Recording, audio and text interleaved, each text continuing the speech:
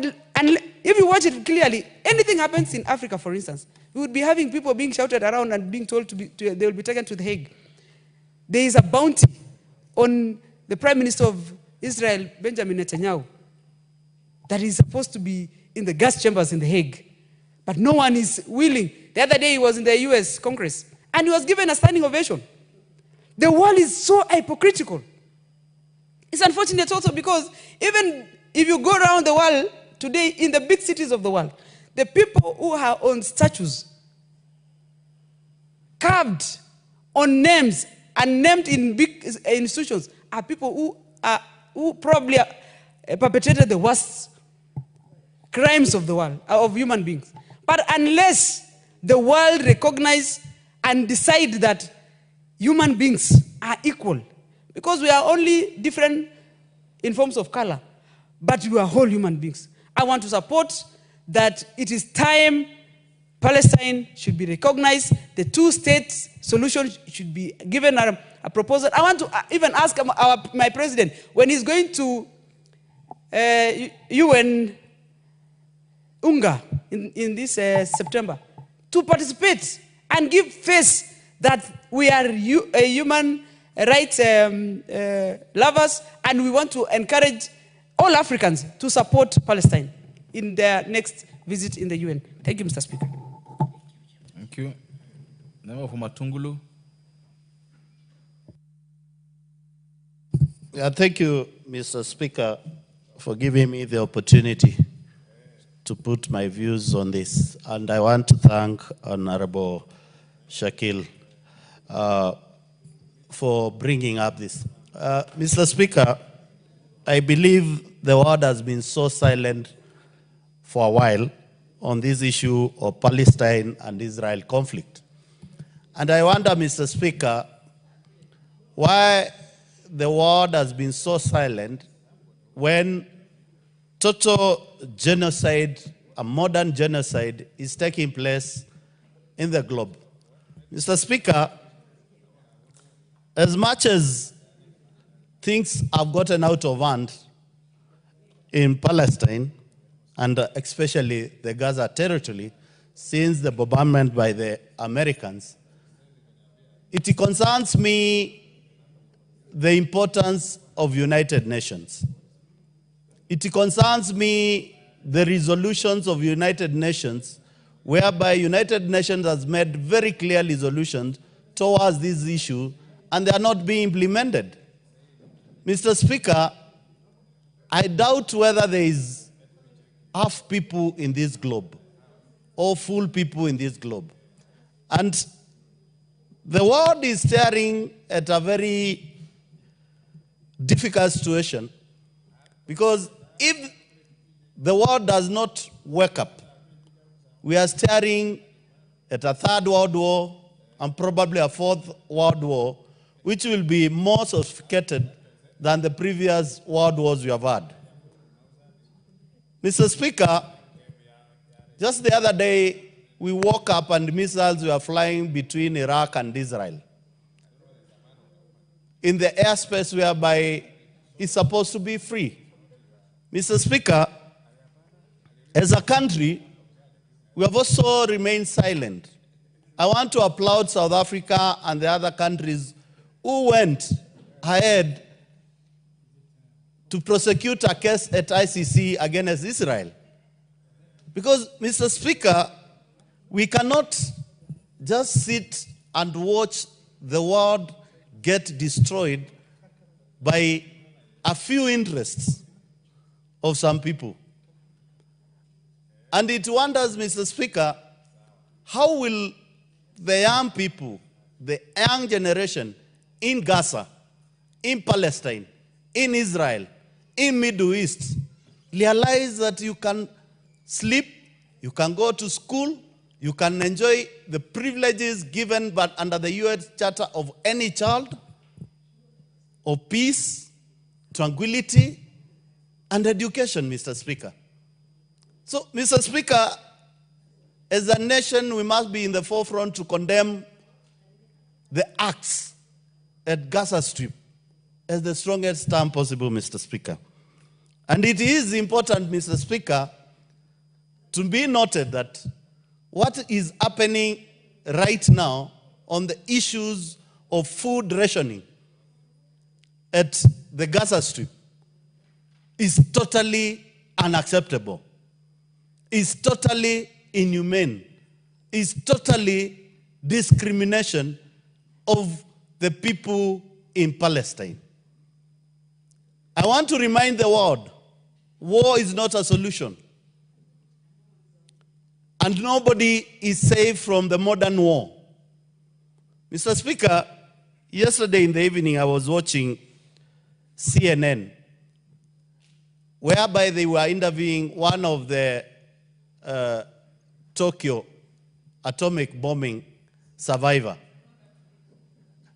And it is touching to listen to what happened to Japan when it was atomically bombed. Mr. Speaker, we might think that we are safe in Kenya.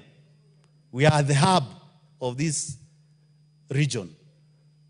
Our proximity to Gaza, our interaction with the international community can harm us. So I want to urge the government of the day and the people of Kenya to stand with the people of Israel and probably to be in the front, people of Palestine, and to be in the front to negotiate for amicable solution as we have done in our region. Because, Mr. Speaker, this cannot be allowed to continue in the 21st century. We are the people, and the people of the globe must stand with the oppressed and call upon the oppressors. We don't need to be told who are the oppressors. We know them. They are trying to put the entire country into a village to control the world.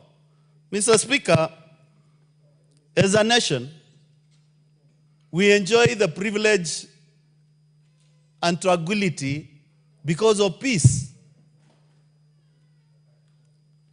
I believe the people of Palestine need to enjoy the same tranquility and peace in their region. And it is the high time the entire international community recall themselves and come up with a solution and lasting solution for Palestine and Israel. Because I believe, Mr. Speaker, if we let the two bulls fighting to come up with a solution, it is the common citizens of the two nations who are suffering, who are dying of hunger, bombardment, lack of water, lack of infrastructure, lack of schools, lack of hospitals. And I can't believe in this time and era whereby a nation just wakes up and decide to make people suffer. It is upon all of us to condemn this at the highest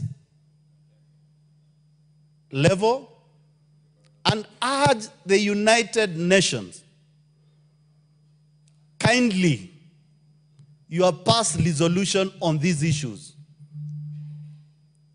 What measures are you taking to make sure that all the resolutions you have passed since this war started are implemented? I want to support and call for peace globally. We need to live in harmony. We need to live like brothers and sisters because we believe when peace prevails, the globe becomes a better place for all of us to live. I support, Mr. Speaker.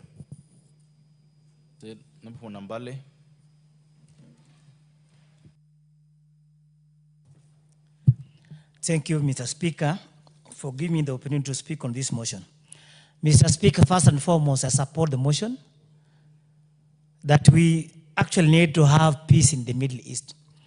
However, Mr. Speaker, first I wish to state that as we support this particular motion, we need to also, instead of condemning one nation called Israel for these particular attacks, we first of all go back to the root cause of this crisis.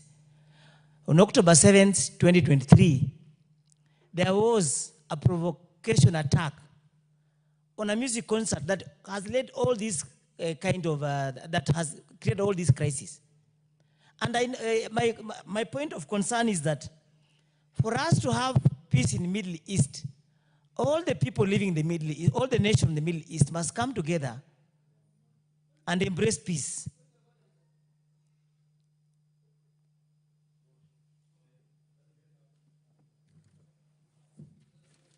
Go ahead with your contribution, Honorable Blanya.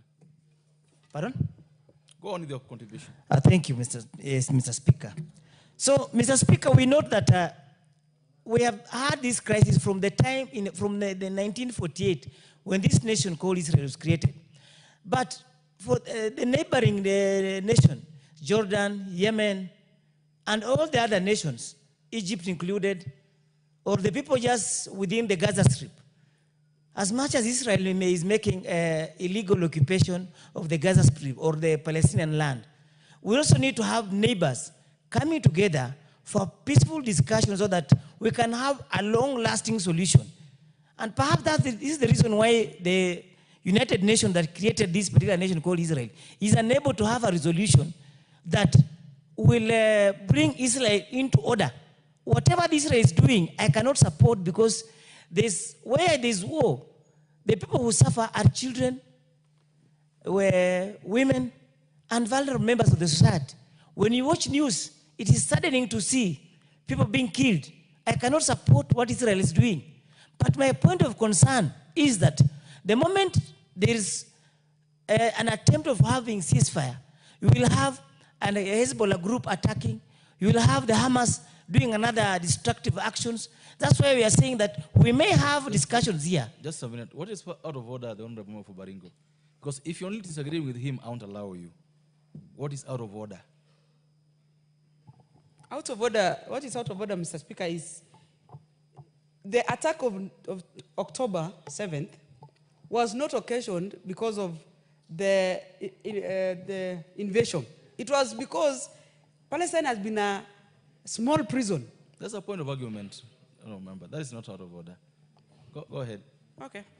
Thank you, Mr. Speaker. But we are saying that in law, I wish to inform my colleague that in law we say two wrongs don't make a right. As much as I've wronged you, you also don't need to commit a crime to come and, so that you come and assert your rights. So we are saying that I don't support Israeli invasion of the Palestine. I don't support Israel's continued airstrike on the Palestinians. But we are saying to have a long-lasting peace in Middle East, the people,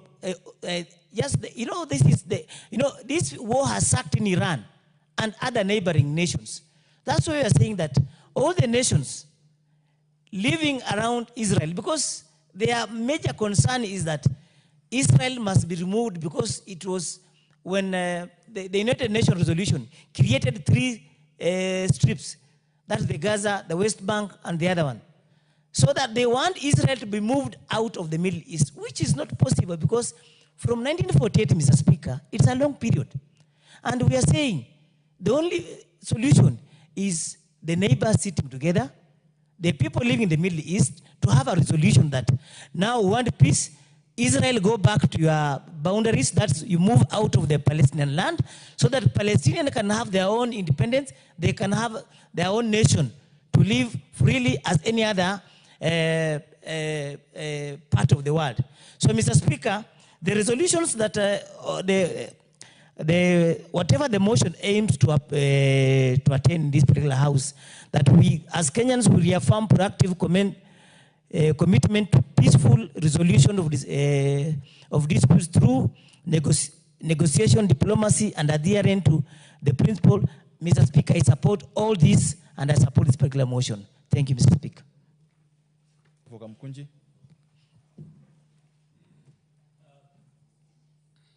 Thank you very much, Mr. Speaker, for giving me the opportunity. I stand to support the motion brought by our brother Shabir on the situation, the dire situation in the Middle East, and in particular, the war against the Palestinian people, and particularly the people of Gaza. And I want to say that we need to put these things into historical context, is that the source of this particular problem was created by the myth of land without a people, land for people without a land, and planting the Jewish nation of Israel in the middle of the Palestinian state, and displacing the Palestinian people from 1948 to date, and without a solution, despite the fact that the United Nations has always advocated for a two-state solution. Israel and its Western friends have persistently refused to work towards a two-state solution in which the Israelis and the Palestinians can live together as neighbors, peacefully together as neighbors.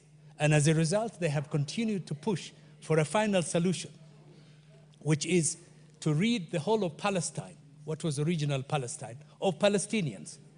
First of all, occupy the West Bank and Gaza, and now launch a serious and a terrible war of displacement and ethnic cleansing that has killed more than 200,000 children, mostly women and children, and has laid the whole of Gaza a wasteland. It almost looks like the attacks, the atomic bomb attack on Hiroshima and Nagasaki during the Second World War. Since 1948, Palestinians have continuously been displaced from their land, their indigenous ancestral land. And as a result of that, they have not been able to get their right for self-determination, their right to have their own nation, and to determine their own destination as a nation. And people keep on asking that this war between Israel and the Palestinians must stop. But there is no war between Israel and Palestinians. There's a continuous war of ethnic cleansing by the Israelis against the Palestinians. The people of Palestine and Gaza are not armed. They are civilians. And they continue to suffer unimaginable suffering because Israel has cut off food supplies, it has cut off water supplies, it has cut off electricity supply, and it is under siege. You cannot get in or get out of Gaza. Gaza is a prison. And there are thousands and thousands of humanitarian organizations with tons and tons of food on the borders of Gaza now. And Israel is using food, humanitarian assistance as a weapon, starvation as a weapon to force the people of Gaza to surrender. And this is against international law. It is against international humanitarian law. It is against international human rights law. And the other factor is that Israel is a major force of instability in the Middle East. Since in the last 22 months, apart from waging war on the Palestinian people, Israel has attacked Lebanon, Israel has attacked Syria, Israel has attacked Iran, unprovoked. And the Western countries that supply weapons and give political diplomacy to the Israelis are looking the other way. In a way, it is sad because they are undermining and destroying the international institutions that have been set up for peace and security in the world, including the United Nations. They are making the United Nations inoperable. And the successive calls for a ceasefire to stop this unjust war against the Palestinian people have been rebuffed by a veto from the United States at the United Nations every time it happens. In other words, the United States and the Western countries are willing to paralyze the United States and to destroy international law in order to protect this aggressive power in the Middle East. So I think this must come to an end. As Kenyans, We have suffered under colonialism. We know what colonialism and occupation means. And we support the just struggle of the Palestinian people. We support the struggle of the Palestinian people for statehood so that we can have an independent Palestinian state that lives side by side with the other nations of that region. We also condemn the killing of children and women, unarmed civilians. That needs to be condemned. These are war crimes. These are crimes against humanity. And what is happening in Gaza and in the West Bank is genocide. All international organizations, all humanitarian organizations have classified that as genocide, including the ICC, including the International Court of Justice. And we believe that what is happening in Palestine is genocide. It must be stopped. There must be a ceasefire. The war must be stopped so that the people of Palestine can be helped. And we must stop Israel from concluding or executing its final solution to ethnically cleanse the land of Palestine and remove Palestinians from indigenous land. This should not be accepted by the international community. And I urge the Kenyan government to speak out and take a very clear position on this issue, because we have always stood for liberation and self-determination, having ourselves come from a colonial situation. And therefore, I fully support the motion, and I call upon the world and the United Nations to take the necessary action to protect the people of Palestine from extinction. Thank you, Mr. Speaker. Last on this will be the Honorable Member for Saku.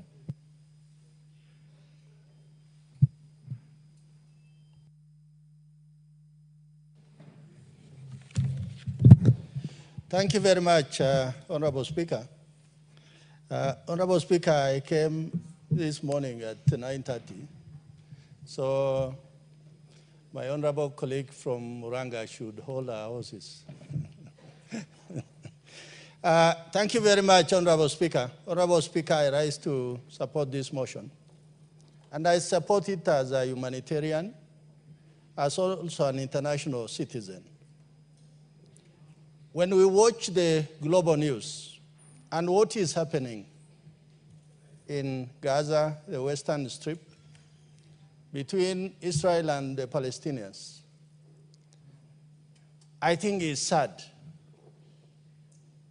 Our hearts go out to children and women and people who are dying so helplessly,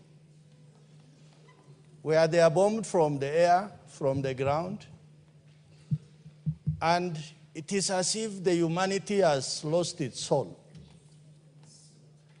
As Kenyans, I think Kenya is a part of the global society that speaks to the soul of the human being.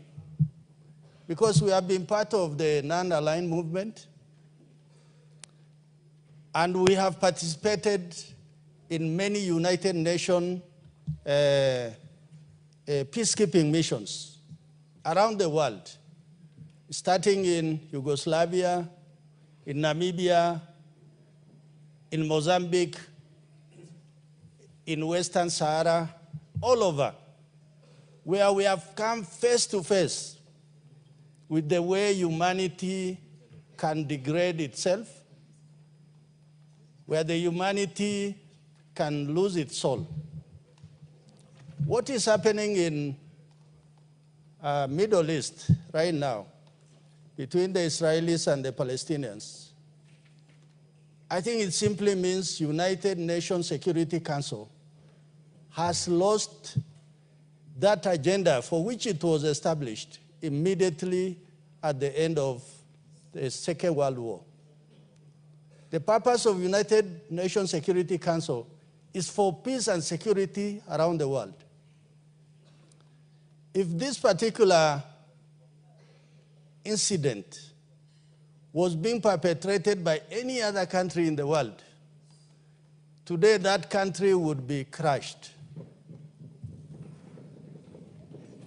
But because it is being done by one country, I think that will not listen to anybody. It listens to itself. since I think 1948, 1967, 1973, there have been the Arab-Israeli wars. But the same Arabs have come about to say that we agreed to a two-state solution, that the Palestinians and Israelis should live with each other in peace in two states. And for that reason, we do not foresee an Arab-Israeli war in our lifetime or even in the next generation. So for that reason, what is being seen or happening in Palestine is actually genocide. It cannot be called by any other name. And I think International Criminal Court has pronounced itself to that position. But they are asking who should appear before the International Criminal Court. The other time, just a few years ago, our leaders were dragged before the International Criminal Court for what was, they might actually have not been the ones who carried out the post-election violence. But on the mere mention of their names, they were dragged before those courts. But today, there appears to be nobody who can be brought before the International Criminal Court for genocide in Palestine. If you look at what is happening, civilians, women and children, unarmed, are being bombed from the air. I think in our lifetime, it is the only time we might see this happening. Because when you see, somebody says, oh, you see Israeli-Palestinian war. The Palestinians don't have an army. And I think the bunch called the Hamas is just a group of pretenders, ragtag militias, who pretend to come to do violence when it suits them. But you know, it is the same Israeli government that at one time sponsored Hamas to be in charge of the Palestinians. And the world was not happy with that because they wanted non-armed, but also people who largely reflected the face of democracy in Palestine. But the Israelis would not want to have any of that. So for that reason, I want to thank the mover of this motion. I think he moved it as a humanitarian and as somebody who has watched helplessly, because the whole world is watching helplessly what is happening. That people are blockaded, they cannot receive food, hospitals are bombed, people who are injured in this conflict are not receiving medical support because there are no hospitals, there are no drugs. I think it's a pathetic situation that should not happen in the 21st century. Honorable Speaker, one of the reasons why the Allied forces moved their forces from all over the world into Germany during the Second World War was the Jewish Holocaust in Europe, that time largely in Germany, in Poland. And it is that reason why today we have the Jewish state, because the world saved many people. And today they live all over the world. I think at some point in time, people must deeply reflect that as human beings, and I think for the Christians, you also say, do unto others what you want to be done unto you. I'm sure the Jewish people around the world would not be happy if that was indeed happening to them. Honorable Speaker, I believe the mover of motion has postulated that Kenya has always stood for peaceful resolution to disputes around the world. And we have been interlocutors in South Sudan, and also when we had problems in both Uganda and also even in Rwanda. I think the world must rise to the occasion, particularly to protect lives more than anything. Because I think from the face of it, the land called Palestine, maybe it does not exist anymore. Because when you reflect about a people, then it reflects the land. Today, even in our country, when we talk about communities, when people talk about Mount Kenya, then we know that which community lives in Mount Kenya. So when you bomb people, when you completely annihilate them, then they fail to exist. So the important thing is to talk about humanitarian, for the respect of international humanitarian law, and also the United Nations Security Council must come up to make sure that whatever remains of the Palestinian people can be protected, can be safeguarded, so that once again they live as human beings. Thank you, Honorable Speaker. What sort of what? Is it more for Nyeri? Honorable Speaker, I rise on Standing Order 95. Honorable Speaker, I believe members have expressed themselves in regard to this, and if there is no further interest, Honorable Speaker, we seek your indulgence to have the mover respond and proceed with the next motion or bill. This has been a very interesting one, where members have kept coming one by one as one finishes. So I would indulge the Honorable Zamzam 5 minutes or less, and then this will be the last, then we call him off to reply. Thank you. Asante sana Mheshimiwa Spika, na mimi niweze kuchangia mada hii ya leo. Mheshimiwa Spika, ubinadamu inafaa kila mmoja aweze kuangaliwa kwa usawa, Mheshimiwa Spika. Na inasikitisha sana kuona watoto na kina mama ndani ya Palestine wanauliwa kama wanyama, Mheshimiwa Spika.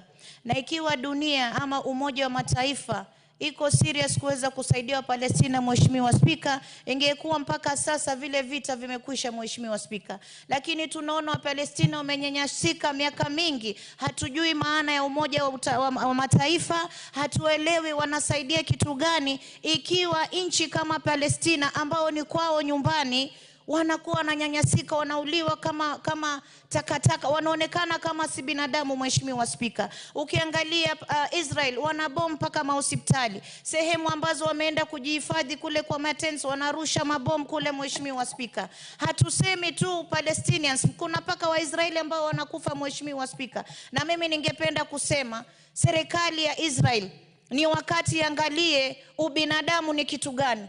Na sisi kama dunia nzima tunachoka, tumelia, tumemuomba Mungu, lakini tuna imani iko siku moja Palestina itakombolewa, Mheshimiwa Spika, na watarudi kupata haki yao na watapata amani na haki ya nchi yao, Mheshimiwa Spika. Manake huwezi kumkaribisha mgeni kisha aje kugeuka au anakutoa katika boma lako, anakuwa kinyama, kisha dunia nzima imenyamaza, Mheshimiwa Spika. Mimi natoa kwa uchungu, sina nguvu yoyote ya kufanya isipokuwa na laumu Umoja wa Mataifa. Ingekuwa hata ile kesi ambayo imetolewa ICC vile walivyoamua kuwa Waisraeli pale si kwao, ni sehemu ya Palestina, ingekuwa ishachukuliwa hatua, Mheshimiwa Spika. Lakini na mimi pia nawaomba mataifa ya Kiarabu, tokeni, hao ni majirani zenu, tokeni na nyinyi pia muwasaidie. Haiwezekani nchi moja ndogo inasumbua dunia nzima akili, wamekuwa vichwa ngumu, hawataki kusikia, wana unyama, hawaangalii watoto, hawaangalii kina mama wale wazee. Mwenyezi Mungu atasimama na Palestina. Asante sana Mheshimiwa Spika. Being there no further interest on this matter, I will now ask the mover. before he replies, would I recognize members, students from the following schools who are seated in the public gallery? Students from Fountain Gate Academy, Kandui, Bungoma County; Mwihoti School, Kinangop, Nyandarua County; Ntarewe Primary School, Imenti South, Meru County; Kapiatit Primary School, Mogoshio, Baringo County; Mutunguru Primary School, Imenti South, Imenti South must be Meru County; and the Scouts Association, who are here earlier, from Kisumu East in Kisumu County. Honorable Shakil, you can now reply to the motion. Thank you, Mr. Speaker, sir. I want to thank those who have spoken in support of this motion. Mr. Speaker, sir, it is of great concern to us Kenyans that this is continuing to go on. Mr. Speaker, nobody has mentioned, but you know, the President Trump of the United States at one time said that they are going to level the whole of Palestine, the whole of Gaza, and make it a resort. Now, that is a sort of thinking that is going on, and it is something that cannot continue. There are former Israeli generals who are against this, and they said enough is enough. There are former leaders in Israel who have said, well, enough is enough. The problem that Israel is facing is the extremists at both ends. Netanyahu is facing a corruption case. And he knows that the moment he relaxes on this issue, they will be taking him and he will lose his position and he will be taken in charge for corruption. Nobody disagrees on the issue of the two-party state. The Israelis have accepted it in 1978. Even Hamas had accepted it in 1967. The question was what part it is. I think now it's a time that America, the United States of America, now reigns in Israel and goes in there and puts together a two-party state. And that is the way it's going to happen, because unless you do this, there is going to be a problem. Nostradamus, nearly 800 years ago, actually told us that there was going to be a third world war from this area. Libya has been wiped out. Iraq has been wiped out. Syria has been wiped out. Lebanon has been destroyed. The Holy Land of the three main religions of this world, Judaism, Christianity, and Islam, is now the arena of this genocide. I don't think God, Allah Subhanahu wa Ta'ala would have wanted this. And I don't think anybody wants this. Don't disturb the member, please. Let him finalize. Thank you.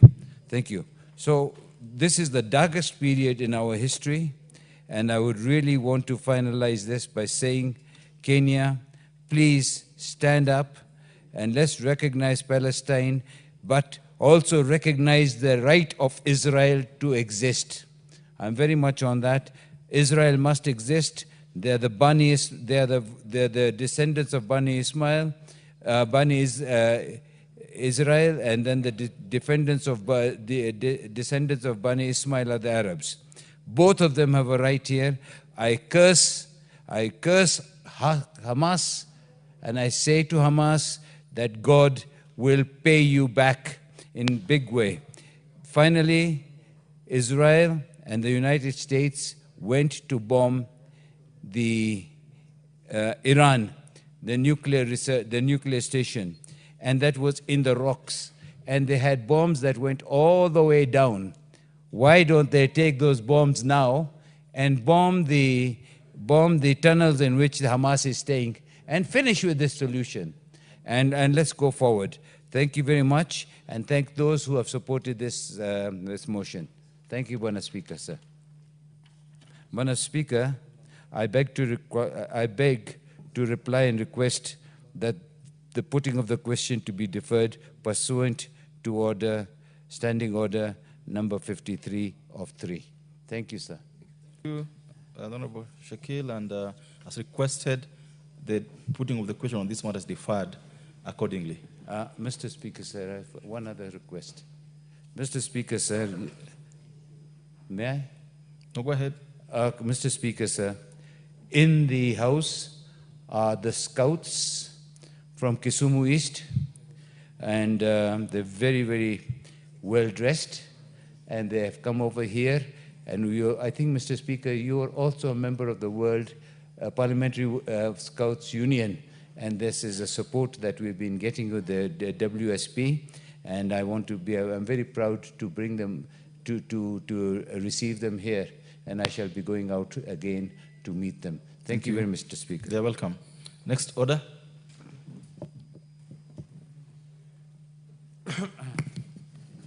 Order number 9, the Breastfeeding Mothers Bill, National Assembly Bill number 8 of 2024, second reading, resumption of debate. Members, this a bill that is, the debate on this bill is ongoing, so I would like to know whether there are members who wish to speak to this. I think you made that case, huh? Thank you. No, thank you. The member for Busia, you want to speak on the breastfeeding bill?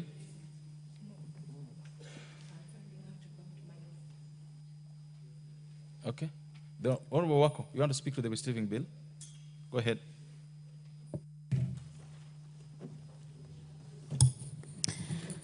Thank you very much, Honorable Speaker, for allowing me to add my voice to this very important bill for introduction into National Assembly, the Breastfeeding Mothers Bill 2024. And also thank and congratulate Mheshimiwa Sabina Shege for coming up with this, which shows that she's concerned about the future of this country and also about the young mothers. Honorable Speaker, it is a gift to be a young mother and also to give birth to children, because there are many people who may not even have that opportunity. But as a nation, we need to take care of our young mothers, young families, because the society depends on families, and families are the institutions that God has created so that we can bring up children who can take care of our nation in the future. I support this because the principal object of this bill is to provide a legal framework on mothers who may wish to breastfeed their children at workplace. We know that in our country today, many young women are working class, and they do not have the luxury of staying at home, breastfeeding their children, and taking care of them. And by providing this, we'll have taken care of a great area in our nation whereby mother-child will come together, connect. As the mother works, then the child will also be given that special care. Honorable Speaker, when mothers breastfeed their children, we know very well that they bring up healthy children. The relationship between the mother and the child grows, and also even in the upbringing of the child, especially for them to be breastfed the first 6 months is quite important in nurturing and bringing up of that child, both physically, mentally, and also bonding between the mother and the child. And that is why, as a nation, if we are mindful about the future of our nation, we should all support this. Again, breastfeeding is the first preventive health measures that can be given to a child. And if we do that, then we have taken care of our children. As we know very well these days, even the food that we eat, the feeding that we do to our children is not healthy enough. But when we breastfeed our children, then we are able to take care of their health.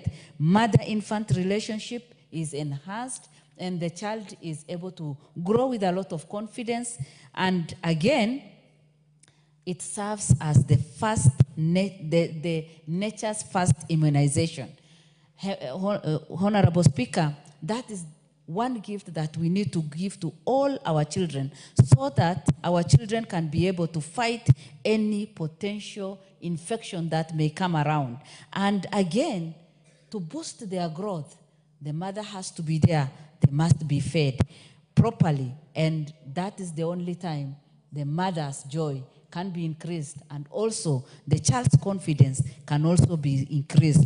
Again, Honorable Speaker, in Part 2, Clause 3 to 9, the bill provides for the fundamental principles and the rights at work for breastfeeding mothers, which is lacking now. And this will encourage and motivate young people, because in some areas in our country today, we do not have mothers, young mothers giving birth or getting pregnancy. And if we do this can be a very good incentive, because we can take care of them as a nation, and they will, have the confidence of even carrying the pregnancy and bringing their children up in a good way. Honorable Speaker, with those few remarks, I support this, and it is my prayer that very, very soon this will be, the President can assent and can be used in our nation. Thank you. The member for Kitui Central. Thank you so much, Honorable Speaker. Honorable Speaker, let me also take this opportunity to support this progressive bill, Honorable Speaker. Honorable Speaker, I'm not a medical doctor, but I've been listening a lot to debates on the benefits of breastfeeding. Honorable Speaker, the medical doctors do recommend that for the first 6 months after birth, a child should only rely on mother's milk. And that being the case, Honorable Speaker, a number of benefits are listed associated with that breastfeeding. One of them is improvement of the immunity of the child. That a child has, for the first 6 months, has managed to only live on mother's milk, Honorable Speaker, the immunity levels is really improved. The second one, Honorable Speaker, is that a child who has been breastfeeding for the first 6 months, Honorable Speaker, even the intelligence development, the levels of development of the mind, Honorable Speaker, the intellectual development also is assessed to be higher than those who are fed on these foods which are given and not the mother's milk.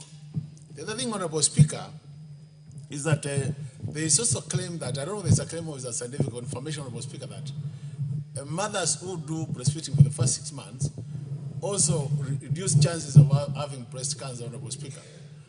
And Honorable Speaker, anytime I listen to this kind of talks, it encourages me, because I do realize that some of the young mothers will not really like to breastfeed their kids for the first 6 months because of the beauty-related issues, Honorable Speaker. So when I see a bill, Honorable Speaker, which proposes that we do provide facilities and the legal framework to ensure that our mothers breastfeed their children for the first 6 months and also the longest time possible, Honorable Speaker, this is a bill worth supporting, Honorable Speaker. So for me, Honorable Speaker, even though I'm not a medical doctor, I really want to support this bill and say that after the bill becomes an act of parliament, if possible, Honorable Speaker, we need to fast track it. And after becoming an act of parliament, we need to provide the conducive environment so that whatever is in this bill is implemented immediately, Honorable Speaker. I do support. Thank you. The Honorable Member for Kangundo, do you want to contribute, or you're contributing on this bill? Go ahead. Thank you very much, Honorable Speaker, for giving the opportunity to add my voice on breastfeeding bill. Honorable Speaker, breastfeeding is the best way to give the young-born hand bodies nutrition, and also gives a pathway of a young-born to come to the heart, the first way to start giving food. So this, everyone, give the right now, or the start of every human being to be in the heart. So on the onset, I support the bill, but if you see in our country how the labor laws they are set, workers, they are only given 3 months to be leave out of job. But the breastfeeding professionally is supposed to, whatever we get from the policies from the health sector, is supposed to be 2 years. So you see now, given the gap that there shall be the time when you are working as per the law, and there shall be the time which also you need to breastfeed. So for coming up with this bill for lactating mothers, it is a good opportunity to give corporate institution also to the government for privacy for our mothers and our sisters. So it is a good bill to support our mothers and sisters. Compare it internationally, Philippines, they have done the same. It's not something which Kenya is coming to be new about it. Philippines have done the lactating mothers private in terms of giving areas for breastfeeding. United Nations, some states, some governors, they have implemented through the states' federal laws. So in Kenya, if we are known in Africa for spearheading in terms of making bills and laws, in Kenya for coming the breastfeeding bill is a good way to support our sisters, our mothers, and also the wife, which we are living with them. Because sometimes when we come to corporate world, like especially we are traveling back home, public sector traveling is very hard when we are breastfeeding. So I know it will be some challenge and there shall be economical burden which will come to the corporates, to the business people, but I support is a good idea. Thank you very much, Honorable Speaker. I don't see any further requests on this bill, so I would request the mover for the bill to reply. The member for Baringo, you wanted to contribute to this bill? Okay, go ahead.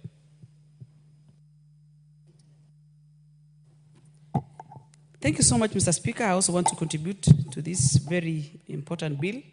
And I want to thank Honorable Sabina. As much as this bill has taken a lot of time and long time, we would be actually wishing that it should be assented in good time. And also, Mr. Speaker, this is the month for breastfeeding, and we want to celebrate young mothers who are breastfeeding. As I support this bill, Mr. Speaker, I also want to contribute to say that it is important for a baby, a young, as we have our children, to get enough time to bond. And breastfeeding is one of the best way to enable the child and the mother to bond all the time. And this is why this bill is important, because as we look at the challenges that comes during this generation, where we have many young mothers going to work and they deprive their children of this very important nutritious meal of their breasts, it takes bold decisions like what Honorable Sabina have drafted through this bill to allow all of us as mothers and the fathers to bond by giving room in workplaces, specifically with all the articulated descriptions. And this is going to enable the society to grow well and children to have good health as they enjoy this bonding with their mothers. Mr. Speaker, I also want to say thank you, Sabina, for giving us this opportunity. As a mother, I want to look forward for a better environment for mothers who are working to bond with their children, and the child also gets enough time with the mother. Thank you, Mr. Speaker. Thank you, Honorable Sabina Chege. Chance to reply. Honorable Speaker, I want to thank honorable members for the great support they have shown towards this bill. And Honorable Speaker, it is such a coincidence that the World Breastfeeding Week is celebrated annually between August 1st to 7th. And so I am very grateful that we are able to conclude this bill on this day, Mr. Speaker. And Mr. Speaker, I want also to say that breast milk is very important. And it's good for mothers to know that there is already evidence-based approach that shows that the first 1,000 days are the most important in child's life. And therefore, it is also recommended that the first 6 months there is exclusive breastfeeding. And this enables the growth and overall growth of a child. And so, Mr. Speaker, as I thank various organizations that came in, Even at this house, we need to look at our room where it is. We lead from the front, Mr. Speaker. And I also, again, want to thank the Parliamentary Service Commission for the small step they started from that small room that is across the road. And if you have a mother who is here contributing to a bill, they might need to go out, breastfeed, and come back. We need allocation of a room within the Parliament main building where a mother can just walk out and walk in. Might be, if you look at houses like Austria, both houses of representative and the Senate, they have actually allowed mothers who have small babies to actually even get into the chamber with a baby. Mr. Speaker, if I have an urgent matter going on and have my baby, provided they're not causing any disruption, it is important that maybe one day, one time, if you have a small baby, you can walk in and the baby will not be seen as a stranger, but the mother will be comfortably sit, listen in, or even contribute to a motion. Mr. Speaker, I think it has also happened in UK, Spain, and Italy. These are countries that we can benchmark with and be a first, maybe East African nation that can allow members of parliament to participate with their small and young ones. And not just for members, Mr. Speaker. I know we have a huge number of staff members here who are also equally young. And Mr. Speaker, I would also request the Parliamentary Service Commission to visit Safaricom. Safaricom have the latest, lactation room. They have gone to an extra mile of even providing support to the staff who have small children, such that they can come with their children, you can either come with your house girl, and they have a place they can stay. And this will only add to the productivity. Mr. Speaker, for any mother who has given birth, it is very uncomfortable when your breasts are full of milk. You don't have a place to express. Sometimes you have a dress that can show when it starts leaking out. It's very uncomfortable. And so the productivity goes down. And I'll also want to urge the companies where they have these young mothers, give them working flexible hours where they can come maybe a little bit later in the morning and leave early. And this will even increase their productivity. Allow me, Mr. Speaker, as I finish, to urge my colleagues as we go to now the third reading, and there are several amendments that were recommended by various stakeholders. I want to thank the Committee on Social Protection under the leadership of Honorable Alice Ganga as the chair for their commitment. And I know I also want to recognize the Kenya Association for Breastfeeding, the Career Mothers for Exclusive Breastfeeding. There's a lady called Ms. Esther Kimani, who is a member of Lactation Professional, Mr. Collins Michael of Policy and Governance Kenya, the Care Network, under the Oxfam, Youth Alive Kenya, Association of Women in Agriculture, Kenya Union of Domestic and Hotels, Education Institutions, Hospitals, and Allied Workers, who also gave their view. There are also several individuals, Mr. Speaker, I might not go through all of them, including the Kenya Association of Bankers, Professionals, and even the University of Nairobi African Women's Studies Research Center. They came in and they were able to share their views with the committee. As we go to the next level and we also go for the amendment, I urge members to support. Mr. Speaker, as I conclude, I want to say, for the people who had a lot of hope with the motion that passed on in the morning, we will still go on. And Mr. Speaker, I want to thank you for the opportunity. Asante sana. And I beg to reply. Thank you, Mr. Speaker.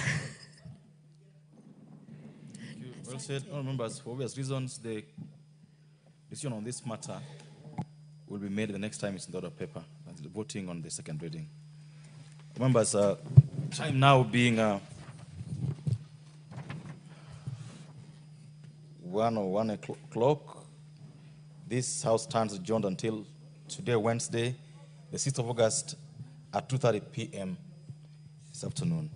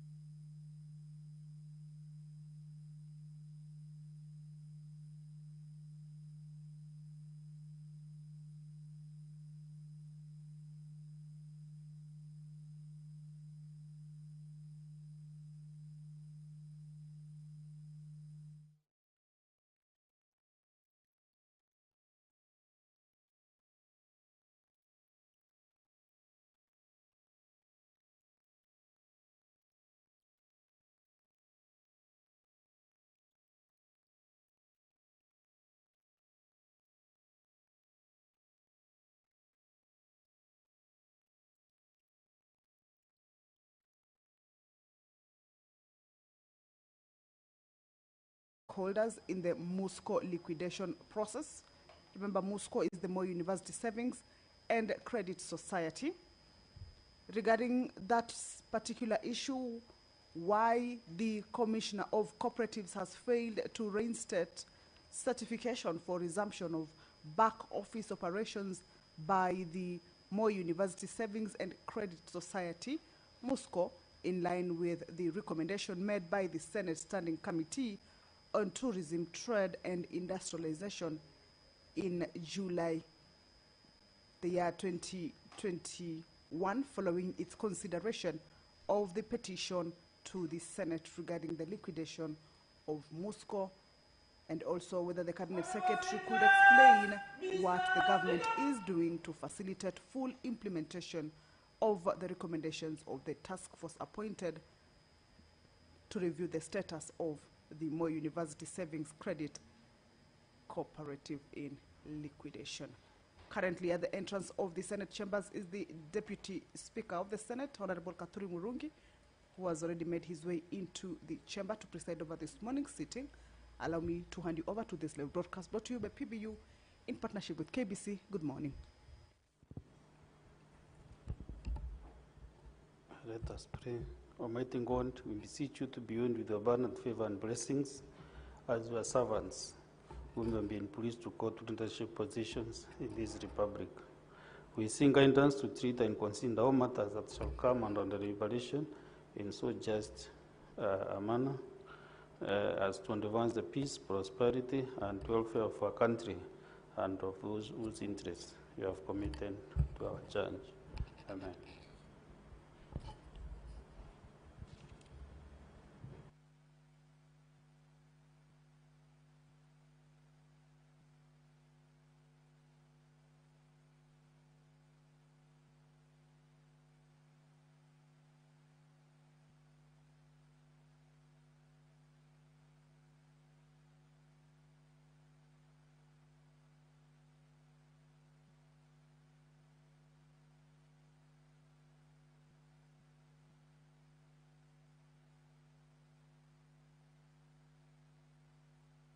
Clerk, do we have quorum?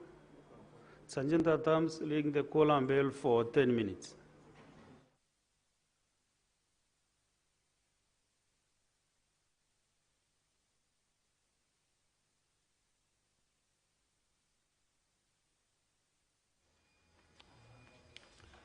Well, the prayer has been said and the chair taken, but the House is facing a quorum hitch. Members of the Senate are yet to make their way into the chamber in a way that the House will be termed to have quorated. So much as we are already seeing members inside the chambers, that number has not quorated yet. As provided for in the House Standing Order number 39 and 40, at least 15 senators shall be seated in the chambers at the commencement of a sitting of the House for it to be deemed to have quorated. And if that is not present, then that would mean that the House has a quorum hitch, and that will necessitate that current or that particular quorum bell that is underway for them or for those who may be within the precincts of Parliament to be able to understand that the House has not quorated yet, and that the business cannot commence or the House sitting cannot commence, and that therefore their presence inside the chamber is highly needed, and also for them to be able to hasten their steps to join their colleagues inside the chamber. The whip from the minority side, who's also the senator for Nairobi County or Nairobi City County, Honorable Edwin Sifuna, we've just seen him making his way out of the chamber, of course, to be able to whip members to make their way into the chamber and enable the House raise that much needed quorum for the business that is lined up for consideration this morning to be able to commence. Now, you will recall that last Wednesday, being a Wednesday that the senators normally host the Cabinet Secretary for them to respond to various concerns that are normally forwarded to them prior their appearance before the Senate. the House did not manage to raise the quorum after the bell rang for 20 minutes. That is both the two rounds of the quorum bell. The 10-minute quorum bell lapsed, and the House did not manage to raise that quorum, much as the Senate had invited the Cabinet Secretary to appear before the House to respond to those concerns that had been forwarded to the ministry. Remember, these matters are normally concerns from either the county, inter-county, national, regional, or even international levels. And when the Cabinet Secretary appears before the Senate, then that is the time that the senators can be able to canvass those matters comprehensively, as the ministry or the relevant ministry is before them, and they can respond to those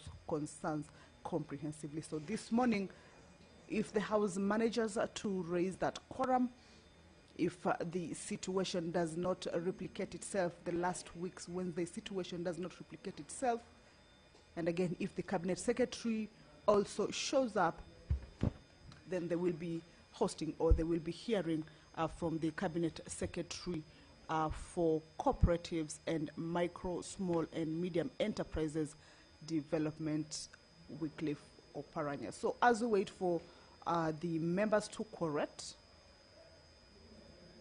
then we shall continue to take a look at the other business that is also, or the other priority business that the members will also be considering this morning. Much of the business that is lined up for consideration here regards motions. One of the motions is the motion regarding the implementation of an automated and decentralized certificate of good conduct system in Kenya. This is a motion that is moved by the Honorable Senator for Murang'a, Senator Joe Nyutu. And in this particular motion, the Senate will be seeking to resolve that the National Police Service Commission, in collaboration with the Ministry of Interior and National Administration, to develop and implement an automated good conduct certificate system designed to streamline the issuance, renewal, and verification of certificates of good conduct. Also incorporate advanced technologies such as biometric fingerprint recognition, data encryption, and secure communication protocols to ensure the accuracy of individuals' records, as well as establish decentralized service points and deploys mobile registration units across counties to enhance accessibility, especially in remote areas. And finally, also scale up public awareness initiatives in rural areas on the application and renewal process for the certificate of good conduct. This is a motion that is part of the priority business that once the House corrects and commences its sitting, then this business, if time allows, will be considered. If you're just joining us, that the House is about to commence its sitting this Wednesday morning, the 6th of August, 2025. However, much as the prayer has been said and the chair taken, the House is facing a quorum hitch. Currently, the quorum bell is underway. This is, of course, to alert the members of the Senate who may be within the places of Parliament, but are yet to get into the chamber to quicken their steps and join their colleagues. At least 15 senators should be seated inside the chambers for the House to be deemed to have corrected at the commencement of a sitting. If that is not present, then that would necessitate the current quorum bell that is underway. And of course, we shall also be waiting for the direction from the Speaker to indicate whether the quorum has been achieved for the sitting to commence, or we shall be going into the second round of the 10-minute quorum bell. Remember, last week, Wednesday, the Senate failed to raise that much-needed quorum for the sitting to commence and was forced to adjourn. So this morning, we believe that the House shall correct because the business that was to be transacted failed last Wednesday. Good morning. We have quorum members, so Sergeant Atabs, you can stop the bell now. Clerk, read out the first order. Order number 1, administration of oath. Next order. Order number 2, communication from the chair. Next order. Order number 3, messages. Next order. Order number 4, petitions. Next order. Order number 5, papers. Next order. Order number 6, notices of motion. Next order. Order number 7, questions and statements. Honorable Senators, this morning we're expecting the CS, Cabinet Secretary for Cooperatives and Micro, Small and Medium Enterprises, MSMEs Development. And we have only one question from Senator Professor Margaret Kamar. And from where I sit, I'm told the CS is around the corner, so he's coming here directly. That's what I'm being informed. So, Senator Professor, is she around? I saw her this morning.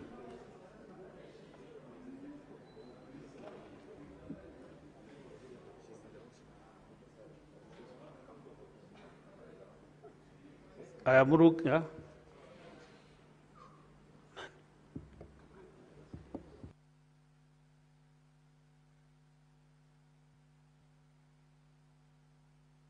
I am looking for Senator Professor Margaret,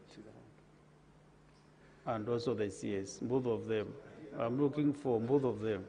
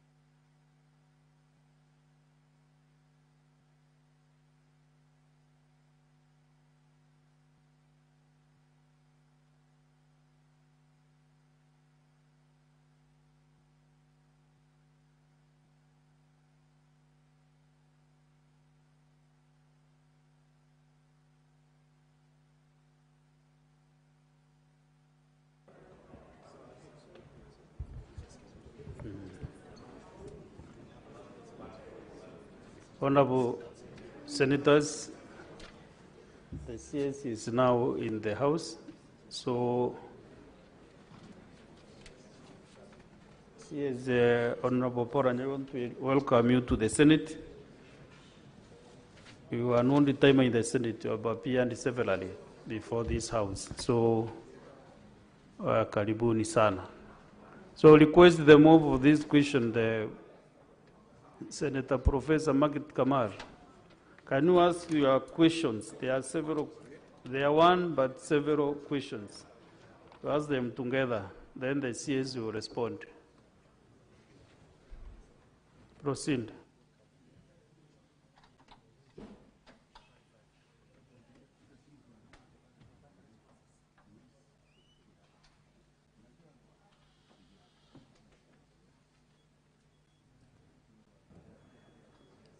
Thank you, Mr. Speaker. I rise to ask my questions to the Cabinet Secretary for Cooperatives and Micro, Small and Medium Enterprise on the revival of the Moi University Savings Cooperative Society. Mr. Speaker, this is a question that was here from 2020 in this House. I would like to ask the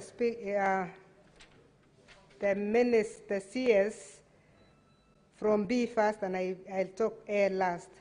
When will the Cabinet Secretary compel the Commissioner of Cooperatives to grant reinstatement of the certification for MUSCO so that the society can be able to mobilize membership and resources for the back office operations in line with the recommendation of this Senate through the committee on the 28th July 2021. Can the Cabinet Secretary order forensic audit of the liquidation account of specifically income and rent collection from MUSCO Towers and Plaza, respectively, and the related expenditures during the liquidation? Can the Cabinet Secretary order the suspension of any further withdrawals of monies from all MUSCO accounts awaiting the forensic audit? Can the Cabinet Secretary also set up a task force, another task force because there was one before, to, among others, one, finalize the implementation of the recommendations of the Senate Committee on the Reinstatement and Certification for the commencement of the back office operations? These may include the personal presence of the CS during the said certification and commencing of the operations for the seriousness to be felt by the aggrieved members. Follow-up, can the CS also follow up on the implementation of the first task force report? 3, can the CS set up a task force to look into the welfare of persons affected by the liquidation, issues of justice and public interest on the status of withdrawals, retirees, orphans, widows, and widowers, including compensation for the deceased members by the Professor CIC Margaret insurance? Kamar, the questions I have are totally different from what you are reading.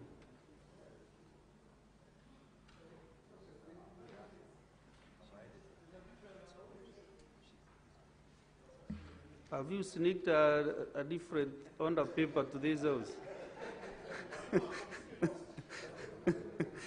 You know, professors can do anything possible. Mr. Speaker, professors are horrible because they handled several drafts. I know.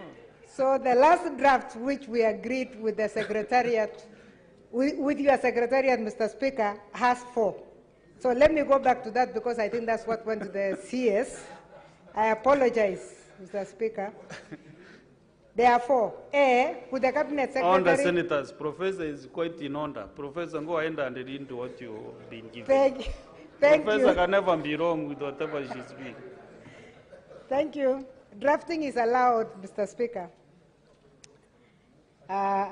Mr. Speaker, A, could the Cabinet Secretary order a forensic audit on the liquidation account of Moi University Savings and Credit Society, MUSCO, in liquidation and disclose the findings of the audit?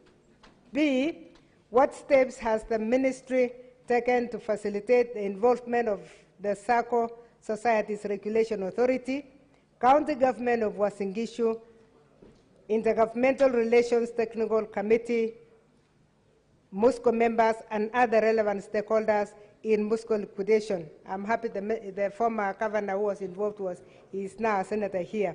C, why has the Commissioner of Cooperatives failed to reinstate certification for the resumption of the back office operations by the Moi University Savings and Credit Society in line with the recommendations made by the Senate Standing Committee on Tourism, Trade and Industrialization in July 2021, following its consideration of the petition to the Senate regarding the liquidation of Moscow. Finally, could the CS also explain what the government is doing to facilitate full implementation of the recommendation of the task force appointed by Gazette Notice number 16776 of the 8th December 2023 to review the status of the Moy University Savings and Credit Cooperative now in liquidation. Thank you, Mr. Speaker. Thank you, Professor Margaret. CS cooperatives, I hope the answers you have are for these questions now, learned the second time, and not from the draft. So if you have the right answers, Mr. Speaker, proceed and respond. Mr. Speaker, thank you very much. I have the answers to all the questions, that even the supplementary questions that he was asking. But, Mr. Speaker, if we listen carefully what Senator Professor Margaret Kamar was asking, I want, instead of reading the question and the answers, because this is before you, you can easily get the gist of the question and answers. I want to clearly talk about what I'm doing generally to address some of these issues that Professor Kamar is raising. There are 3 or 4 issues that, Mr. Speaker, the professor has raised. She has raised the issue of... Honorable CS, is it possible to handle them as they are recorded? You start with the A, with the Cabinet Secretary, under forensic audit, you respond about that, then B, C, and D. And that's what I was coming to. Okay, okay, CS. Mr. Speaker, sir. Thank you. She raised the issue of the task force. She raised the issue of the involvement of the stakeholders. She raised the issue of the implementation of the task force recommendation. Those are the critical issues, and of course, a restatement of the management of the institution. On question number 1, where she's requesting for a forensic audit, Mr. Speaker, what the ministry did, it appointed a task force. And I want to take this opportunity to table the report of the task force. It is here, Mr. Speaker. That could answer question 1, that I instituted a task force, and within that task force, I have involved in that task force, which was appointed on 8th December 2023. All the stakeholders were involved. The university, Moy University representative was involved. The county government representative, the private sector, the ministry picked a quantity surveyor and architect. The cooperative bank, that is the main bank of the institution, was involved. The university, the neighboring university, Eldoret University representative was represented. We picked on prominent lawyers within that community. SASRA, within the supervisory authority within the ministry, was involved. And a member of the ministry was also involved. And Mr. Speaker, I want also to come out and highlight the recommendations within that report. The first recommendation, Your Speaker, was that the Cabinet Secretary should facilitate the immediate lifting of the liquidation, reinstatement of a certificate of registration, and appoint the interim committee to oversee the revival of the SACCO. Number two, the government to inject 500 million shillings to revive the institution. Number three, DCI to investigate suspected theft and misappropriation of funds and prefer criminal charges against the person of interest if found culpable.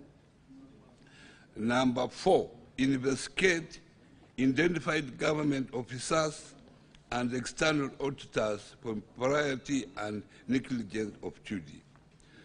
Number five, Cooperative Bank, the secured creditor, be requested to consider writing off all penalties and interest on MOSCO loans, offer a moratorium for 3 years, and zero rate all outstanding facilities.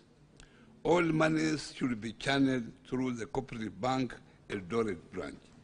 And lastly, the contractor be requested to write off any outstanding liabilities and withdraw legal cases against the SACCO. I brought out those recommendations clearly so that I can inform the Honorable House what measures we are taking to make sure that those particular implementations are taken. Mr. Speaker, sir, what the ministry is doing, because these issues that are being raised about Moi SACCO, Moi University SACCO, is rampant everywhere within the SACCO movement in this country. And what the ministry is doing to address these issues once for all, one, is that in this particular house, the ministry has introduced the cooperative bill that is before you. And this cooperative bill is supposed to address some of the governance issues that arose in the Moi SACCO. The second one that the ministry is doing is to review the SACCO Act, and the ministry has appointed a committee of experts to look at the entire SACCO Act of 2008 so that the weak links within that act are really addressed, especially making SASRA, the supervisory authority, to be a strong institution, because this particular institution, Mr. Speaker, lacks capacity. So we need to build capacity in that institution so that it is able to supervise all the SACCOs. And administratively, what the minister has done has also issued a circular to all SACCOs to ensure that all SACCOs do not invest in non-core business, because all SACCOs that have come up with the construction of buildings have gone bust. And then we have also issued circulars to make sure that any borrowing must be approved by the Commission of Cooperatives, and then also issued a circular that returns, all SACCOs must make returns to ensure that they are audited every year. And lastly, we have improved oversight by making sure that members work within delegate systems so that there are fewer people during the AGM so that they are able to transact their businesses. For example, if a SACCO has 20,000 people, it is impossible to have 20,000 transacting an AGM. But specifically what I have done for Moi University is that, one, I have removed the liquidator who was there. We have temporarily appointed a new liquidator who will work closely with also a counter liquidator appointed by the county government. Before the end of this month, I'm going to meet all stakeholders of the circle to make sure that we come up with a revival strategy. So, Mr. Speaker, that's what I have done. Senator Professor Margaret Kamar, you have two supplementary questions to ask. Thank you, Mr. Speaker. I will start with the last one on the liquidator. In the response, the CS has said that he has appointed a new liquidator. The current cooperative legal framework states that you can then appeal after that, within 30 days. I am aware that actually this cooperative appealed at that time but was not responded to. So is the CS giving room for the cooperative to then use this room for the with the new liquidator to appeal reinstatement? That is one. The second one, the second question was has to do with what could have been my supplement. Yes, what the members who have been affected by liquidation.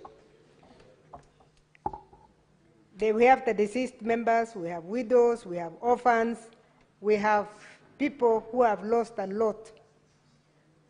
How are those going to be addressed? Are they going to be addressed at this stage or later? Because we are liquidating also a cooperative that has a lot of assets that have not been accounted for. Some within the university, some outside the university, some plots that have not been sold. Can the minister tell us how he's going to approach the issue of the deceased and their families? That's my second question. Thank you. Waziri. Mr. Speaker, there is a window of appeal of 30 days to the Cabinet Secretary. Unfortunately, there was no appeal when the liquidator was appointed. And if there is no appeal, then it means that the appointment proceeds.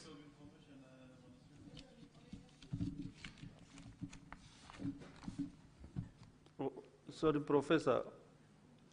You want to inform the CS? Well, I thought he can respond, and then if you are not maybe satisfied, you can raise another supplementary question. Let him first finish. I will not mind question of information. I will not mind. Now, first finish with what you have. Yes, I was clearly saying that there is a provision for the appeal. And I can give you a statement on the appeal.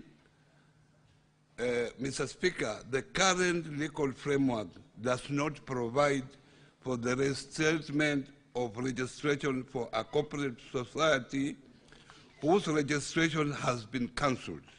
Rather, it permits an appeal against the cancellation order issued by the Commissioner to be lodged with the Cabinet Secretary within 30 days, with a further right to appeal to the High Court. Where no appeal is filed within the stipulated period, the liquidation process proceeds in accordance with the law.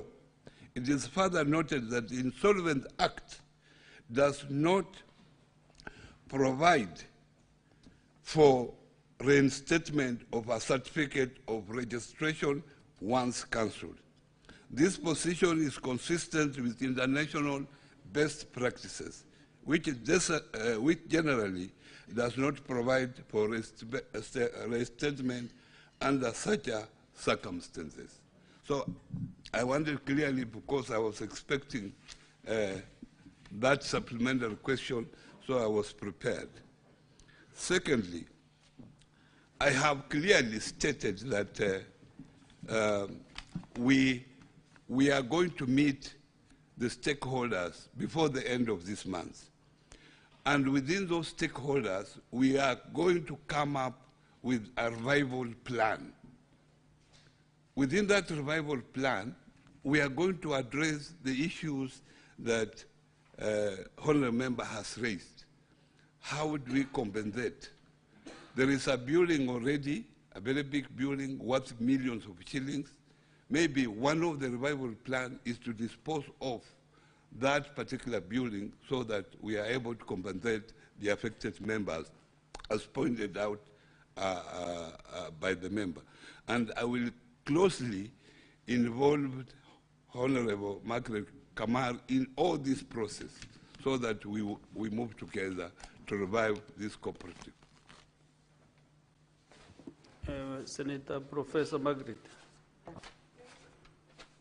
Thank you, Mr. Speaker. I just wanted to inform the Minister that during the investigations, actually, we discovered that there was an appeal that was not addressed, but it is in the documents of the Senate. But I'm very happy with the CS that he's going to have a revival plan. I think then the past will go and will move forward. Thank you, CS. Thank you, Mr. Speaker. Very well. Senator Mandago Jackson. Maybe you must be private to what has been happening. Let's get your supplementary question. Thank you. Yes, Honorable Speaker, thank you very much. Yes, I am private to what was happening. Actually, when the Honorable Minister was busy with the matters of Kakamega County, I was busy sorting out this matter of Moi University.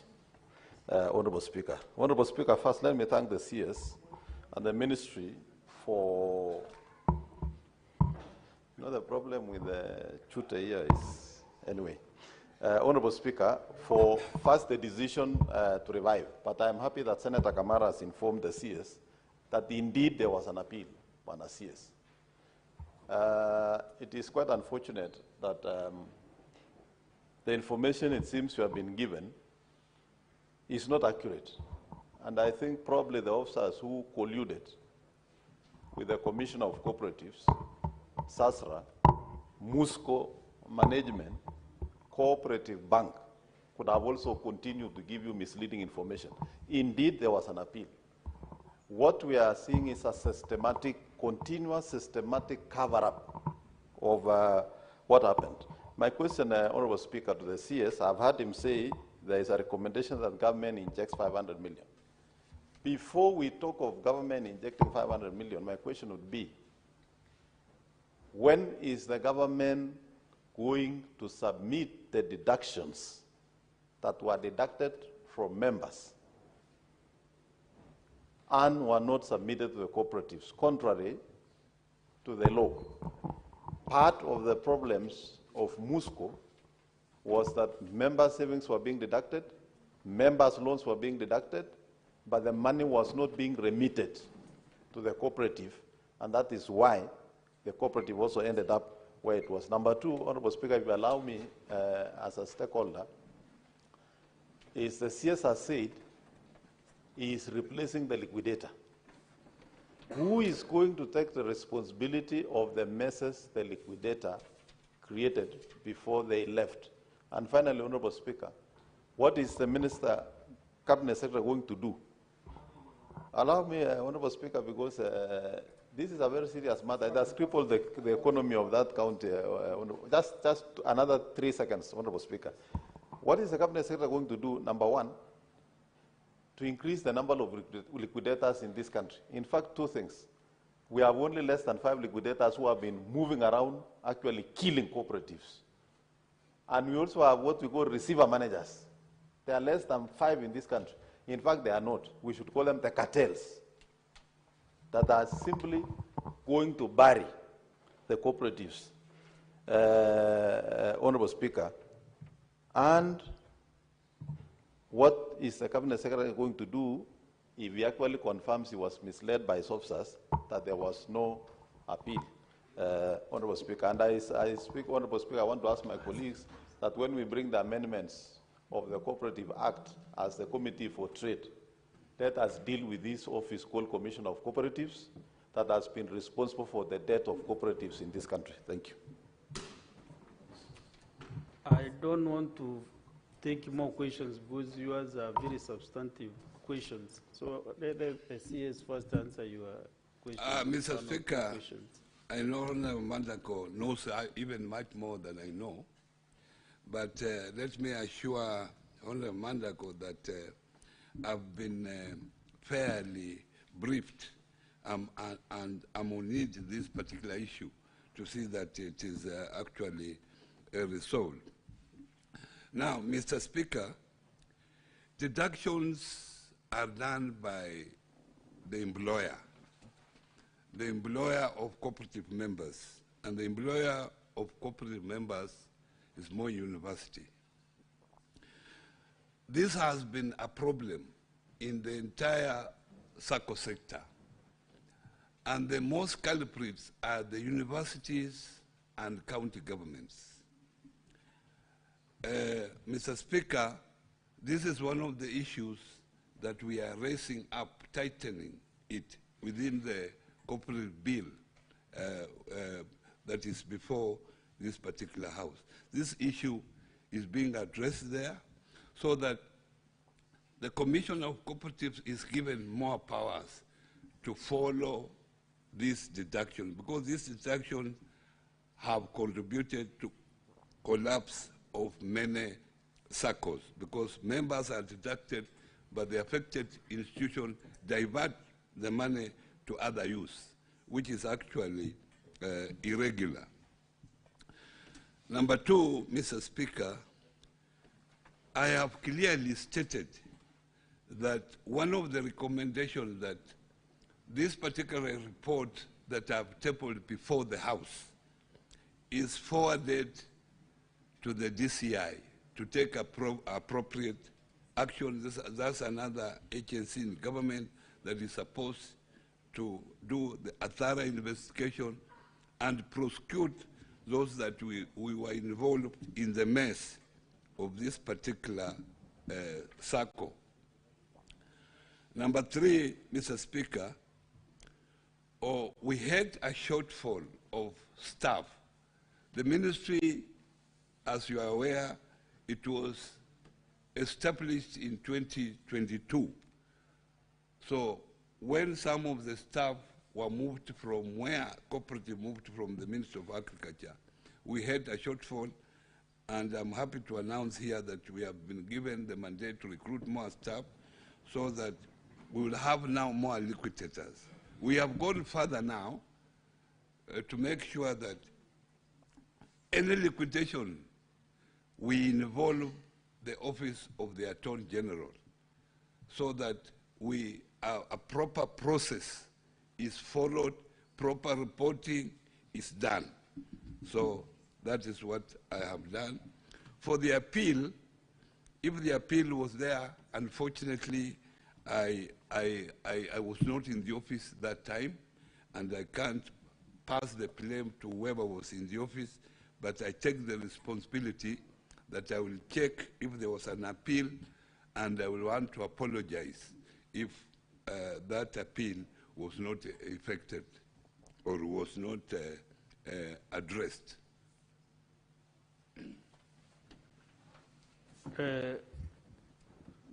Honorable CS, you can write down, maybe I want to pick 3 or so questions, so your team can just write down for you.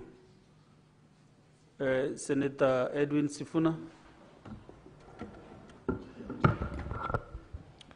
Honorable Speaker, allow me to raise questions with the CS over a matter that was raised regarding his docket recently, just to provide some clarity to this House.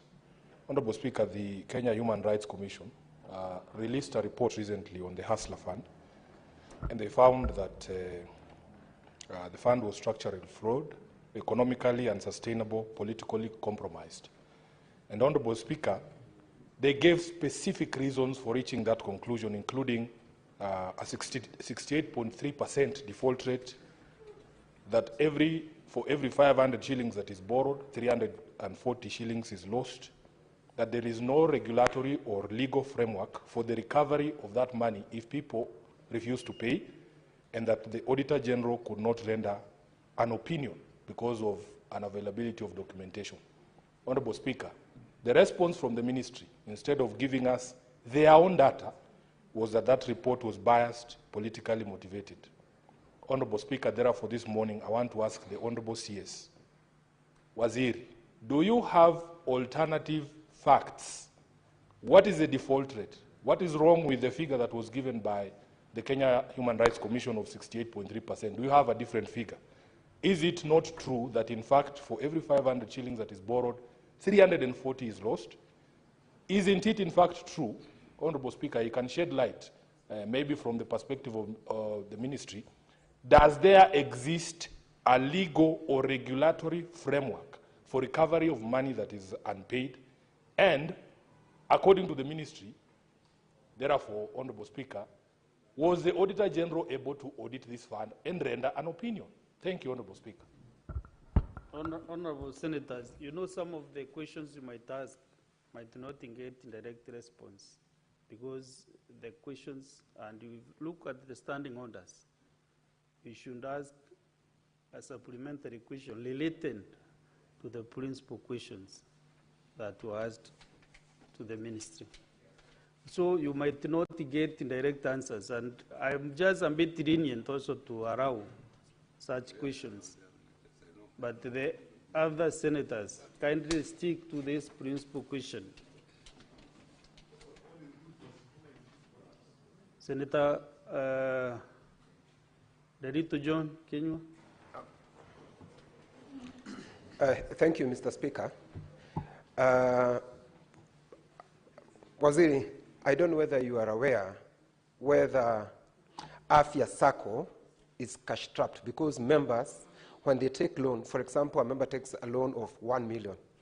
Every time they are told you cannot get all the lump sum, you will be paid 30,000 per visit, meaning you'll have to go to Afya Sacco 30 times or more times to get your 1 million.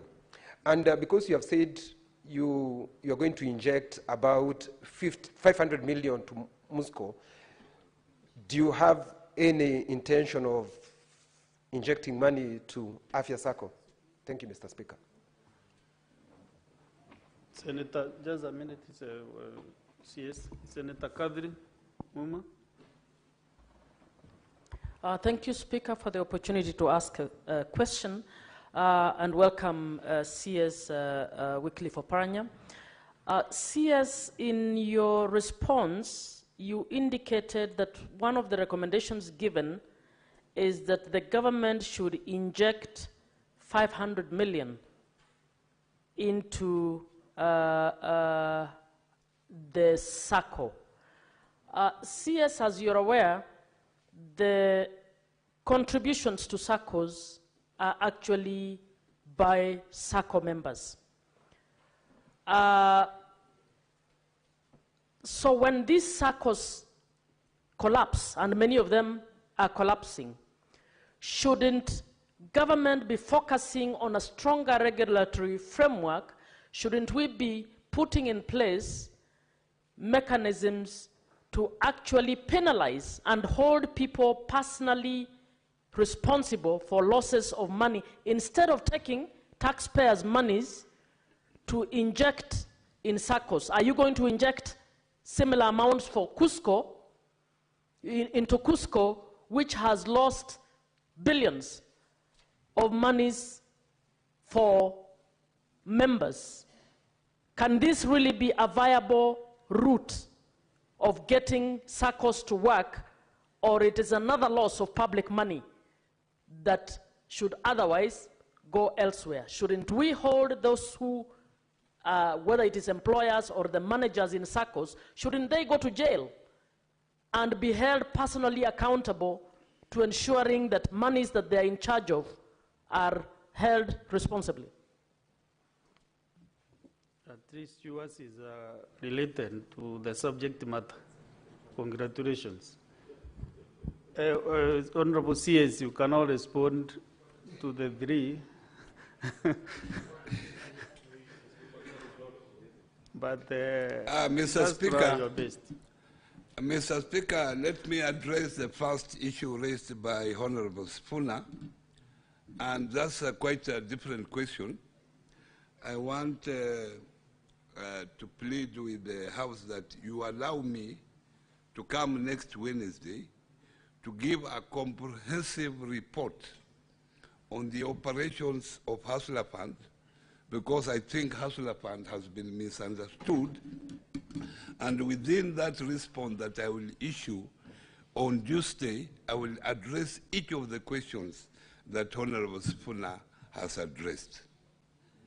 Very well, but the Senate management will give you the right time that will appear. Okay, I will be happy to receive that correspondence. Yeah, I will receive correspondence and deal with it comprehensively. Okay. Yeah. Secondly, the issue of Afya Sacco. I'm aware that Afya Sacco has been having liquidity problems.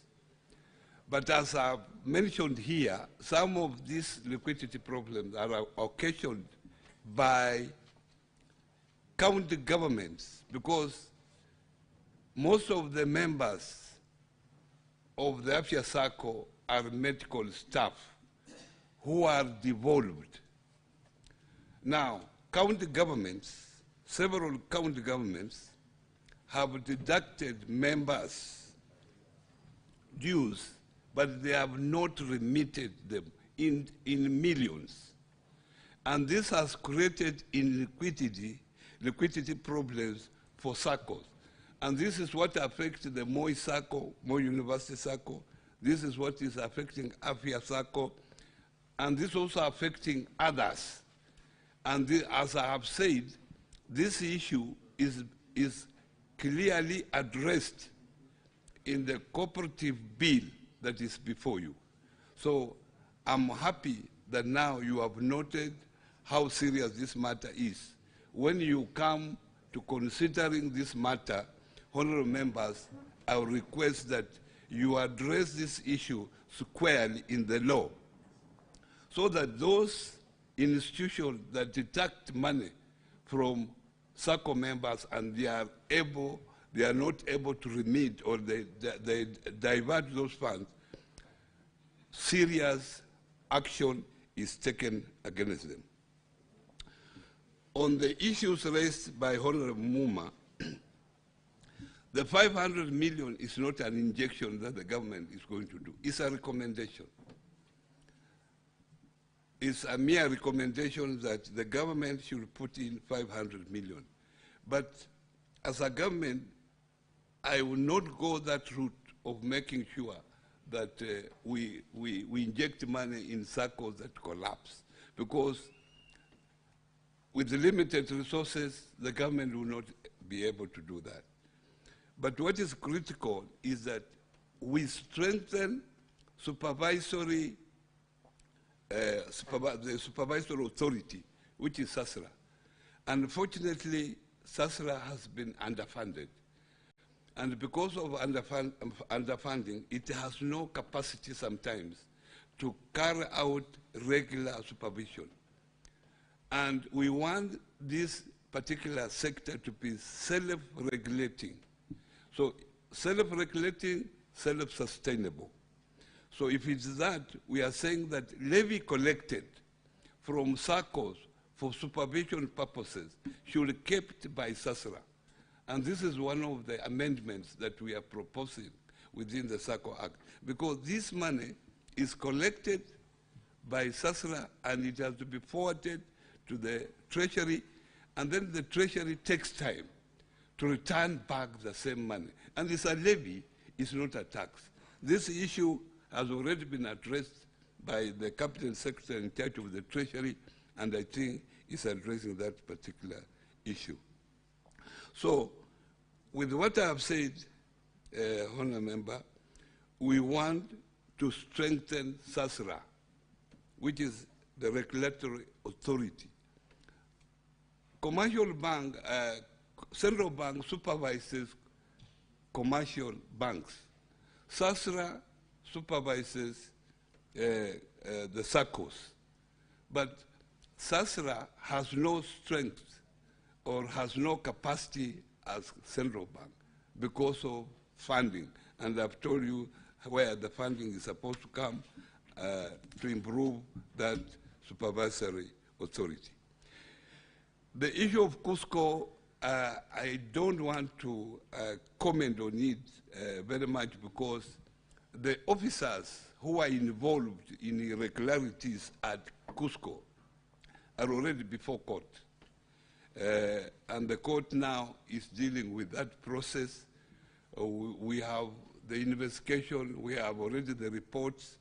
People whom they think are capable have already been arraigned before court, and the matter is now a court process.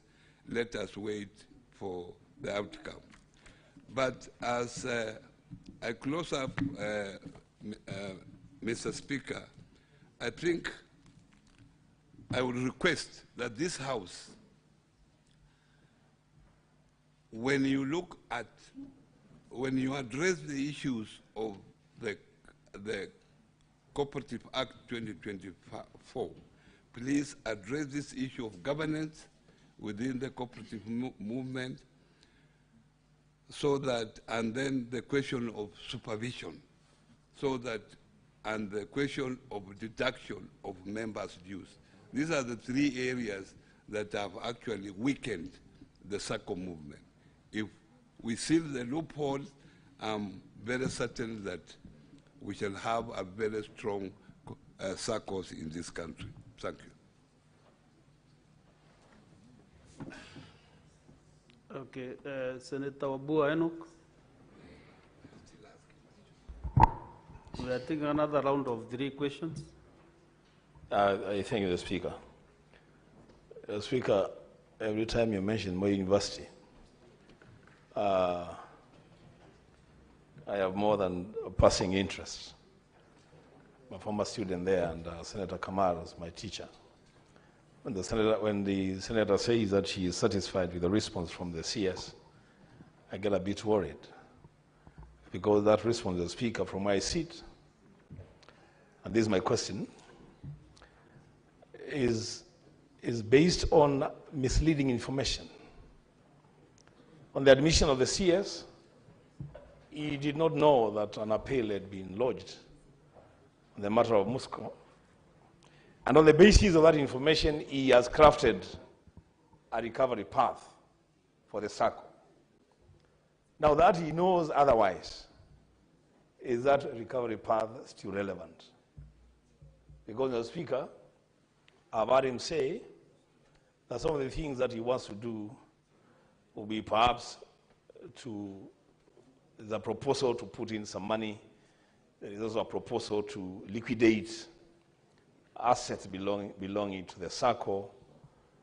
But if there is an existing appeal, would that recovery path still remain as is? And lastly, Mr. Speaker, now that I have the floor and he has committed that one day he's going to come here and speak to us about the ASLA funds, the Speaker, it may turn out actually that what he knew before he became the CS is the truth, and perhaps what he knows now about the ASLA fund could also be misleading. The Speaker will wait to hear from him. Senator Enoch Wambua, you cannot preempt the report that will be brought to this House by the CS. You wait for the report and then you can criticize the report. Senator Mongatana Danson. Thank you, Mr. Speaker. Again, I'm so happy to hear that there are plans to revive Musco. Mr. Speaker, 2 of my brothers, who are very prominent members, both one outside and one in Kenya, they went to study there. They began their academic journeys there in Moi University. And there is more than passing interest in Musco. So I'm glad to hear that at least there are plans for revival, because the losses are massive. Just two quick clarifications from the minister. I wanted to know how much money exactly is involved, because he has been talking, but he has not mentioned or referred to any figures that the liquidator is handling. I also wanted to know, this liquidation of Musco did not happen overnight. There must have been a process of bad performance that was reported to the ministry. So can the minister tell us, in terms of future or protecting other cooperatives from going down that path, what steps is he taking to make sure that that doesn't happen to other cooperatives? Is there a process or a method of checking what is happening and actions being taken so that we don't have the cooperative movement going down the drain? I thank you, Mr. Speaker. Senator Modigi Alexander Munyi.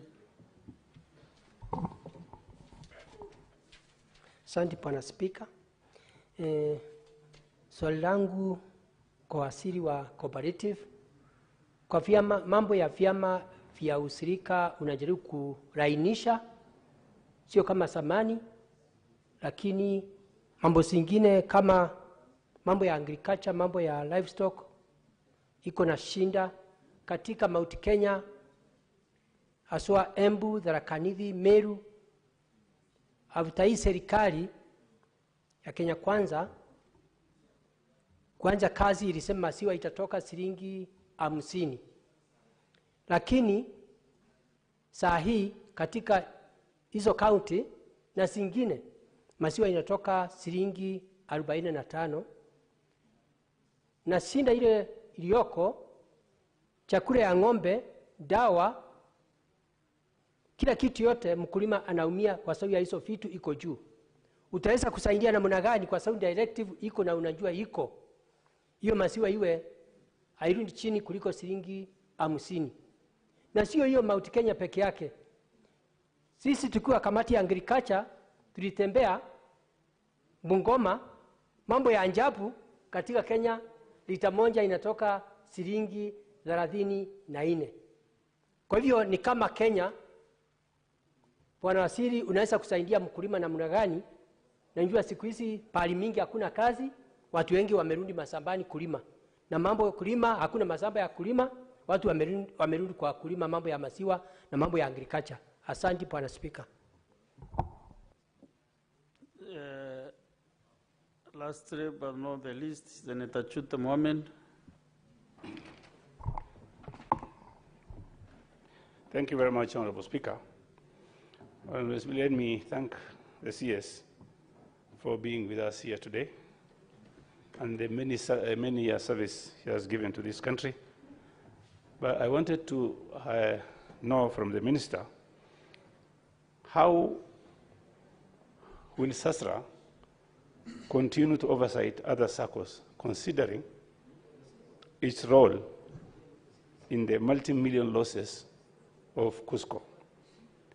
And the Minister, the CS, should tell us, is there any insurance or guarantees from the government if the money is lost? Thank you very much. Honorable CS, you can answer those questions. I think that's the last set of questions from the members this morning. Yeah, the question from Mheshimiwa Mgatana, who is my best friend. I have already tabled a report here. I did a very detailed report. And this detailed report will show you the weaknesses in each of the areas. Senator Mgatana, when I was in school, I was told by my teacher, when you ask a question, you listen, you become attentive to listen. So Senator Gataya, stop misreading the... Okay. Honorable Mgatana, when you are not listening, I said that you are my good friend. Yeah, you are my good friend. So I wanted to answer you. First of all, there was this issue of appeal. I have admitted that I have not looked at the appeal.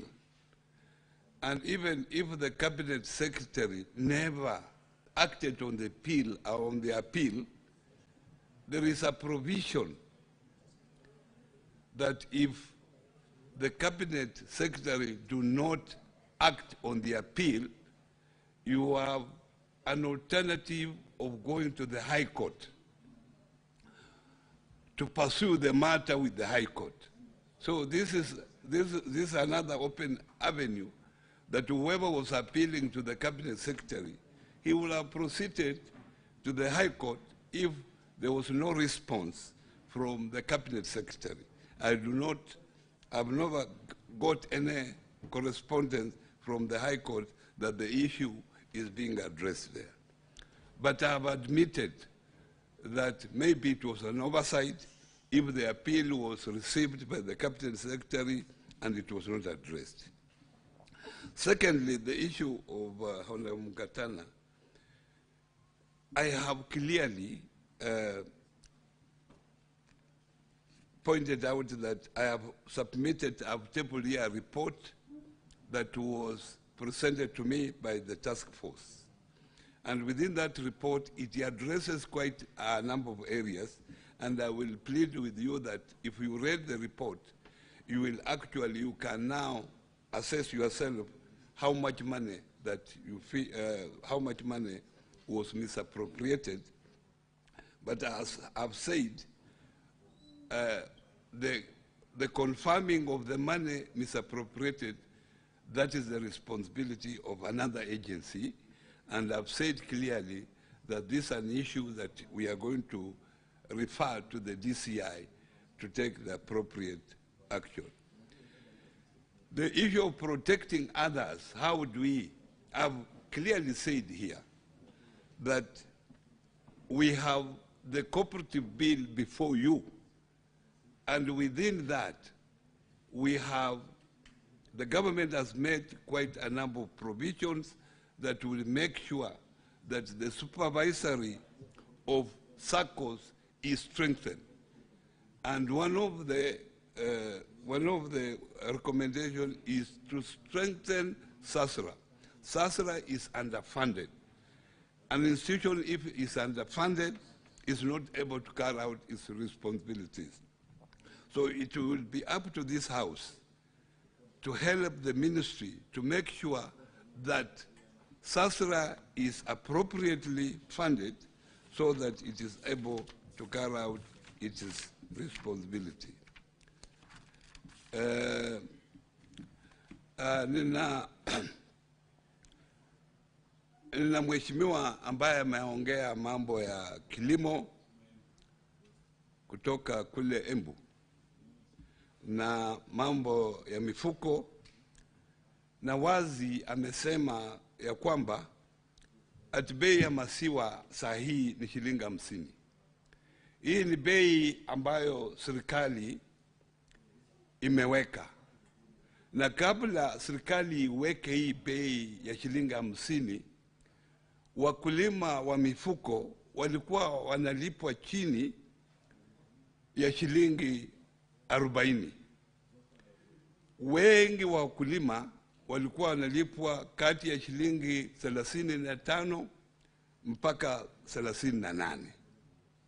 Ndio serikali ikaamua tayari kupitia kwa shirika la KCC la serikali, bei ya chini kabisa ni bei shilingi 50, lakini sangine wanalipa zaidi ya hii 50.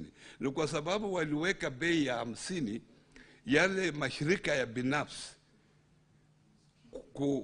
kuendelea kuwa kwa biashara pia walisongesha bei yao kutoka shilingi 38 kwenda kwa shilingi 50. Kwa hivyo serikali tayari imesaidia wakulima wale ambao walikuwa wanalipa bei ya 38, sasa wameenda kwa bei ya 50. Hapo serikali imefanya kazi kusongeza hiyo. Lakini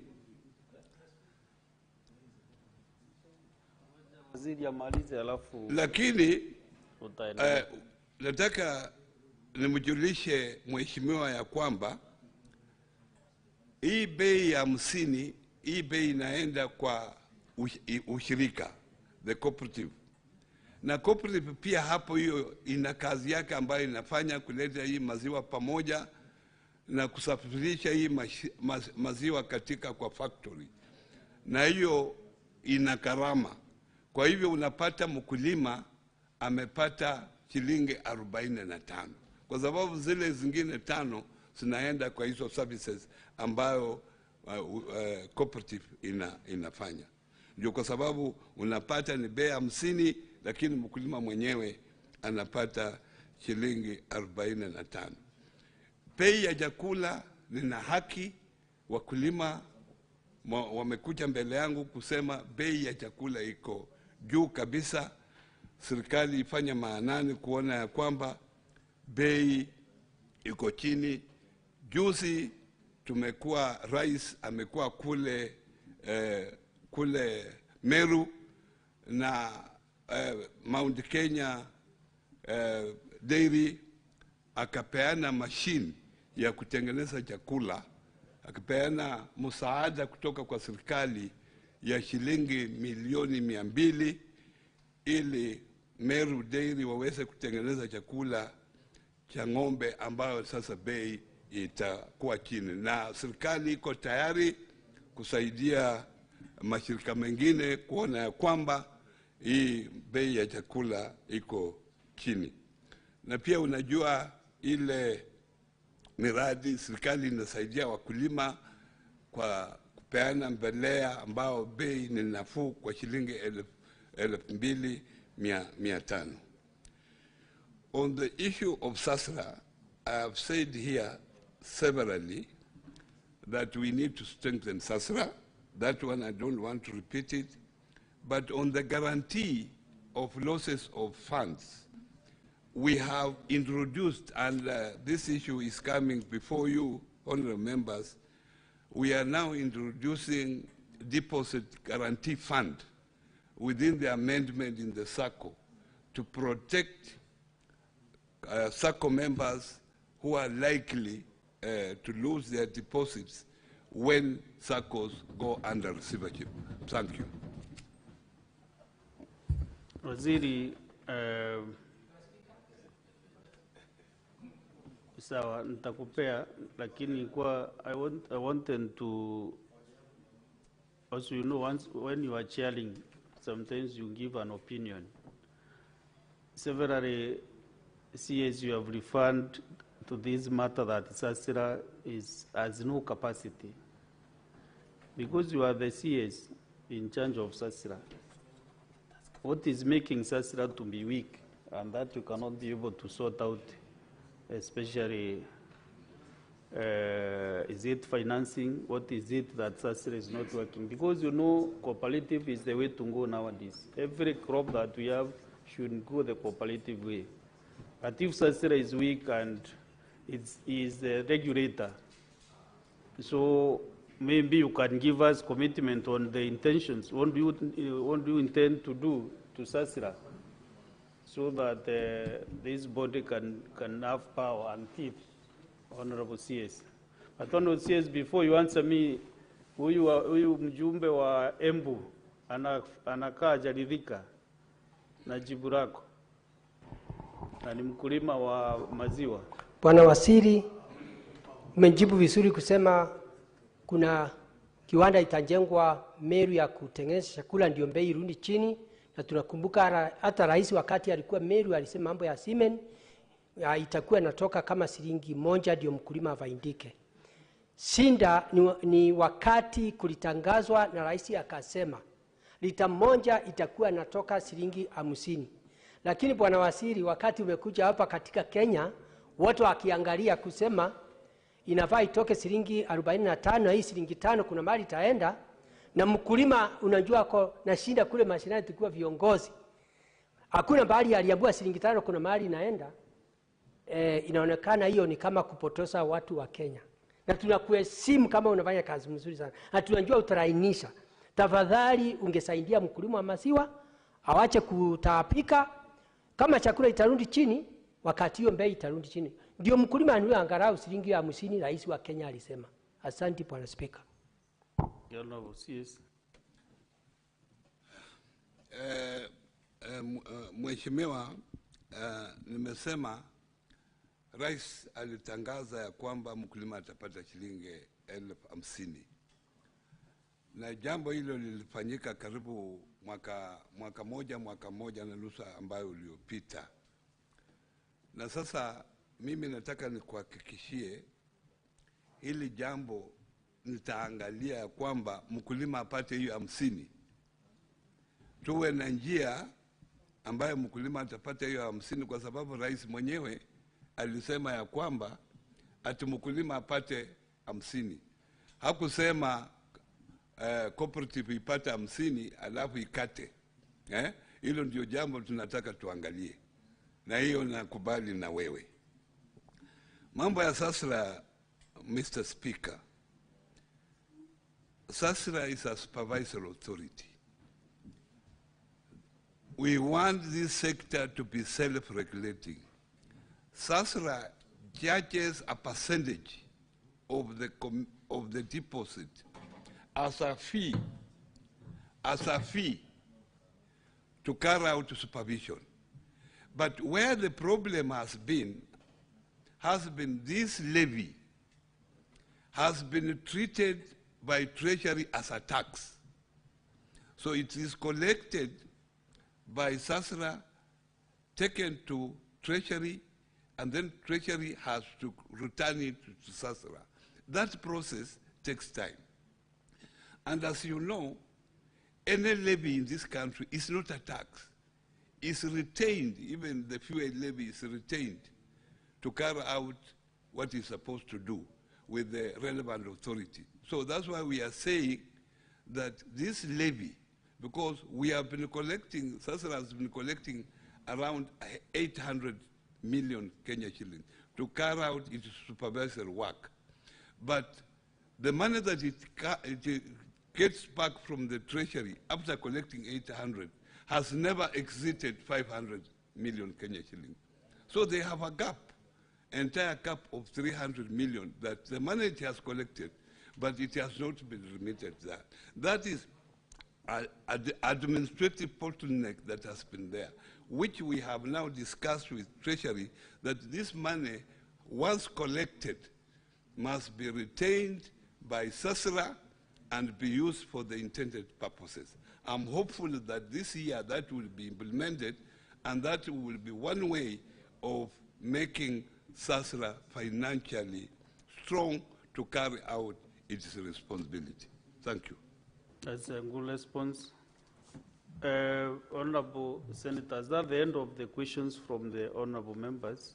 So, Honorable CS, I want to thank you for appearing before the Senate this morning. You have satisfactorily answered the questions from the members of the Senate, and you have referred only one matter about the ASRA fund that will come back to this House with a full report. So I think you can now have your leave because we are done with you. Thank you very much indeed for not shying away from appearing before the Senate.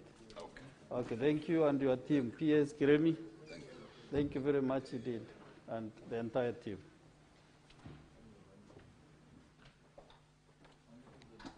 Next on the clerk.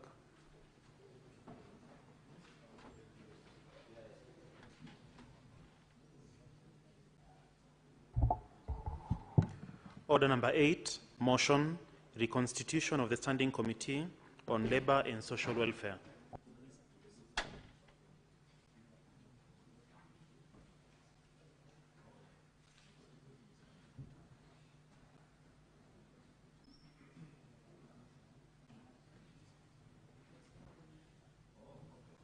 Majority Leader. Yeah, there was a communication. Mr. Speaker, I rise to move the following motion, which is a reconstitution of the Standing Committee on Labor and Social Welfare, that notwithstanding the resolution of the Senate made on the 12th of February 2025 on the approval of senators to serve in the various standing committees of the Senate and pursuant to Standing Order 197, 199, and 228, following the nomination of the SBC, the Senate approves the nomination of Senator Joe Nyutu to serve in the Committee on the Labor and Social Welfare to replace Senator Gloria Orwoba. This is a very straightforward issue, Mr. Speaker. It's just about replacement of a colleague who has ceased being a senator. It's a matter of public knowledge. And therefore, given that this Labor Committee is an extremely important committee that handles critical matters, we felt as SBC that it will be unfair to continue with less membership. So that's why we are making this request. I'll request the senator for... I'm not sure he knows what...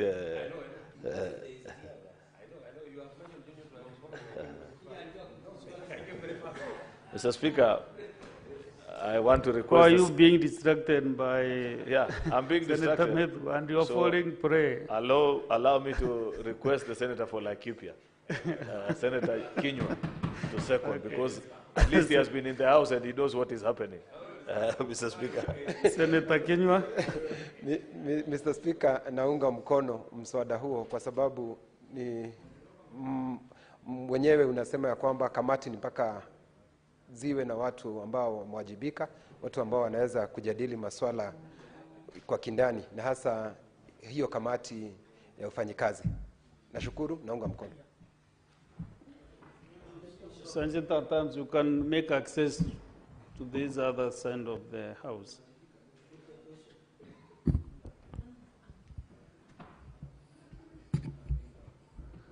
Honorable Senators, I propose the question that, notwithstanding the resolution of the Senate made on 12th February 2025 on the approval of senators to serve in various standing committees of the Senate, and pursuant to standing orders 197, 199, and 228, following nomination by the Senate Business Committee, the Senate approves the nomination of Senator Joe Nyutu MP to serve in the Standing Committee on Labor and Social Welfare to replace Senator Gloria Orwoba.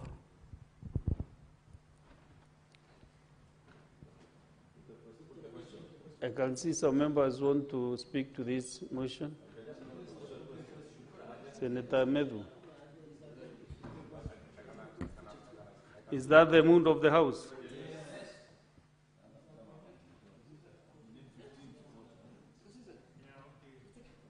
Let us first confirm that we have quorum.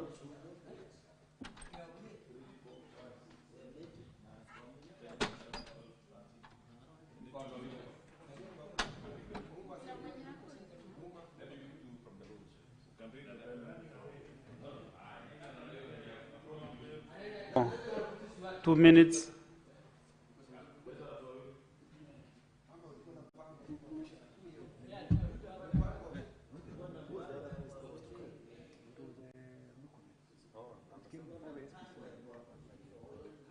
But meanwhile, the mover can reply. Just reply. Say you reply.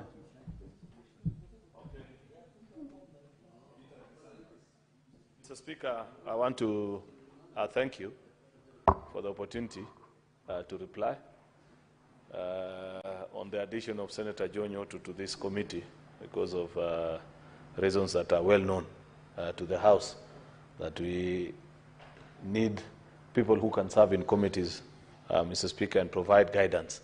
Mr. Speaker, this is not a very complicated matter, and given that we have sufficient quorum required to transact this business, Mr. Speaker, I beg to reply.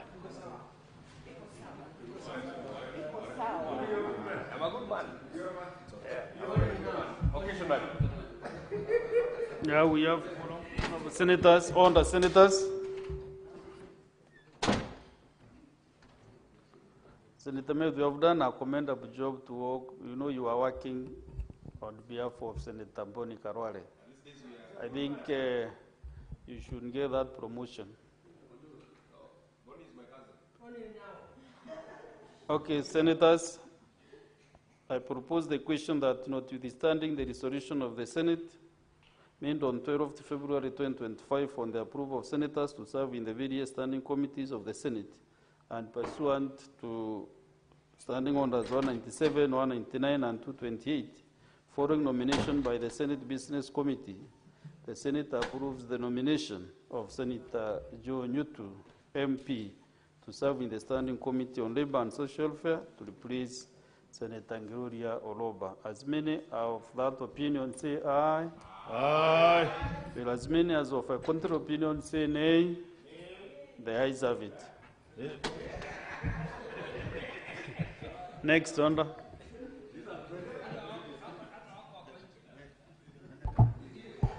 Order number 9, motion, report of the Standing Committee on Health on the inspection tour of health facilities in West Pokot, Trans Nzoia, and Turkana counties. Resumption of debate interrupted on Tuesday, 5th August 2025.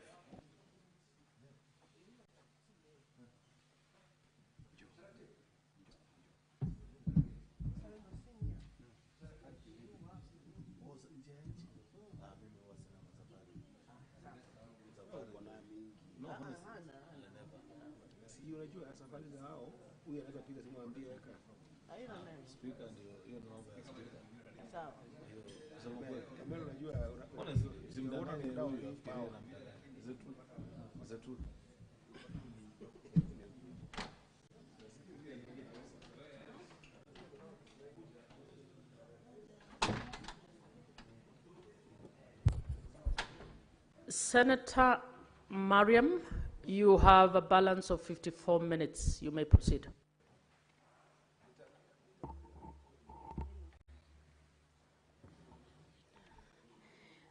Thank you, Madam Speaker. Madam Speaker, yesterday I left when moving the report of the Standing Committee of Health in inspection of the tour of the health facility in West Pokot, Trans Nzoia, and Turkana County. Madam Speaker, during the visit, Madam Speaker, during the visit, the committee obtained the need for corporations and corporates to ensure the effective functions of the devolution health functions, to strengthen the oversight over the utilization of the resource allocated to the counties for the health purpose. There needs to strengthen the oversight role of the county assembly at the local level to improve the accountability and the service delivery. For example, conducting regular inspection visit in the county health facilities. So far, we have visited 18 counties, Madam Speaker, and and also we have to also proactive scrutiny of the county procurement process, and particularly related to the procurement of drugs and medical supply.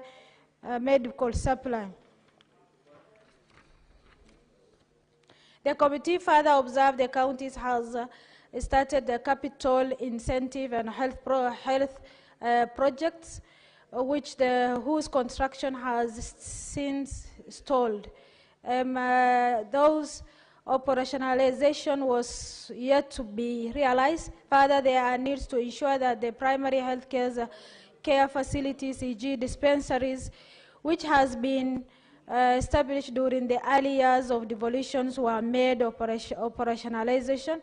Trans Nzoia County, for instance, first installed project estimated to be valued 2.5 billion. Notably, the 1.6 Trans Nzoia teaching referral hospital, which remain incomplete despite 98% of the contract sum already paid. And this hospital was intended to provide specialized medical service, but at the time of preparing this report, it was far behind the schedule and casting the doubt on its completion. Madam Speaker, the committee noted most health facilities did not have the requisite number of the health care personnel working in the critical department, maternity, emergency, and specialized care units, and that various departments in the hospitals were faced with a high workload and staff shortage. The health facilities phase and staffing and lack of qualified personnel to operate a new infrastructure and further delay in operationalization even when the construction is complete. The staff shortage retirement exhibited by the retirement and resignations, deaths, and non-implementations of approved staffing establishment by the county government, leading to the demotivations and the poor service delivery. The committee also observed that the lack of the three-phase electricity had to be the county being unable to utilize specialized equipment, CT scan machines and meds equipment. More broadly, many healthcare facilities in Kenya lack reliable and sufficient electricity to support a modern model medical apparatus, and it is estimated that approximately 26% of the health facilities nationally lack the electricity. There is therefore a need for the counties to prioritize the procurement and installation of unnecessary electrical components like transformer and the step-down switch to enable the use of the specialized equipment. The committee further notes that the need for the counties to address low moral amongst the community health workers arising from the failure to pay stipend in timely manner. The committee also found that the poor security measures at most of the facilities observed, including lack of incomplete fencing, lack of CCTV surveillance system, and pose the security risk to the patients, health workers, and valuable medical equipment. There are therefore needs to improve security measures at the county health facilities. This, Madam Speaker, this issue of security which end up in patients losing their life, Madam Speaker. In the light of the above, further noted that the cross-cutting challenges of the committee recommend the county government of Trans Nzoia, Turkana, West Pokot County should ensure the proper security infrastructure for proper security measures. Secondly, that to enhance accountability and on-source revenue, all the revenue collected pointed in all the public facilities should be automated, and further ensure that the operationalization of the facility improvement legislation. Thirdly, the committee further noted that in collaboration with the county public service board, there should be a regular recruitment of the health workers and promotion in equal measures to enhance the continued supply of the workforce and ensure the work's morale. Fourthly, respectively, the county should pursue a venue to actualize the employment of the health workers on the contract to internship terms so as to temporarily cure the huge staffing gaps. The county assembly and the county executive should be disarmed from relocating fund meant for the healthcare, particularly with regard to the fund embarking for the development so as to ensure the continuity of the projects to complete.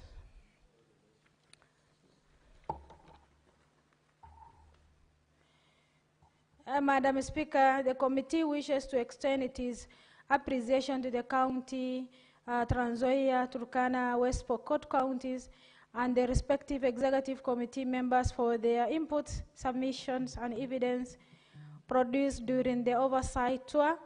Further, the committee extends their appreciation to the Speaker of the County Assembly in the 3 counties and the members of the County Assembly Committee for their facilitation and participation.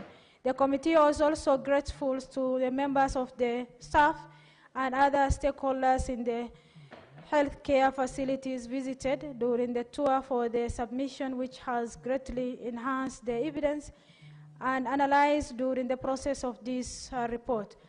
Madam Speaker, finally, I acknowledge appreciate the member of the committees for dedications and commitment during the gathering of the evidence, drafting of these reports, and setting out the conclusion and the recommendation. Further, appreciation goes to the Office of the Speaker of the Senate and the Office of the Clerk of the Senate for the continued support to the committee during the execution of its mandate.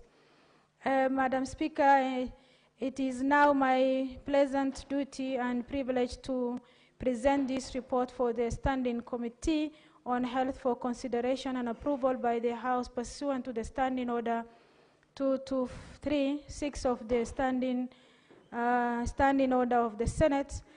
Madam Speaker, I call upon Senator Cherargei to second. Thank you. Senator Cherargei.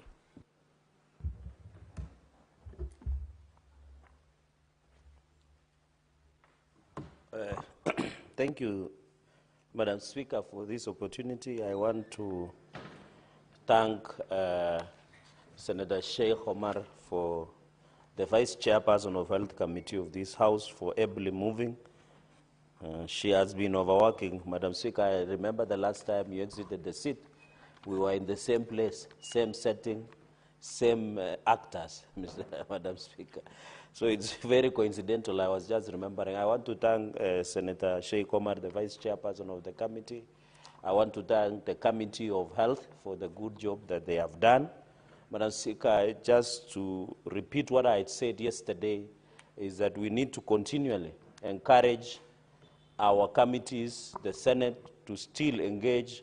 Let us go and do stock taking. Madam Speaker, I'm saying this because I'm aware next week we shall be breaking off for devolution conference in Homa Bay, the county of endless potential, to stock review of devolution for the last from 2013. Madam Speaker, I often say, and I want to repeat, that the true test of devolution will only be measured to the success of health sector, because health touches each and every Kenyan, whether you come from Mombasa County, Migori, Nandi, Nairobi, Mandera, Elgeyo Marakwet County, Madam Speaker. It touches you even in Tana River. So the success story of devolution will be solely based majorly on the issue of health sector. I want to encourage the Health Committee to move around the counties. Let them give us the true facts. And Madam Speaker, I have noted specific trend that is common denominator in all counties or county working visits by most committees, especially on health, specifically on functionality, the infrastructure, the staffing or human resource, and the ICT or the use of technology in the health sector, and also the challenges that is almost common, Madam Speaker. Madam Speaker, on this working visit of Trans Nzoia, West Pokot, and Turkana counties, Madam Speaker, yesterday we had an issue of discussing Kwale, Mombasa, and Taita Taveta. Madam Speaker, on the issue of Trans Nzoia County, it's experienced similar. What I have noticed, Madam Speaker, on most of the counties is the issue of expiry of drugs, especially in our health facilities, both at the county referral hospitals to the county level. Even in Nandi, we have similar challenges of expired drugs. I don't know where the people who are in charge of health departments, Madam Speaker, are doing, and the KEMSA and other state actors to ensure that we don't supply expiry of drugs is a bigger challenge.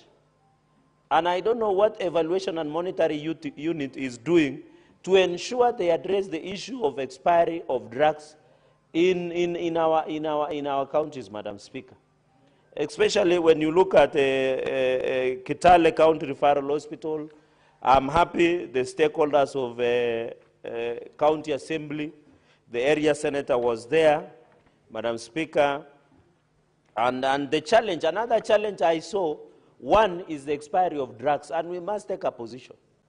It cannot be that Kenyans come to get medication, but they go worse because of being administered with fake, expired drugs, Madam Speaker. I want to call upon the Ministry of Health, KEMSA, and other actors to ensure we go and ensure that the drugs are being dispensed in our hospitals and facilities are not expired. I visited Kapsabet County Referral Hospital in Kapsabet. You found expired drugs. I went to Maraba Sub-County Hospital, similar story. Madam Speaker, I've gone to Chepteruai, Nyayo Ward in Masab Sub-County, Madam Speaker. Even in Nandil Sub-County Hospital. Even when I visited Mosoriat Hospital, Sub-County Hospital, you get expired drugs that are being eaten. In fact, when I went to Mosoriat Sub-County Hospital, it was interesting because they had eaten it by the kitchen so that no one can notice. Why don't they incinerate or dispose of the expired drugs? So what you see also in Kitale County Referral Hospital and most of the facilities in Trans Nzoia is the issue of expired drugs, which is common in all counties. There is also poor security measures, which, we had a story in Kapsabet County Referral Hospital where a child was lost, a newborn baby was being lost. And that matter is actively being investigated by the DCI Kapsabet, and I hope it shows that there is lack of security. You saw in KNH, one of our biggest Kenyatta National Hospitals, Madam Speaker, a patient was killed and was not the first, it was the second patient. And I'm happy CS Douala has indicated that Kapsabet, not Kapsabet, Kenyatta National Hospital should have a 24-hour surveillance courtesy of CCTVs. When you go to Trans Nzoia hospitals, West Pokot, and Turkana, there is lack of security, Madam Speaker, and therefore the issue of CCTV surveillance must be encouraged so that we don't see what we see in Kenyatta National Hospital, where a patient was killed. And I hope the KMPTC will ensure, and I remember there was also another lady that lost a child out of medical negligence. I hope the necessary state actors can look. So the issue of surveillance systems within our hospitals must be improved. Madam Speaker, it is very unfortunate that we are also discussing the issue of ambulance. Limited ambulance, for example, in Trans Nzoia County, Madam Speaker, that they lack ambulance. But the governor of Trans Nzoia is busy oversighting national government, and he cannot even buy an ambulance. Madam Speaker, it's very unfortunate. I saw him questioning where did the money come that was given to Harambee Stars come from. If he cannot purchase an ambulance, he doesn't have a local standard to even discuss national issues, Madam Speaker. So it is very unfortunate that Trans Nzoia County is a going concern, Madam Speaker, on the issue of ambulance. And even the issue of CCTV, the issue of surveillance, Madam Speaker. Madam Speaker, so we must agree. Even the issue of theater at Kitale County Referral Hospital, it is in dilapidated condition. And the only thing that the governor has done is to run away by upgrading Kijana Wamalwa Hospital, instead of visiting Kitale County Referral Hospital, Madam Speaker, which is in a pathetic situation. Madam Speaker, you are aware, and I want to thank the great people of Trans Nzoia, and by extension the Mulembe Nation, because they are doing a good job. Madam Speaker, what better can Kitale County Referral Hospital have than a functional maternity hospital? Madam Speaker, the Mulembe Nation is giving birth at a good rate that I think the northern part of Kenya is also trying, but they are not at that part. Because maternity ward in Kitale, Madam Speaker, is doing very well. And therefore it needs to be improved. Because if you see an average of 650 deliveries annually, Madam Speaker, the maternity, and that is why, Madam Speaker, to be fair, I don't want to appear, people think that we are playing politics. But if you cannot fix maternity wing, maternity hospital, maternity, and the people have done a good job, men and women of this country, men of Trans Nzoia, are giving us good work. You know the reason China, Madam Speaker, and US are doing well is because of population. The market, you cannot sell when you don't have people, Madam Speaker. Yeah? And I don't know why the senator of Taraka Kataya Mwenda is laughing. I think they should borrow lessons from men of Trans Nzoia and Mulembe Nation on how to execute some of these duties.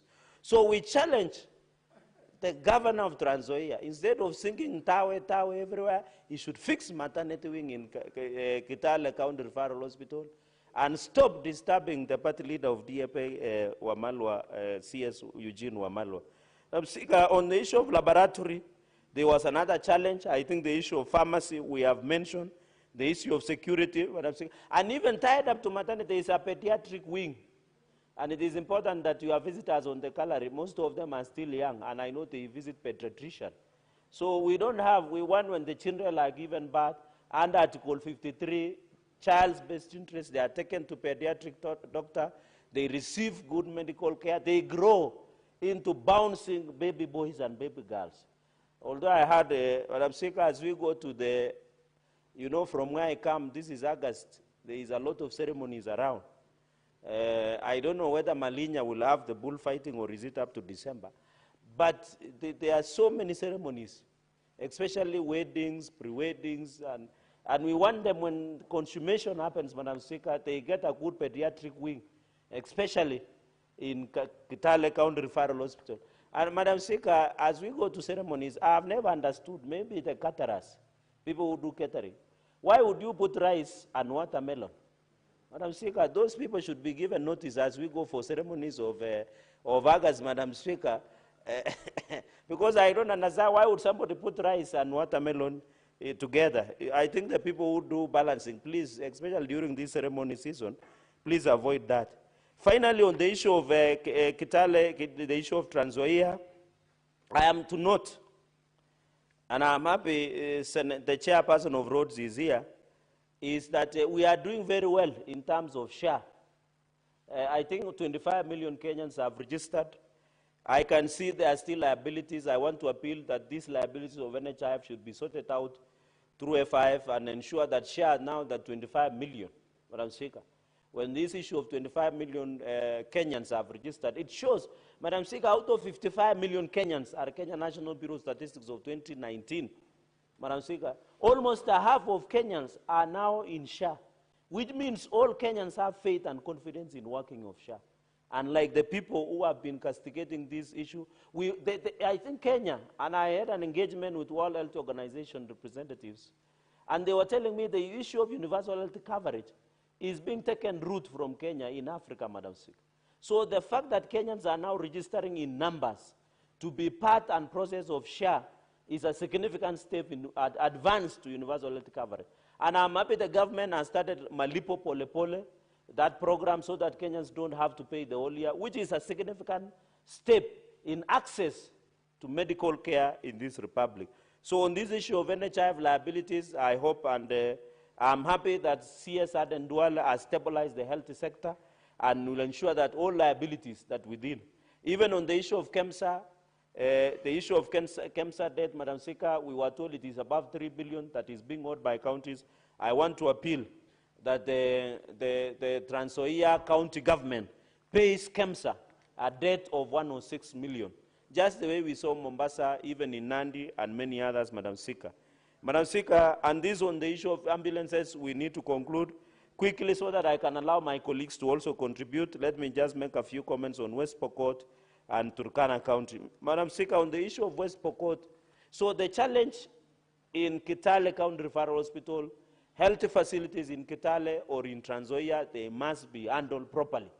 And I want to challenge the executive, led by the governor, that the health sector in Kitale is deplorable, is dilapidated across Trans Nzoia, in all sub-counties, Madam Speaker, and ask the governor to go slow on national politics and focus majorly on what the people of Trans Nzoia elected him for, and ensure that he delivers, especially on the health sector, because that is where the cornerstone will be, and stop disturbing Eugene Wamalwa of DAP. On West Pokot, Madam Speaker, the county governor, I think the access to medical cover I'm happy the Kenya West Pokot, there was a Kenya Medical Training College. There are 175 health operational hospitals. I think the issue here is human resource, which is common, and sufficient funding, existing oxygen plant. Madam Speaker, the governor of West Pokot, Governor Kachapin, must and should ensure that there is a functional oxygen plant for access to oxygen supplement with these facilities in West Pokot. Madam Speaker, on the issue of asbestos roofs, it has been banned in Kenya. I don't know, Madam Speaker, I don't know why they have not removed. Today need the Senate Health Committee to direct them. You know, Madam Speaker, some of these mundane issues that Governor of West Pokot should be handling should not be escalated to the Senate, even removing. And it has been banned, Madam Speaker, because they say it causes cancer. Therefore, the issue of West Pokot, we have Kapenguria County Referral Hospital. I think the issue there is expiry of drugs, demoralized work staff, where they are not even provided, apart from salary, they are not given extraneous or allowances. Madam Speaker, you remember, and I know you are guests on the gallery, some of them would want to grow to be doctors. They need to work in a clean, hygienic environment. And I remember, as even the Union of Doctors and Nurses and Health Practitioners pursue, they should ensure that, Madam Speaker, the work environment, there should be gloves, there should be hygienic, protective equipment, PEPs. And I think most of us knew these things, especially during COVID 2019. It is sad, in last year, early this year, I visited Kapsabet County Referral Hospital. And I was shocked, some of the health workers in Kapsabet County Referral Hospital was telling us when a patient comes, they have to send a patient to go and purchase gloves so that they can come and attend the patient. Apart from purchasing gloves, they have to purchase drugs. And even other liquids that normally are being given to the patients, Madam Speaker. And even they have to buy blankets. And you know those blankets that we use at home and what is being used in hospital, there is a reason that the hospital, Madam Speaker. So I was shocked that in Kapsabet County Referral Hospital, you go and buy gloves and then you come. And I agree with the doctors in Nandi and health practitioners and nurses, because how can you risk your life to get and even gloves and masks? How can you risk your life to get infected? Yet, Madam Speaker, you are aware when you are infected, you remember the story of Dr. Chacha in Kenyatta National Hospital, where when he became sick, he could not even get medical attention in Kenyatta National Hospital. Yet, Madam Speaker, it is the similar situation, Madam Speaker, that we see in Kapsabet County Referral Hospital. We are seeing it in Kapenguria. Madam Speaker, I want to call out the West Pokot governor and executive. How can they fail to provide privacy? The lack of curtains and bed screens. Madam Speaker, I thought curtains are being sold out in Isilia. Do they need a Senate to direct them to give privacy to patients, Madam Speaker? This is very unfortunate. These curtains and screens are things that the county should do. So if the governor and the county executive of West Pokot can not only give privacy to patients by purchase of curtains, it is very unfortunate. Madam Speaker, on the issue of maternity, I'm happy to note that the great people of West Pokot are doing a good job in terms of birth rate, but unfortunately, we need to ensure that both antenatal and postnatal care is given to our mothers and especially to children, including pediatrician cover. On the issue of pharmacy, and I'm happy the chair of health is in this committee, the issue of expired drugs, I think the committee should pronounce itself. We don't need, it should be a criminal offense to dispense an expired drug to any Kenyan. I think that one we should agree. Whether at referral hospitals or even at dispensaries that are 197 in West Pokot. Madam Speaker, finally on Turkana County, they visited Kangangetei Primary Health Care Camp. And on this, finally, Madam Speaker, I was disappointed because the issue of cesarean section, CS, especially to our mothers who are giving birth, Madam Speaker, I am a believer that no Kenyan mother or woman should lose their lives for giving birth, for giving life, Madam Speaker. It is very unfortunate Even in Nandi, we are losing most of our women and mothers courtesy of giving birth because of delay CSS, because of delay access to be given assistance to deliver, Madam Speaker. The issue of Kangate Primary Health Camp, should imagine if a mother wants to give birth in Turkana County in Kangete hospital or dispensary or primary health care, they have to travel 35 kilometers to Kamatoso Referral Hospital for CS and ultrasound. In this day and age, where the recommended, I think the recommendation under the World Health Organization, we should have a dispensary around 4 kilometers a radius. But I'm saying it is very unfortunate that we have to, we might lose our mothers by giving life because of negligence. But I think another factor that I've noted is on the issue of medical negligence. We have lost lives, and I hope, and I want to request the Chair of Health and members of Health Committee, they should give us a breakdown on how many Kenyans have been lost through medical negligence, Madam Speaker.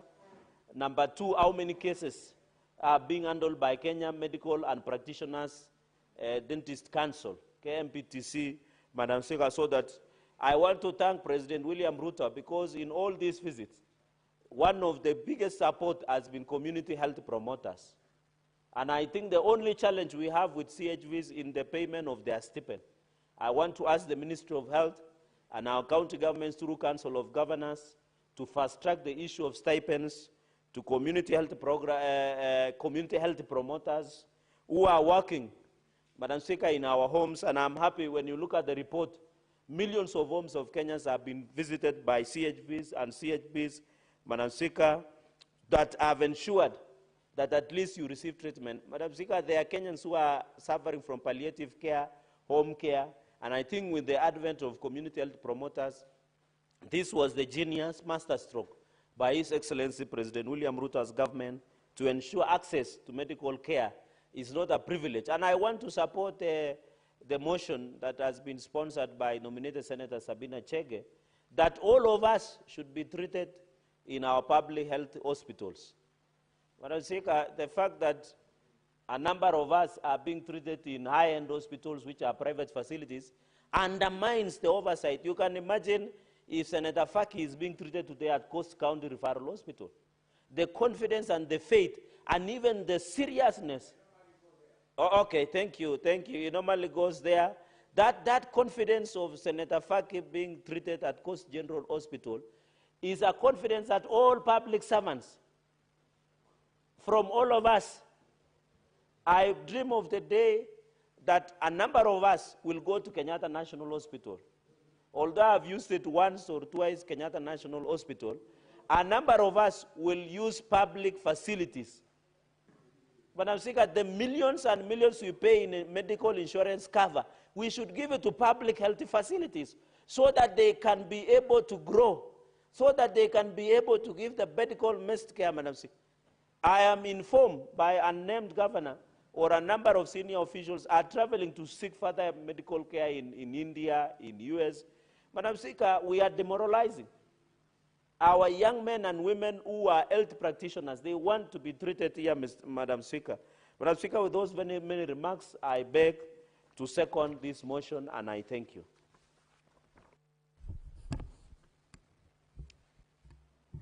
Honourable Senators, I propose the question that the Senate adopts the report of the Standing Committee on Health on the inspection tour of health facilities in West Pokot, Trans Nzoia, and Turkana counties laid on the table of the Senate on Thursday, 5th December 2024.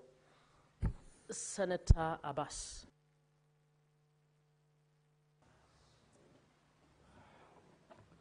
Thank you, Honourable Speaker.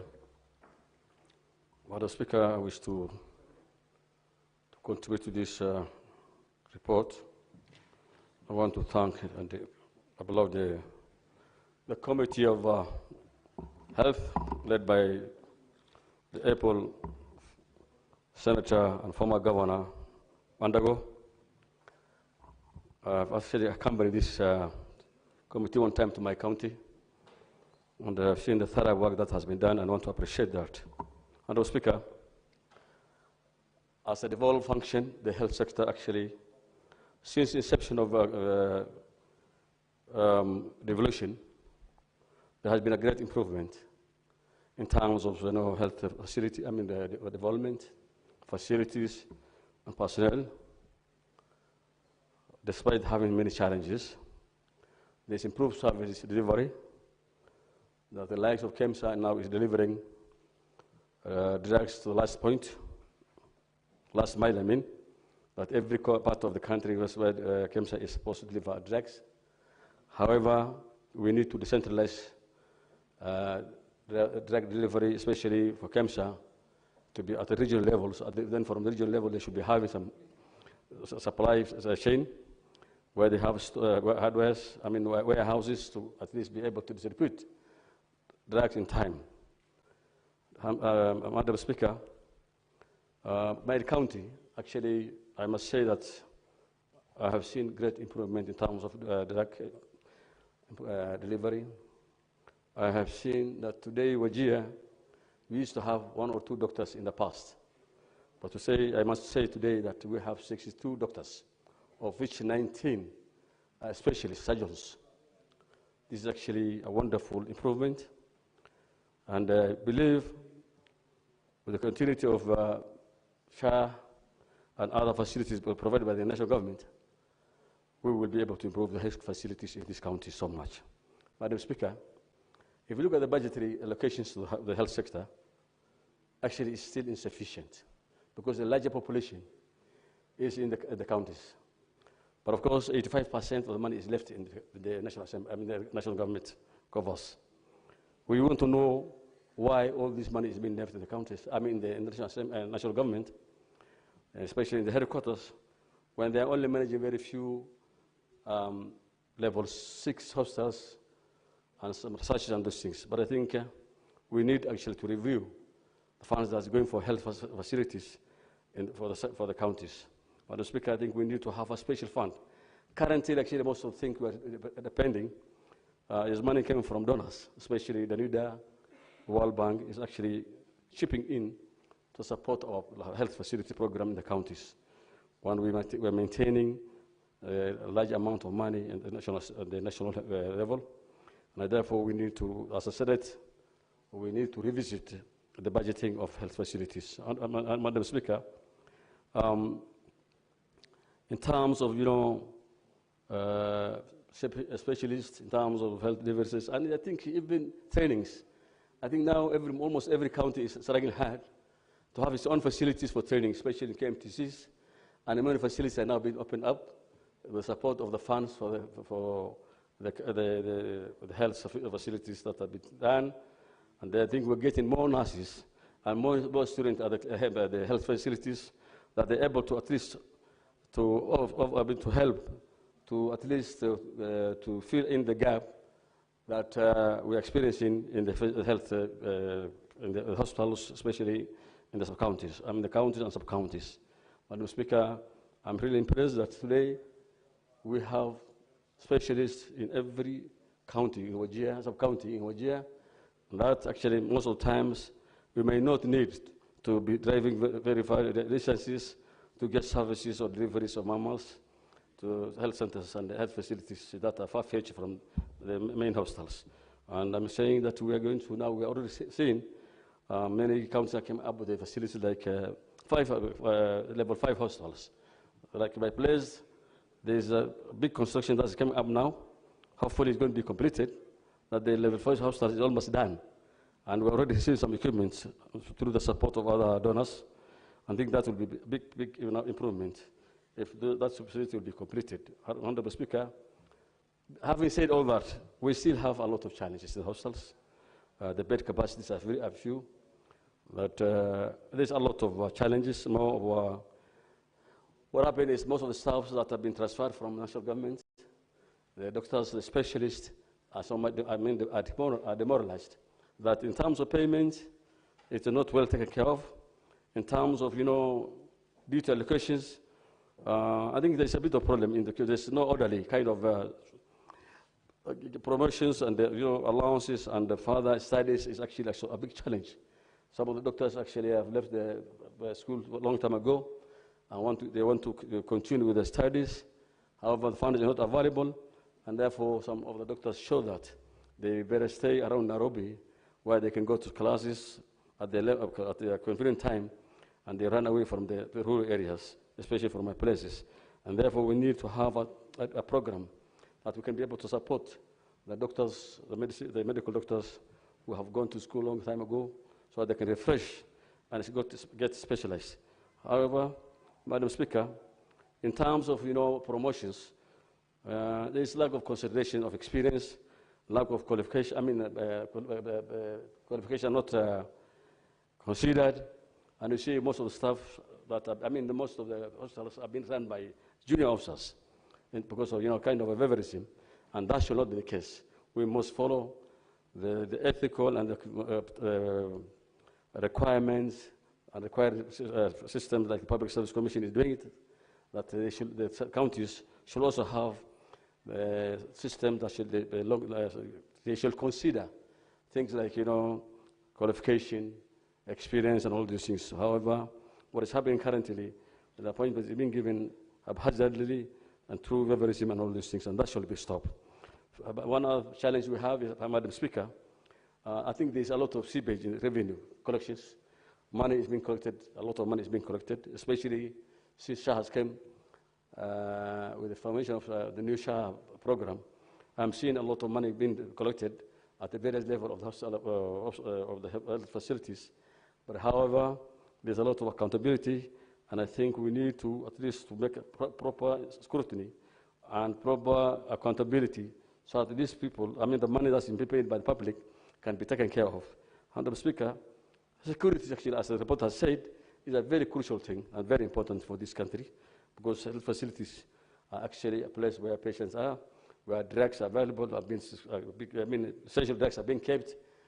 If security is not enhanced, then we need to improve security so that I think the hospital should have even its own askaris, so that we can be able to sustain, to minimize the drug theft and the security of the patients. Because what happened in Kenyatta National is so hurting that you take a person who is sick to hospital, and next day you find the person dead. It's a very unfortunate situation, and I think that's a laxity on the side of security in the hospitals. And therefore, this needs to be enhanced so that we can be able to avoid that nature of this kind of thing not to happen again. Madam Speaker, I think one other problem we have is the support to what do you call it? Facilities like emergencies that are limited, and I think we need to improve ambulances, because I know in my place we have very, very few ambulances, and because of the condition of roads, it is not actually easy to get a vehicle in time, so they can be moving patients that need emergency attention to different places of the country. Madam Speaker, I think in this sense, as the committee requested, we need to have frequent visits to the counties, so at least we can be able to see how things are moving, so that at least we can have an oversight properly, so that the functions of the counties can be enhanced in terms of oversighting, and therefore this House must take that responsibility and visit counties. All committees, I think, should now be visiting counties instead of saying Nairobi, so that they can be able to see what is happening in the countryside, and so that the public can get their service.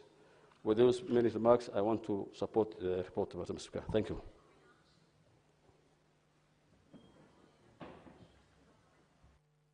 Senator Faki. Asante Bi Spika kwa kunipa fursa hii kuchangia ripoti ya kamati ya afya kutokana na ziara zao katika kaunti za Trans Nzoia, Pokot na Turkana. Mheshimiwa Spika, ni wazi kuwa kamati imefanya jambo kubwa kuweza kuzuru kaunti hizi kuangalia hali ya taasisi za afya katika kaunti hizo. Mheshimiwa Spika, ikumbuke kwamba afya ni moja ya zile huduma ambazo zimegatuliwa, na hapo nyuma kulikuwa kuna minunguniko kwamba kaunti zetu hazitoi huduma zinazostahili, na hivyo basi walikuwa wanataka huduma hizi zirudi katika serikali kuu. Mheshimiwa Spika, ripoti hii imeangazia mambo kadhaa, na mimi nitazungumzia mambo 5 ama 6 ambayo nimeona kwamba haya ni muhimu. Kwa mfano, Mheshimiwa Spika, kwanza ni kuwa ipo haja ya kuzitilia nguvu county assembly zetu, mabunge yetu ya county. Mheshimiwa Spika, mara nyingi mabunge yetu ya county yana upungufu kutokana na zile fedha ambazo wanapewa, na hivyo basi hawawezi kufanya masuala ya uangalizi, yani oversight, kama vile inavyohitajika. Kwa mfano, kamati zao, Mheshimiwa Spika, hazina pesa za kutosha, na hii inatokana na kwamba zile pesa ambazo zinapewa assembly zetu ni kidogo kulingana na vile hata sheria inavyosema. Kwa mfano, Mheshimiwa Spika, tukiangalia kaunti ya Mombasa katika mwaka huu ambao tumepitisha juzi, mwaka 2025-26, kaunti ya Mombasa itapata milioni 830 ama 50 kama sikukosea, lakini fedha ambazo zilikuwa zinahitajika hasa kisheria zilikuwa ni karibu bilioni 1 ama milioni 960. Hii ni kwa sababu zile fedha ambazo zinagawanywa, Mheshimiwa Spika, hazizingatii sheria. Tukiangalia katika zile kanuni za usimamizi wa fedha za umma, yani Public Finance Management Regulations, kanuni namba 25(1) inasema kwamba fedha ambazo zitakwenda katika county assembly kwa mwaka ni 7% ya mapato yote ya county ile, ama mara 2 ya gharama za mishahara ya county ile. Kwa hiyo Mheshimiwa Spika, kama ingekuwa imefuatwa hii sheria kikamilifu, kaunti zetu zingeweza kupata fedha za kutosha za kuwezesha kwenda mashinani kuzuri hizi taasisi za hospitali ili kuona kwamba kazi inafanyika kama inavyostahili. Mheshimiwa Spika, jambo la pili ni kwamba wanasema kuwe na ushirikiano baina ya ofisi za seneta na mabunge ya county, ama mjumbe wa bunge la county ya maeneo tofauti tofauti. Mheshimiwa Spika, nikizungumzia Mombasa, mapema mwaka huu nilifanya ziara za ukaguzi katika county zetu, wadi zetu zote za Mombasa, Mheshimiwa Spika. Na jambo la kusikitisha ni kwamba wabunge wengi wa bunge la county ya Mombasa walisita kuandamana na mimi katika ziara zile. Walikuwa na hofu kwamba iwapo wataonekana na mimi, itaonekana kwamba kama wao wanapinga serikali ya county ya Mombasa. Kwa hiyo Mheshimiwa Spika, hii nadharia kwamba ukifanya ukaguzi unampinga gavana, ama ukifanya ukaguzi uko kinyume na serikali ya county ya mahali fulani, hiyo Mheshimiwa Spika ni nadharia mbovu, kwa sababu sisi ndio tunapitisha fedha zinazokwenda kwenye county, na sisi tuna jukumu, Mheshimiwa Spika, la kuhakikisha kwamba fedha zile zinatumika kwa yale mambo ambayo yanastahili kutumika. Hatuwezi kuwa tunapiga kelele hapa, tunatoa michango yetu kusaidia kuhakikisha kwamba pesa zinakwenda kwenye county, na zikifika kule mtu anasema kwamba fedha zile atatumia vile anavyotaka kinyume na sheria. Kwa hiyo Mheshimiwa Spika, ipo haja ya huu ushirikiano, kwa sababu seneta hawezi kuwa katika kila wodi, lakini yule bunge wa county awapo mbunge wa bunge la county atakapokuwa anashirikiana na seneta wake, wanaweza kujua ni mambo gani ambayo yanastahili katika wodi yake, na vile vile aweze kufuatiliwa. Kwa mfano Mheshimiwa Spika, nilipozuru Mombasa nilipata ushirikiano mkubwa kutoka kwa mbunge wa bunge la wodi ya Changamwe ambaye ni Mheshimiwa Ugutu, mjumbe wa wodi ya Kazandani Mheshimiwa Kushe, mbunge wa wodi ya Mwakirunge Mheshimiwa Mwinyi, mbunge wa wodi ya Mikindani Mheshimiwa Madialo. Wote hao tulishirikiana, tulitembea pamoja, tukahakikisha kwamba tunaona zile huduma ambazo wanapewa wananchi wao. Mheshimiwa Spika, masuala ya upungufu wa wafanyikazi, hili ni muhimu sana Mheshimiwa Spika, kwa sababu huduma haziwezi kutolewa iwapo hakuna wafanyakazi wa kutosha. Mombasa tulipozuru Mheshimiwa Spika, katika kila taasisi ama kila zahanati ama kila hospitali tuliozuru kulikuwa na upungufu wa madaktari, kuna upungufu wa wauguzi, kuna upungufu wa wale wanaotoa dawa kwa wagonjwa, vile vile pia kuna upungufu wa hata wale wafanyaji kazi wa hali ya chini ambao wanatoa huduma za ufagiaji ama za usafi katika taasisi zile. Na Mheshimiwa Spika, tatizo moja ambalo kubwa tulilipata ni kuwa kuna wengi walikuwa wanaajiriwa na ile taasisi ama ile facility, lakini kaunti ya Mombasa ilikuwa imetoa agizo kwamba hakuna taasisi kuajiri, na taasisi walikuwa wanaajiri kutokana na yale mapato ambayo walikuwa yanapatikana. Kwa hivyo, kwa sababu hiyo ya kuzuiliwa kuajiri, Mheshimiwa Spika, kulikuwa kuna shida kwamba hata wafagiaji walikuwa hawapati nafasi ya kuweza kufanya kazi katika taasisi zile. Jambo lingine ambalo pia tumeweza kupata ambalo limezungumziwa katika ripoti hii ni kuvunjika moyo kwa wafanyaji kazi, Mheshimiwa Spika, kwa sababu wanafanya kazi masaa mengi na malipo ni machache, na vile vile hata mapumziko pia hawana. Kwa mfano, wengine walikuwa wanaingia kazini saa 12 asubuhi, anatoka 12 jioni, na kazi hii inafanywa kuanzia Jumatatu mpaka Jumamosi, Mheshimiwa Spika. Kwa hivyo low staff morale sio kwa wale wahudumu muhimu wa hospitali, lakini hata wale wafanyaji kazi wa CHW wa afya ya umma ambao wameajiriwa, Mheshimiwa Spika, wengi wao pia walikuwa kwa hali yao ya morali imekuwa chini kwa sababu ya kwanza malipo ni duni, na vile vile pia hawapate malipo yale kwa wakati unaofaa. Mheshimiwa Spika, jambo lingine ambalo limezungumziwa katika ripoti hii ni usalama wa zile taasisi. Mheshimiwa Spika, tulizuru taasisi ya Shikaadabu, Mheshimiwa Spika, ambapo ua wake ama ukuta ulikuwa umevunjwa wakati inajengwa barabara ya Likoni Lungalunga. Mheshimiwa Spika, mpaka sasa ninavyokuambia kwamba ukuta ule bado haujajengwa, na vile vile pia hakuna security yoyote ya wafanyaji kazi katika taasisi ile. Kuna wakati walivamiwa usiku, wakapokonywa simu zao, TV ambayo ilikuwa inatumika pale ikaibiwa, lakini mpaka sasa, Mheshimiwa Spika, hakujaweza kujengwa tena ukuta mwingine wa usalama ili kuhakikisha kwamba wale wanaofanya kazi pale na wagonjwa wanaokuja usiku wanaweza kupata usalama katika mali na maisha yao.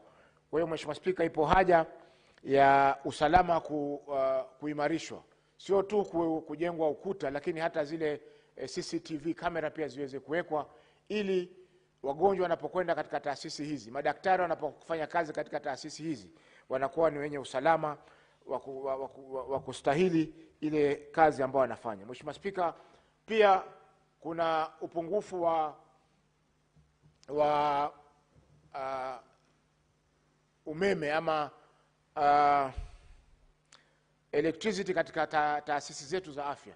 Mheshimiwa Spika, zile ambazo ziko mbali na miji hazina umeme, ambapo unapata kwamba wale wanaofanya kazi katika maabara hawawezi kuweka zile specimen ambazo zimechukuliwa, hawawezi kuweka damu ambayo wagonjwa wanaweza kuhitaji ili iweze kutumika kwa siku zingine zinazokuja za usoni. Kwa hiyo, Mheshimiwa Spika, hii masuala ya umeme, ipo haja pia ya kupendekeza kwamba taasisi nyingi ziweze kuunganishwa kwa umeme wa jua, yani solar energy, ili kuhakikisha kwamba hakuna gharama ya mwezi kila mwezi kulipa Kenya Power, kwa sababu tumeona kwamba mara nyingi Kenya Power inaweza kuwalipa, lakini huduma yao pia si ya kutegemea. Mheshimiwa Spika, jambo nyingine ambalo pia nimeona ni kwamba kuna katika kaunti zetu kuna zile tunazoita kwamba kwa Kiingereza misguided priorities. Kwa mfano, Mheshimiwa Spika, tulipozuru kaunti ya Mombasa, taasisi fulani za Mombasa, tulipata pana kwamba katika wodi ya Mlaleo kuna hospitali ambayo kwa sasa iko level 3, na upande wa pili ni wodi tofauti ambayo hiyo Mlaleo iko katika wodi ya Freetown na upande wa pili iko wodi ya Mjambwele.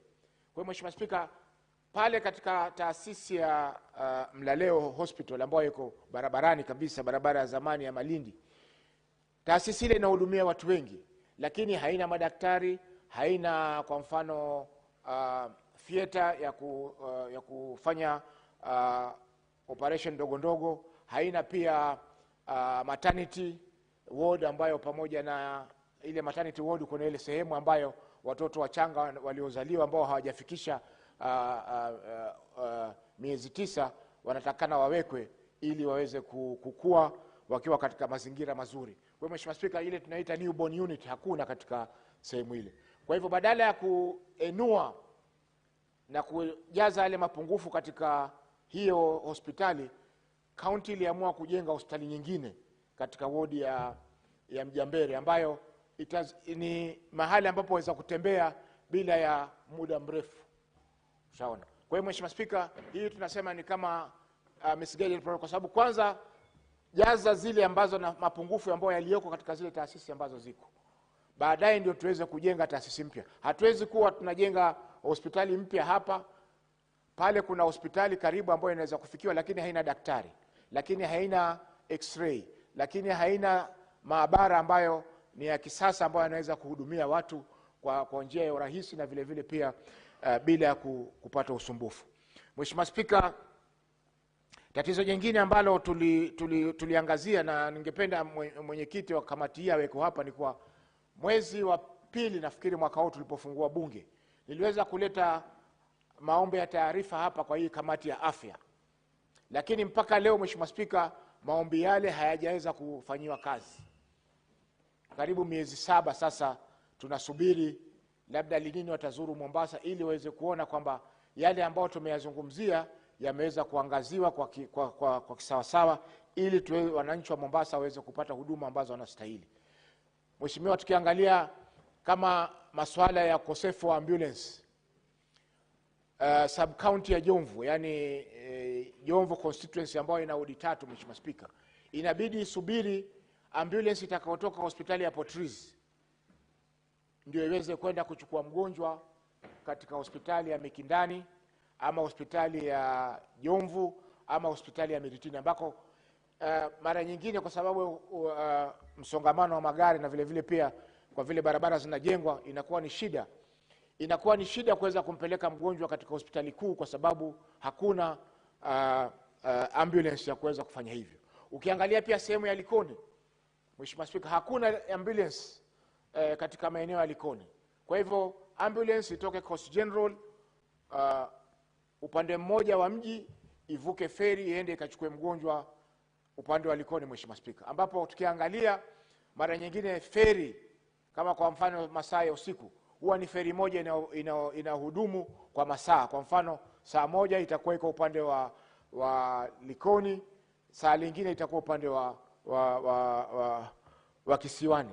Hivyo basi inapata kwamba mgonjwa anaweza kuchelewa kuweza kufikishwa katika hospitali kwa sababu ya upungufu wa hizi ambulance ambazo ziko. Mheshimiwa Spika, jambo moja ambalo pia tulikuwa tumelizangazia ni hali mbaya ya zile taasisi. Lakini tumeona kwamba baadhi ya yale marekebisho yamefanya. Kwa mfano ile hospitali ya Chuda imeweza kupakwa rangi na zile sehemu ambazo zilikuwa zinavuja kuweza kuzibwa. Lakini Mheshimiwa Spika, hiyo bado haitoshi kwa sababu ziko mambo mengi ambayo tuliyapendekeza katika ripoti yetu ya ukaguzi ambao mpaka sasa kaunti ya Mombasa hawajaweza kuyahudumia kwa kikamilifu. Kwa hiyo Mheshimiwa Spika, ninaunga mkono hii ripoti na ningependa kamati iweze kuharakisha ziara hizi katika kaunti nyingine, kwa sababu kuna zile kaunti ambazo ni za mbali. Kwa mfano kaunti ya Tana River, kaunti ya Lamu, kaunti za Mandera, kaunti za Wajia, ambako huduma hizi Mheshimiwa Spika ni muhimu lakini vile vile haziwezi kupatikana.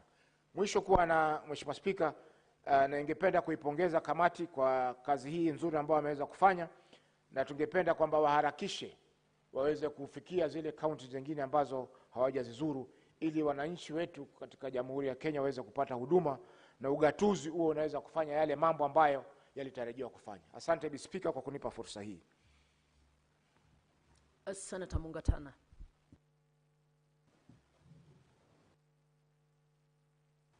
Thank you, Madam Speaker, for giving me the opportunity to make my comments on the report by the Health Committee on the inspection tour of health facilities in West Pokot, Trans Nzoia, and Turkana. Madam Speaker, this report clearly is a reflection of what is happening in our counties. Madam Speaker, I want to first of all commend the chair of this committee together with the team of senators who made a decision to visit West Pokot, Trans Nzoia, and Turkana, because these are some of the counties that are placed far off from Nairobi, and what the committee has come up with is a very comprehensive report. But I'm going to focus on their visit to Kitale County Referral Hospital. Madam Speaker, the theater there is not having sufficient members of staff. They are handling about 50 to 200 cases per month with insufficient members of staff in that unit. The renal unit, Madam Speaker, where people go and do dialysis, is also understaffed. And the report bears us that sometimes the equipment is not functional. Madam Speaker, the maternity ward is also a very busy ward, but again, it has challenges, not to mention the pediatric ward, the laboratory, the pharmacy, and even in the same referral hospital, security challenges exist, and this is a referral hospital, Madam Speaker. Madam Speaker, this is a reflection of what is happening even in Tana River County. Madam Speaker, when you look at the budget that we sent, that the money that we sent to Tana River County, 2024-2025 budget, the amount of money that was allocated for health, it's 1.93 billion, which represents 18.6% of all the entire county budget. Madam Speaker, 1.93 billion of the funds that have been given to county, Tana River County, most of it, the bulk of this money, instead of going towards helping developing infrastructure within the county, helping to develop the theater, helping to develop the maternity and the renal unit within the Hola Referral Hospital, Madam Speaker, this money, 1.93 billion, has gone towards recurrent expenditure. Madam Speaker, this is an indictment on the governor. It is an indictment on the CEC in charge of health, and even on the chief officer in charge of health. These three people, Madam Speaker, when the funds have been allocated to your department, and then you take the same money, allocate most of it towards recurrent expenditures.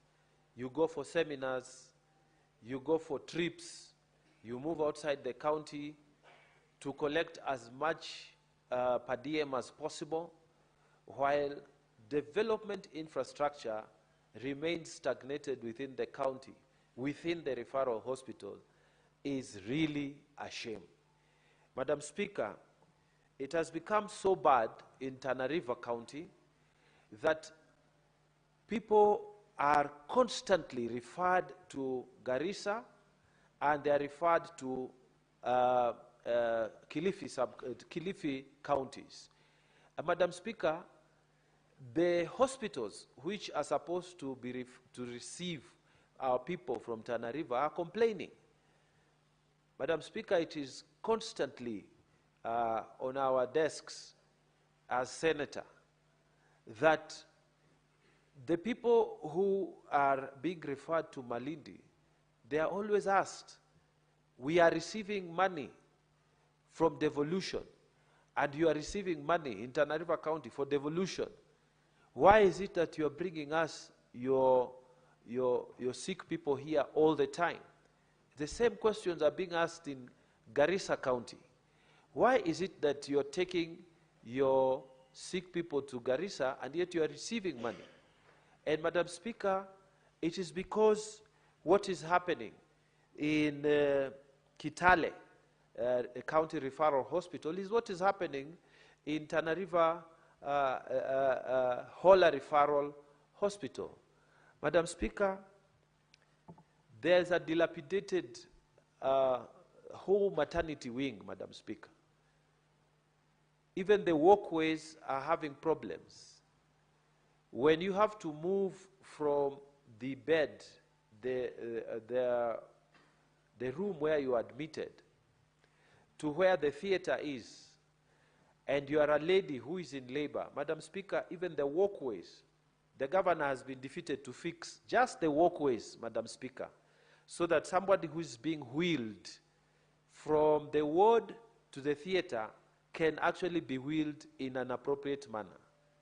Madam Speaker, security issues, which are in Kitale Hospital, they are worse in Tana River County Hospital.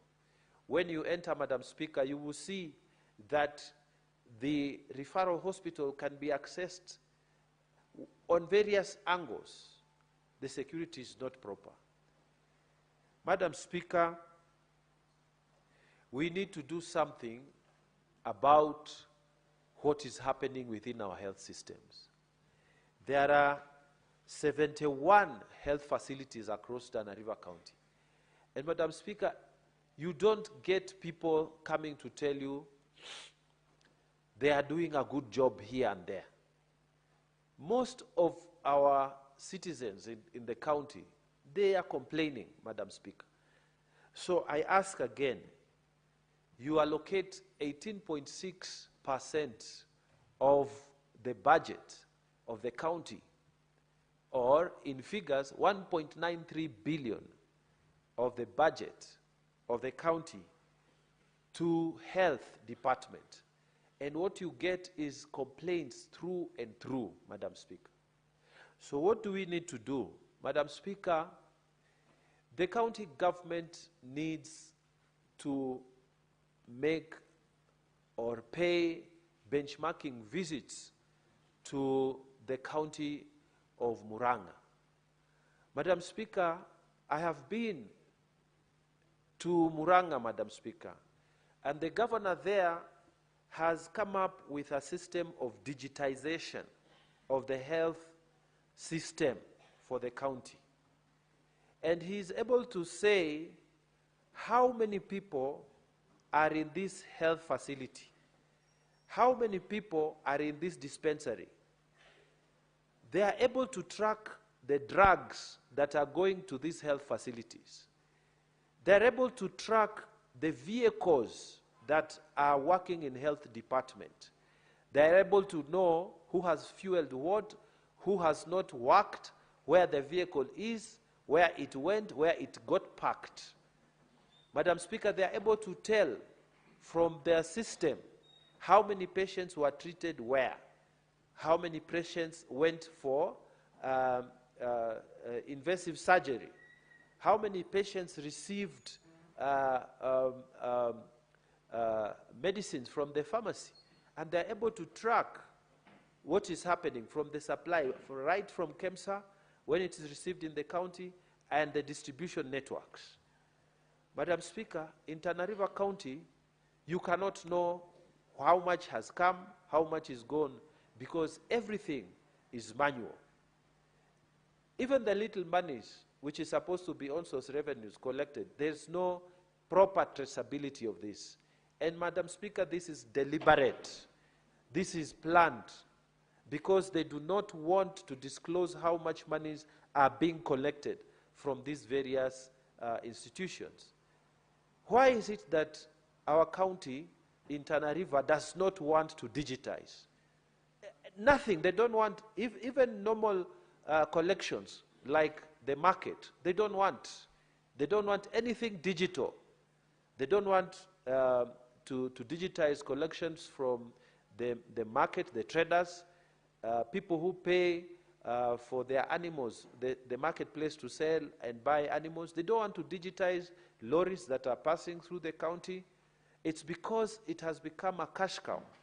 People are stealing money left, right, and center, and it is a shame that someone can run for governorship and then they end up not managing any of the resources properly. They cannot account, and they do not want to put the systems.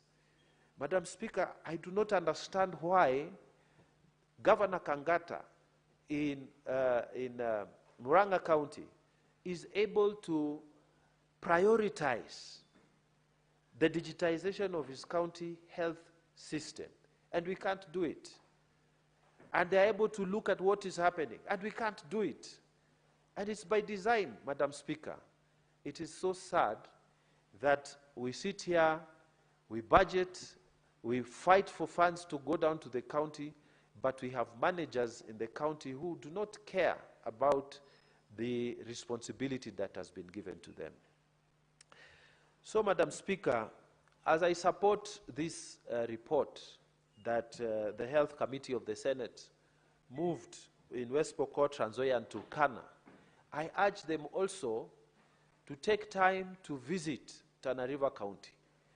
Madam Speaker, it's pathetic because we have a system that is broken down, a system that cannot account for the monies that are there.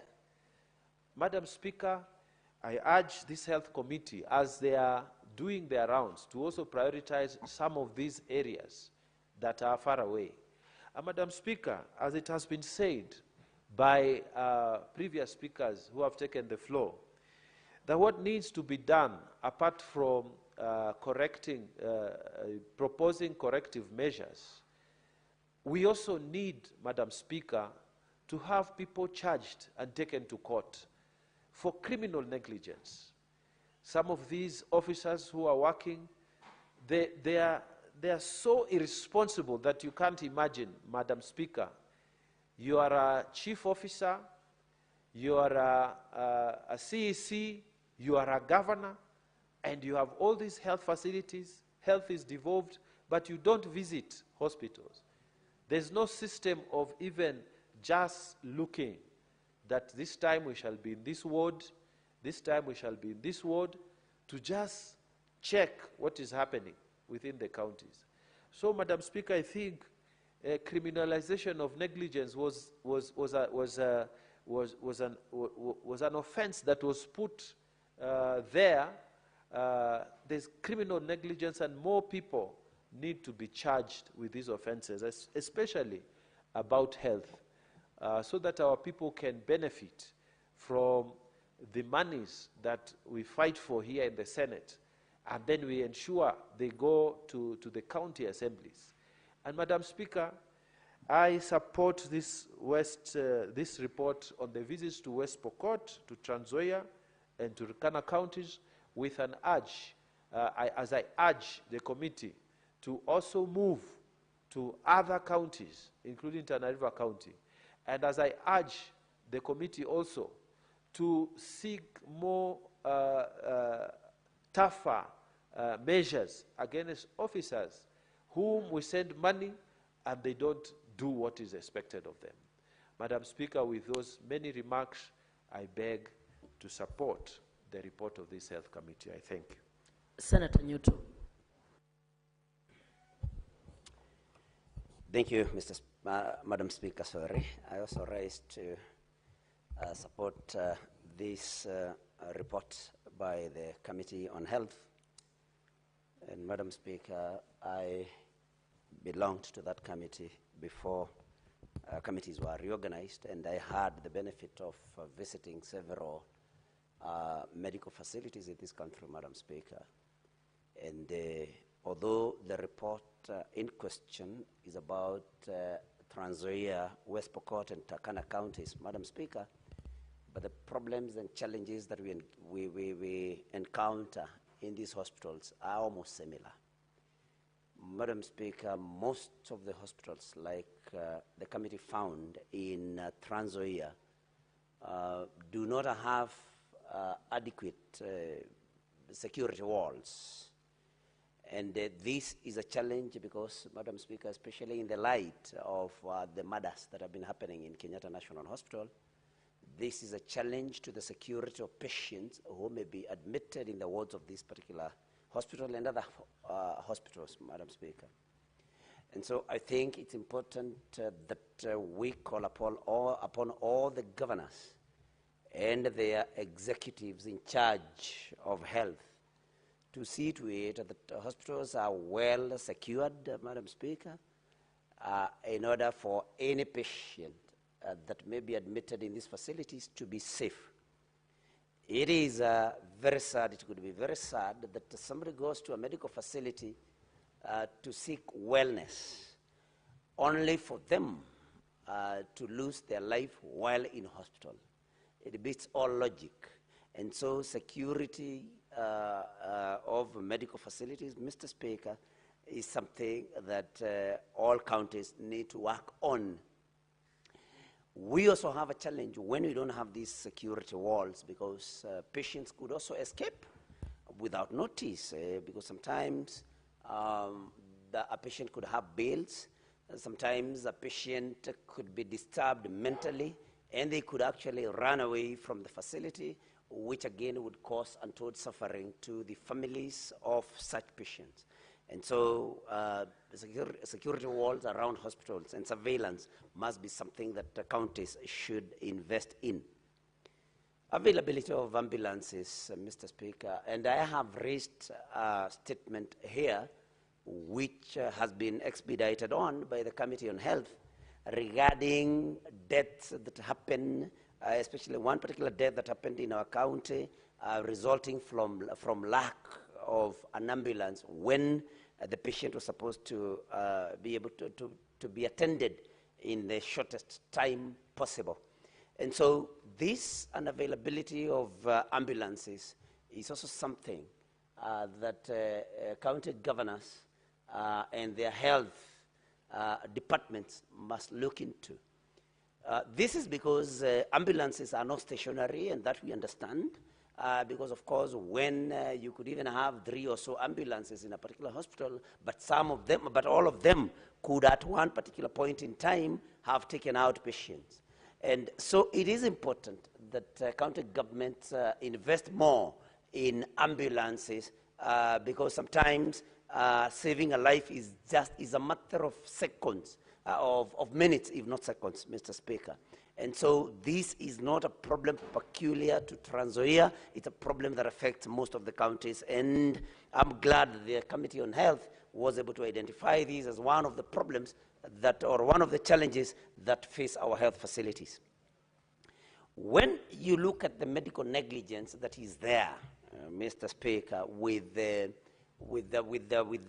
medical staff, sometimes because their morale is low, because maybe the contractual agreements are not very friendly to them. And of course, in this age of lack of jobs, somebody then signs in any job that comes around. I think it's important as counties do their budgets to allocate more or sufficient amounts of resources in order for them to see to it that all medical staff are highly motivated by way of pay and also by the conditions of the environment of work at the hospitals, in order for this very important service to be offered by people or by staff that is highly motivated and ready to deliver.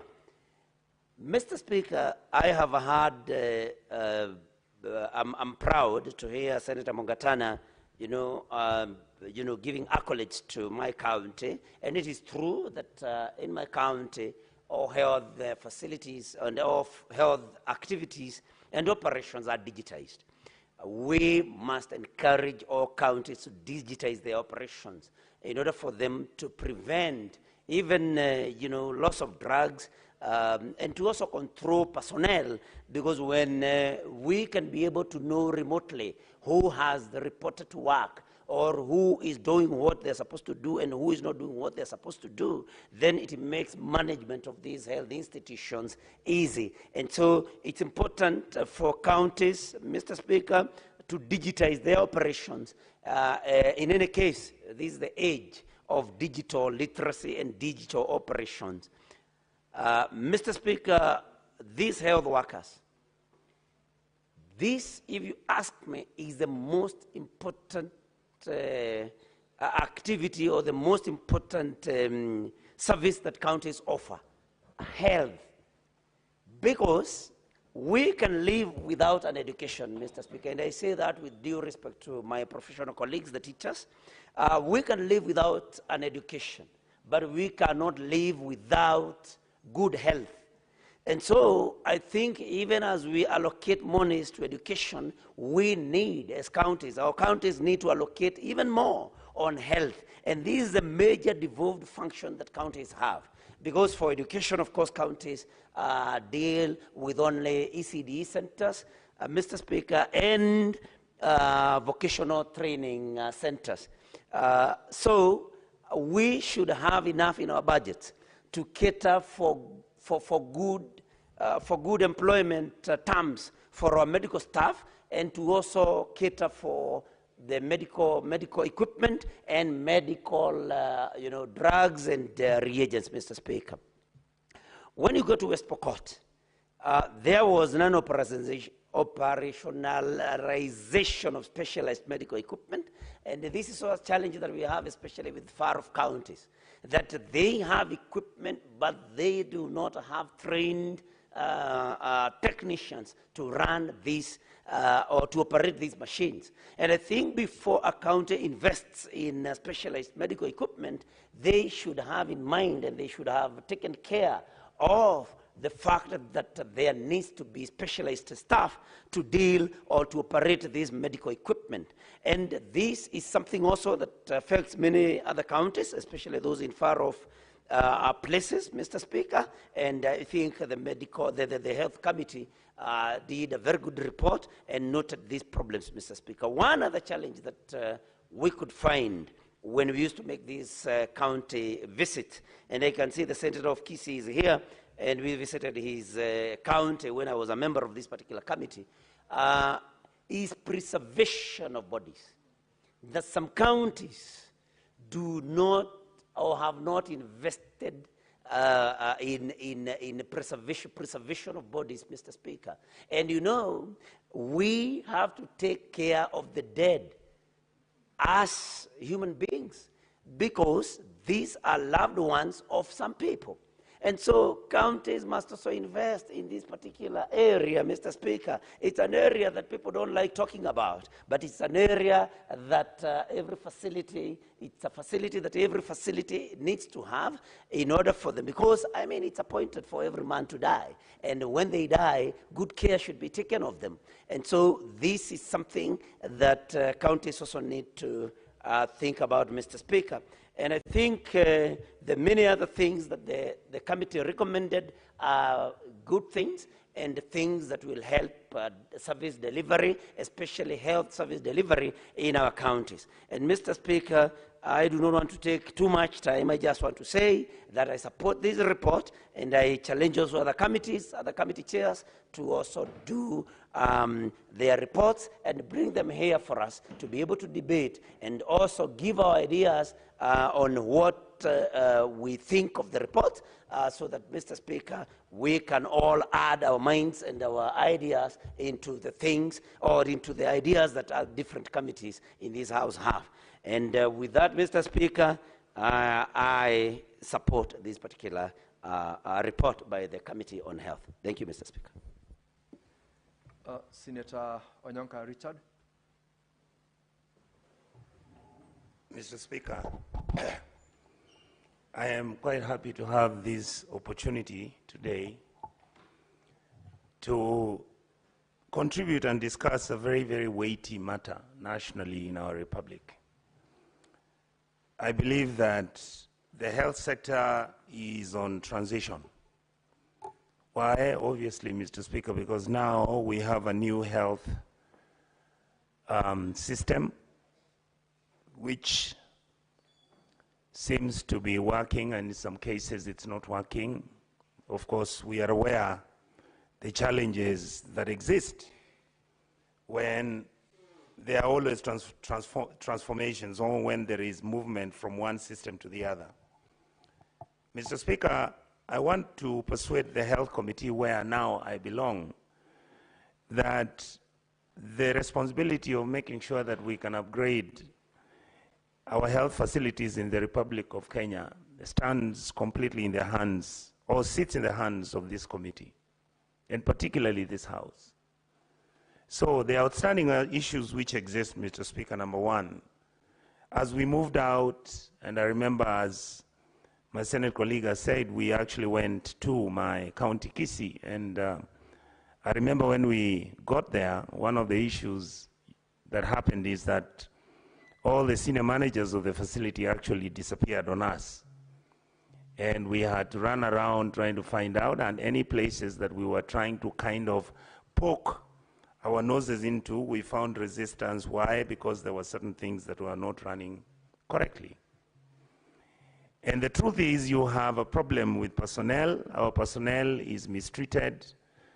You find sometimes the workers in all the health facilities in our republic are cross-transferred without even considering how many years somebody has been trained, how far he has been educated, and what skills he has picked or she has picked, so that then they can participate in the development of our counties by providing excellent health care. But that is not the case, because, Mr. Speaker, we as politicians then are actually the culprits. We go into these facilities and destabilize them because we either want to employ friends and relatives. Sometimes we want to employ people who we can misuse to get into the murky waters of the corruption that goes on through these facilities. Mr. Speaker, you know that health facilities collect revenue, but most of our county governments don't have a financial structure and a financial platform which manages the collection of this revenue.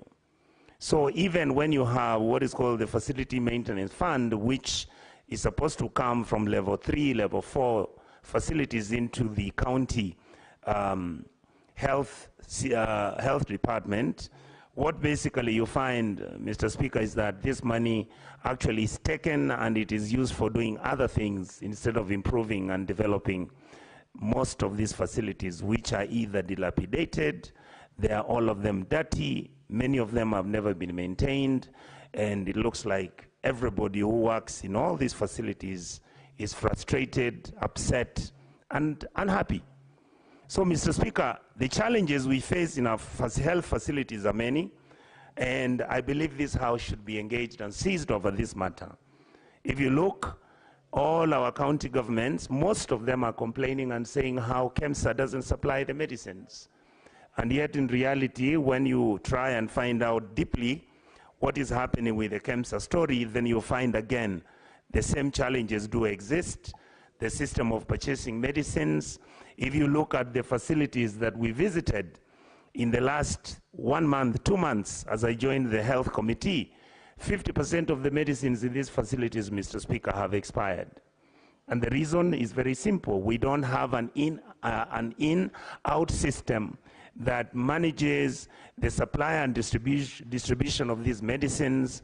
As a result, what do you find, Mr. Speaker? That even the people who are supposed to be changing these medicines once they have gotten into the health facilities, in fact, they even take them and sell them to other health facilities because nobody follows that these medicines are expired or not.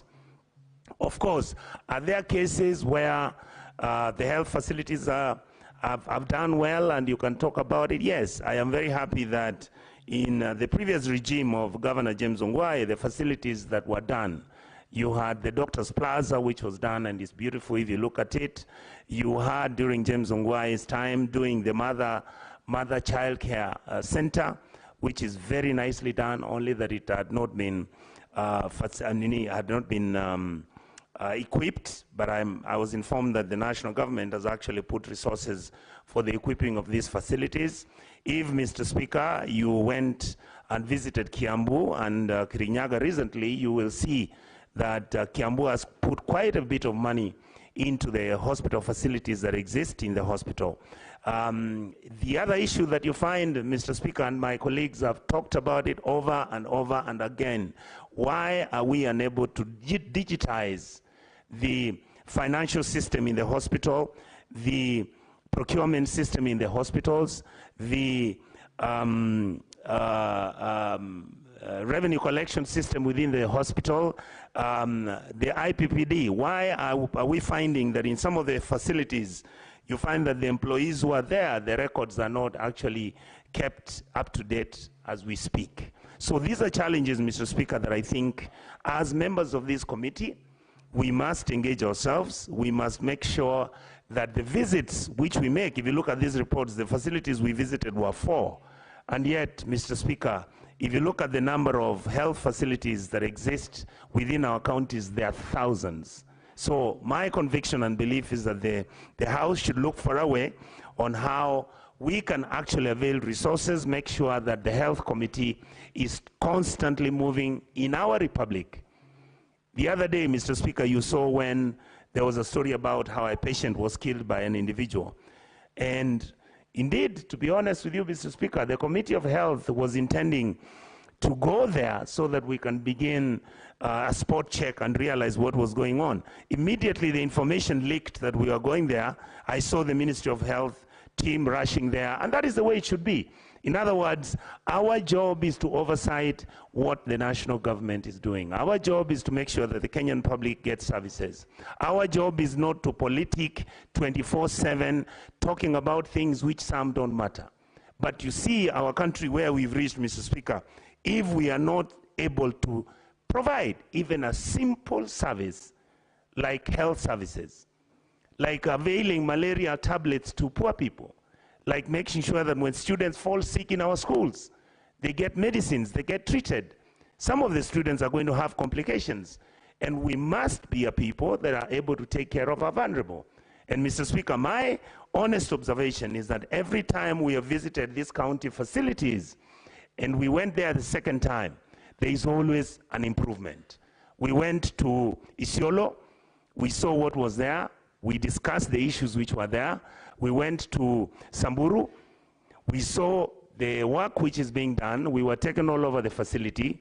We were actually happy that the governor made it possible for us to go and look at every single item that is positive and that is wrong with his hospital. And yet, of course, when we walked in, like all the hospitals in Kenya, we are not able to deal with our septic material. We don't have well done, Mr.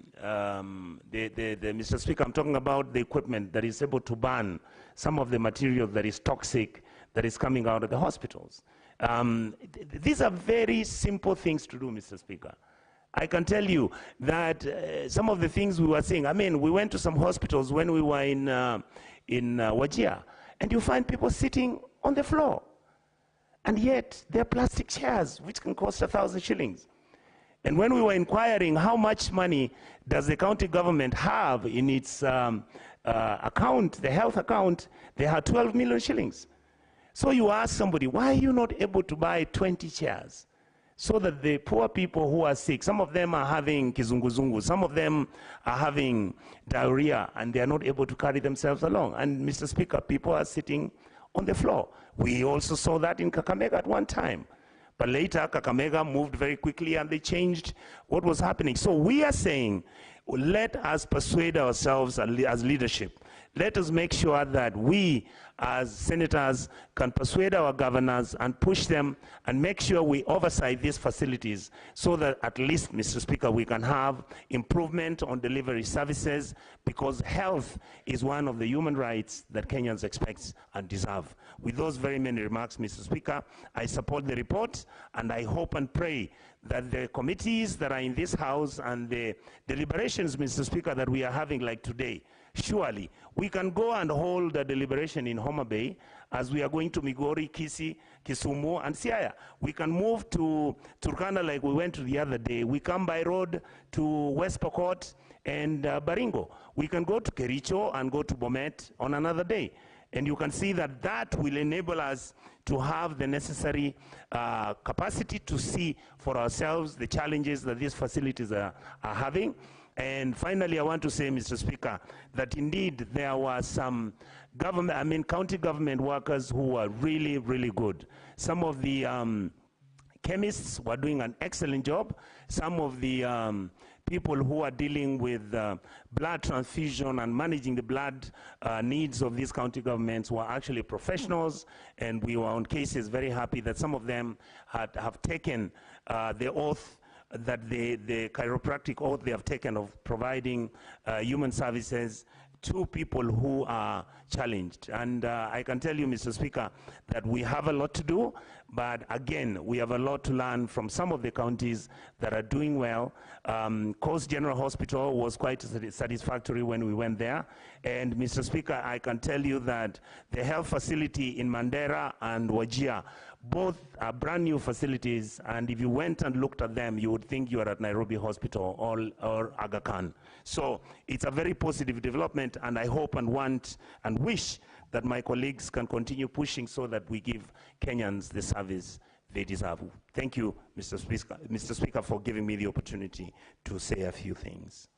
Thank you, Senator Professor Tom Agenda. Thank you, Mr. Speaker. Mr. Speaker, with a sad heart this afternoon, this morning we lost property in Baspark in Kisumu County when a fire outbreak brought down about 60 units, business units at Baspark, and we are busy reconstructing and helping with the health needs and other needs of those residents. And so, Mr. Speaker, my contribution to the report on the Standing Committee on Health comes hot on the heels of something I had to deal with this morning, Mr. Speaker. Mr. Speaker, I just want to say that this report comes at a point when we are facing the devolution conference that will be held in Homa Bay between the 12th to the 15th of August 2025. And I think next week we'll all be busy in Homa Bay trying to deal with the various aspects of devolution. And one such devolved service, Mr. Speaker, is the health sector. And the health sector, thanks to the chair of the Health Committee, Governor Jackson Mandago, has made strides in ensuring that every county, Mr. Speaker, lives up to the expectations of the standard of health required under the new system, Mr. Speaker, that has redefined the provision of health. And Mr. Speaker, because now we have a transformation, or move from the initial system that had a number of issues, the NHIF system, now we have SHA, and we know, Mr. Speaker, that from the data that we have a daily subscription or registration of up to 18,000, up to 23,000, and upwards. And SHA is now subscribed to a level never imagined before. That we are at a level, Mr. Speaker, where we should be able to service our hospitals better than we did in the previous dispensation. And that not only applies, Mr. Speaker, to limited facilities, but to theater, to renal, to maternal units, to pediatric units, to laboratory, pharmacy, and even security. And that is what the testimony that we have from the visits that this committee carried to Kitale County, to Trans Nzoia County, to West Pokot County, and to Turkana counties, Mr. Speaker. Mr. Speaker, this visit mirrors some of the facilities that we have in Kisumu County, And we are glad, Mr. Speaker, that at this point, Mr. Speaker, Jaramogi Teaching and Hospital, Referral Hospital, JTRH, has now been elevated to a level 6 hospital. And its budget will move from the over Kenya shillings 1 billion that used to be in a budget to Kenya shillings 3 billion. An additional 2 billion because now it will be a level 6 hospital and it will be a parastatal with the capacity, Mr. Speaker, to absorb more staff, with the capacity, Mr. Speaker, to offer services that are not offered in level 5 and level 4 hospitals, Mr. Speaker. And Mr. Speaker, that will therefore mean, Mr. Speaker, that Jaramogi Teaching and Referral Hospital will therefore be of service to the other hospitals in Maseno, Mr. Speaker, Kombewa, in Paponditi, in Nyakach, Mr. Speaker, to Ahero, Mr. Speaker, and that will ensure, Mr. Speaker, that we have a referral hospital in the western region that will also serve other counties like Kakamega, Vihiga, Kisii, and Nyamira counties. So the elevation of Jaramogi Oginga Hospital, Mr. Speaker, to a referral could not have come at a better time because it will offer advanced medical facilities to the region, even to Kericho, Mr. Speaker, so that we will ensure, Mr. Speaker, that this facility should come in handy to help those who live in the western region of the country. Mr. Speaker, I must thank the Committee of Health for initiating the Mashinani Initiative on Health. The last time they did the circuit in Western, Mr. Speaker, they pointed to a number of human resource needs, the need of hospital or doctors in a Ahero Health Center, for instance, the need for doctors in Paponditi Health Center, Mr. Speaker, the need for personnel in Kombewa Health Center, Mr. Speaker, the need for personnel in Kisumu District Hospital and other facilities in my county, Mr. Speaker. This initiative should therefore continue to ensure that we prioritize and fill the gaps in these health needs in all counties, that we ensure that we have enough personnel to work in the theaters. In Trans Nzoia, we only have 7 nurses and 6 doctors handling over 200 cases per day. In Ahero, we had about just 6 nurses, which is way below the need of the public, Mr. Speaker. Mr. Speaker, the Reno unit needs to be serviced because we now have more and more cases, Mr. Speaker, of those who require kidney attention, Mr. Speaker, those who require dialysis, and therefore the committee should ensure that there are enough machines in these units. And Mr. Speaker, this brings into perspective primary oversight and secretary oversight. Our county assemblies must wake up and ensure that they undertake their role of primary oversight, to ensure that health as a devolved sector is properly oversighted, to ensure that the health committee in the county assemblies visits these hospitals to ensure that they deliver to the public. Mr. Speaker, health equals human rights. Health is primary, health is important. It's so fundamental, Mr. Speaker, that our maternity wards, our pediatric wards, our laboratories must work to meet the needs of our people. And there can be no substitute, Mr. Speaker, to good health. Mr. Speaker, this report comes at a time when we are moving to this conference. And, Mr. Speaker, it is inconceivable, Mr. Speaker, that basic things such as seats, and Mr. Nyonka has addressed this, can be missing in hospitals in Turkana when there's a budget and when there's money. We must ensure that the CCs responsible for health rise up to the occasion and ensure that health facilities in these countries and these counties work, Mr. Speaker. Mr. Speaker, with those few remarks, I support the report. Senator Esther Okenyuri. Thank you, Mr. Speaker. I also wish to comment on this report. First, I wish to congratulate the chair, Senator Jackson Mandago, and I wish to indicate that I equally contributed to this inspection visit because I was still a member of the Health Committee when this was happening. So I feel like this report should not be left out without my comment, Mr. Speaker. Mr. Speaker, when you look at most of the observations by the members of the committee, they actually show you the state of the healthcare system in our county government, not just in Trans Nzoia, West Pokot, but so many other county governments are facing these challenges, Mr. Speaker. And when you look at the proposal, the recommendation to have the county assemblies be given more oversight mandate, this is because so many things are happening which do not actually need the Committee of Senate for Health to go down there and see. If the health committees in the county assemblies were strong enough, some of these issues would be dealt with.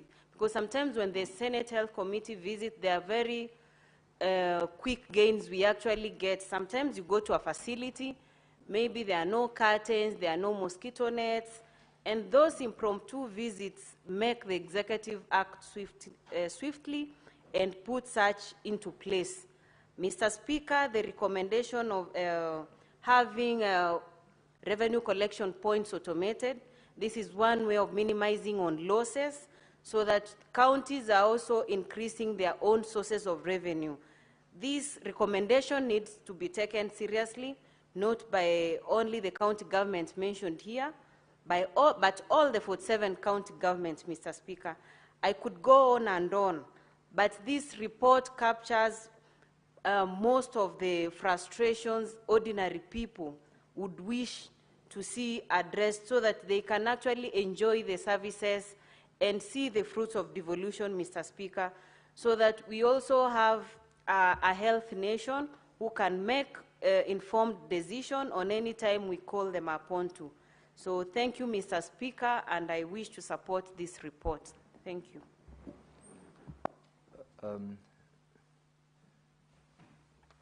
I believe, Senator Mandago, you are the chairperson and you will be expected to reply. I am seeing Senator Methu, who requested earlier on to speak to it. He's not in the House, and so there being no other member interested in contributing, I will call upon the chairperson to reply.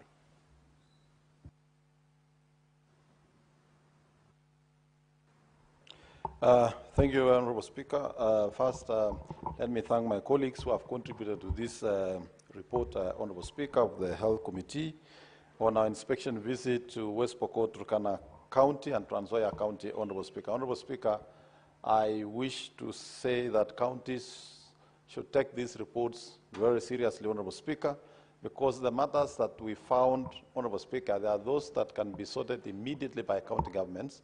There are those in the short term can also be addressed, Honorable Speaker, and there are those issues they need to plan as they do their budget making process to ensure sufficient resources are appropriated, Honorable Speaker, so that those matters can be addressed. Secondly, Honorable Speaker, I wish to encourage counties.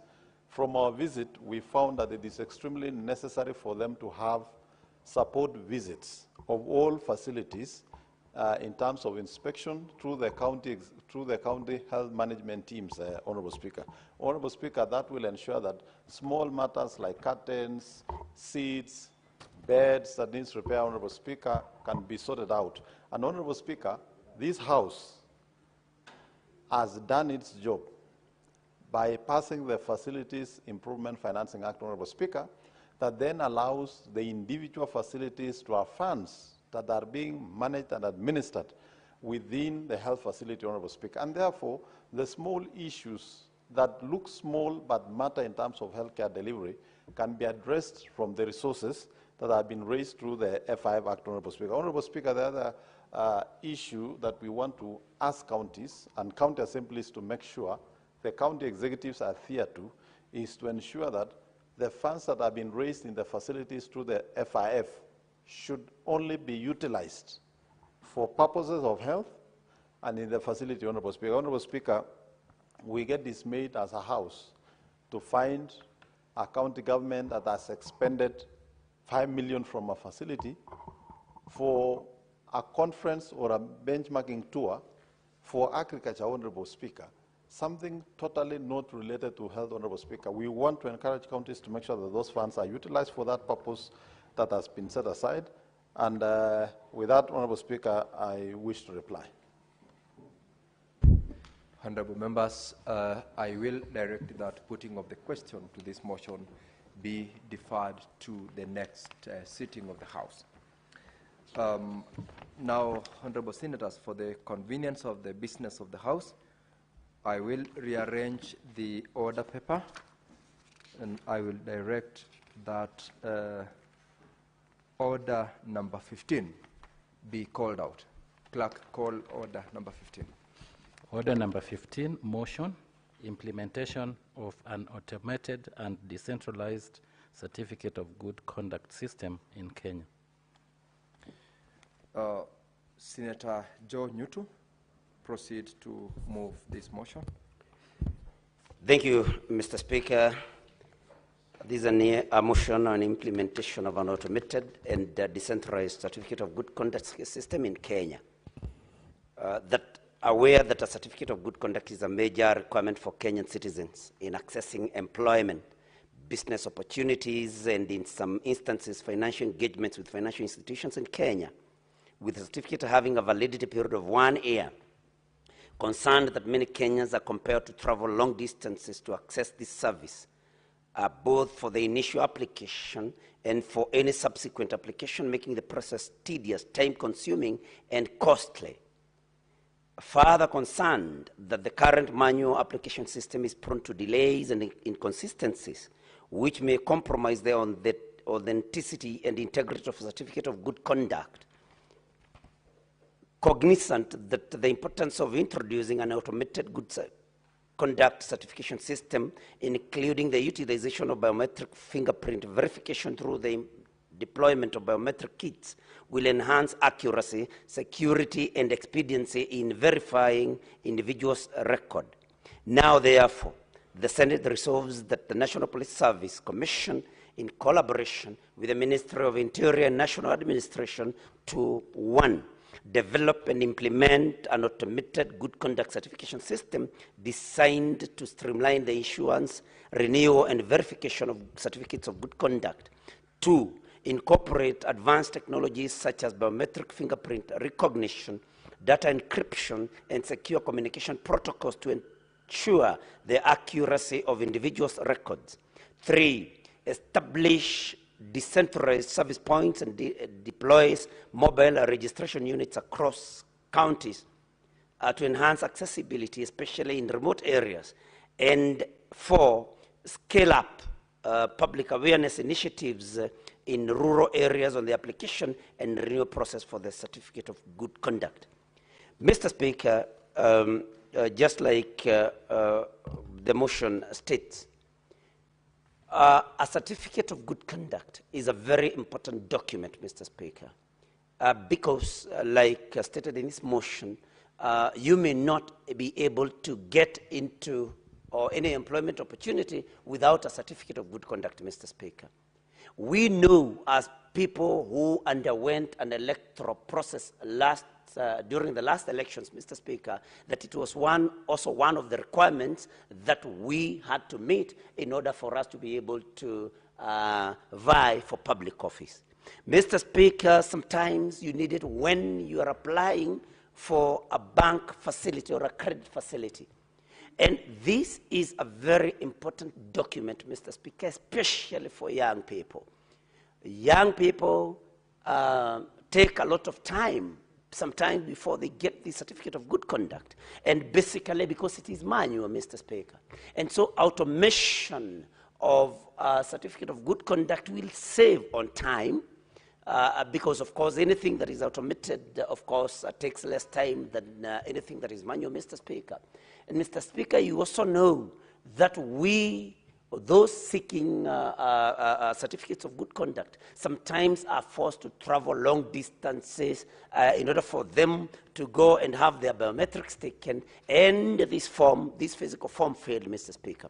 So automation of the processing of these most important documents will help our young people, will help every Kenyan who wants this particular certificate to do sometimes very urgent business, sometimes to make some very urgent application for a job, an urgent application for a facility, Mr. Speaker, because sometimes some Kenyans take even, sometimes Kenyans are forced to take some facility with the bank to attend to some health challenges, Mr. Speaker.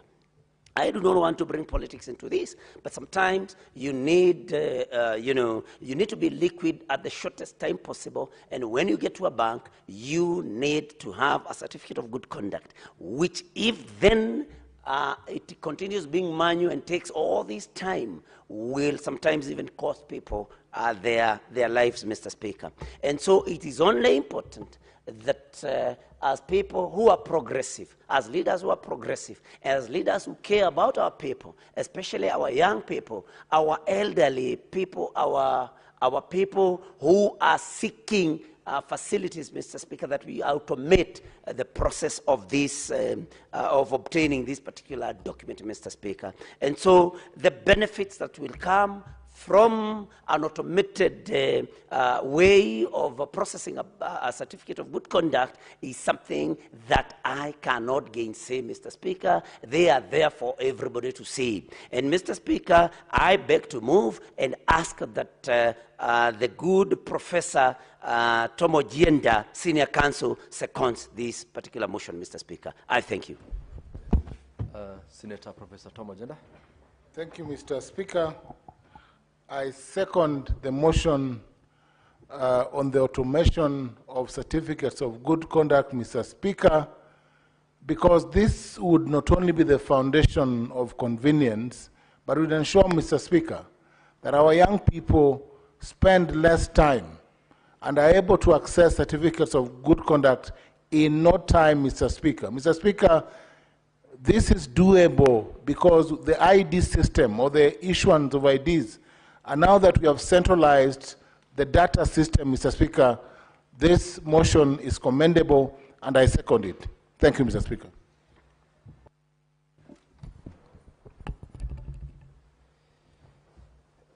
Honorable Senators, I now propose the question that aware that a certificate of good conduct is a major requirement for Kenyan citizens in assessing employment, business opportunities, and in some instances, financial engagements with financial institutions in Kenya, with the certificate having a validity period of 1 year. Concerned that many Kenyans are compelled to travel long distances to access this service, both for the initial application and for any subsequent applications, making the process tedious, time-consuming, and costly. Further concern that the current manual application system is prone to delays and inconsistencies which may compromise the authenticity and integrity of a certificate of good conduct.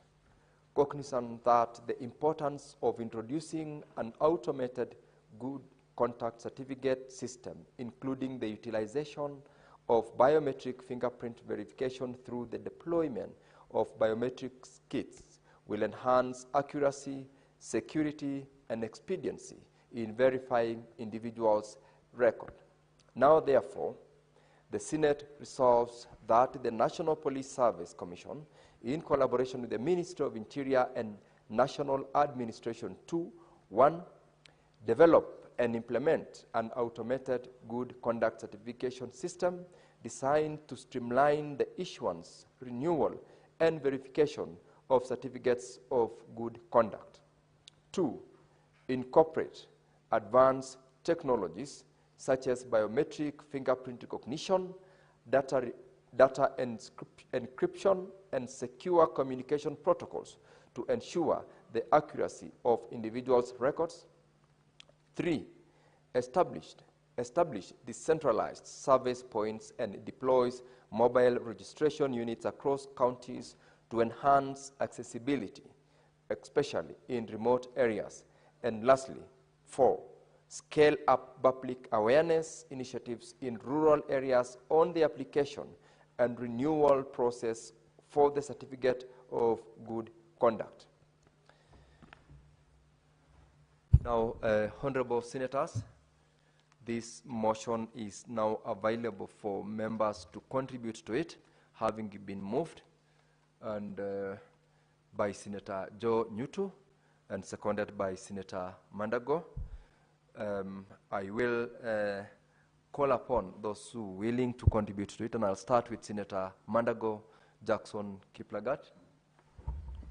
Thank you very much, Honorable Speaker. Honorable Speaker, this is a very critical motion because the document itself is a document that is required, Honorable Speaker, by not just the young people of this nation, but by citizens of this country who require verification in terms of their conduct and confirmation, Honorable Speaker, that indeed they are lawful citizens of this nation, for them to be able to access services ranging from employment to financial services, Honorable Speaker. Honorable Speaker, this being a critical document, its availability, therefore, is imperative that it's made possible that all citizens, regardless of the regions or the places they operate from, this service should be available, Honorable Speaker. Honorable Speaker, if you consider the milestones this government has covered in terms of provision of digital technology, Honorable Speaker, the fiber network in the country, Honorable Speaker, is at a coverage that we would comfortably say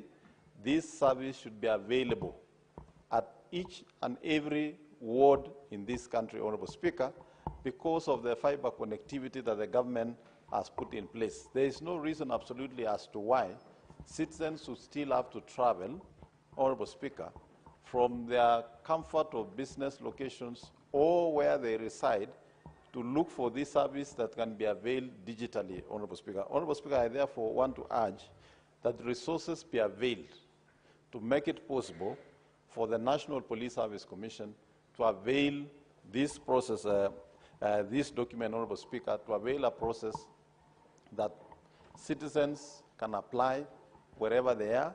They don't need to travel because of the availability of technology, Honorable Speaker. Honorable Speaker, this is one country that has a mobile phone penetration of about 95%, Honorable Speaker.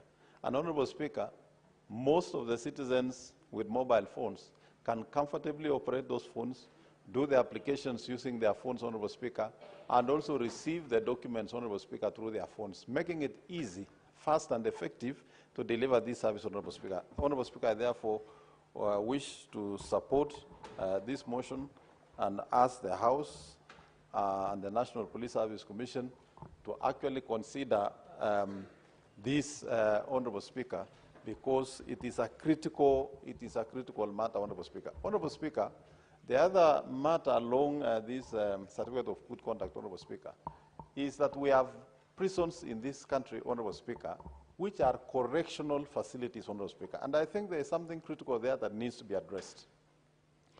When people are found to have broken the law and they are put to prison, Honorable Speaker, the purpose of the prisons is to actually offer correctional services, Honorable Speaker. Honorable Speaker, there are young people in this country who have been sentenced to prison. Their fingerprints have been taken, Honorable Speaker. They are unable to access these services because once they apply for the same good conduct, Honorable Speaker, the response will be, you are in the data, you are in our crime database, Honorable Speaker. What happens with a young person who has served their sentence, their time, they have been reformed? And remember, Honorable Speaker, some of these people come out with very useful skills and they become experts in some sectors, Honorable Speaker. Today, as we speak, Kenya Prisons is among the top manufacturers of top quality furniture in this country, Honorable Speaker, courtesy of the correctional services they are offering. What happens to these people who have gone through the process of correction? They have come out of those prisons, Honorable Speaker. Mandago, just hold your thoughts there because it is 1 o'clock. You will have a balance of 16 minutes to continue your contribution to the motion when the House next resumes. Now, Honorable Senators, it is now 1 p.m., time to adjourn the Senate. The Senate therefore stands adjourned until later today, Wednesday, 6th of August 2025 at 2:30 p.m.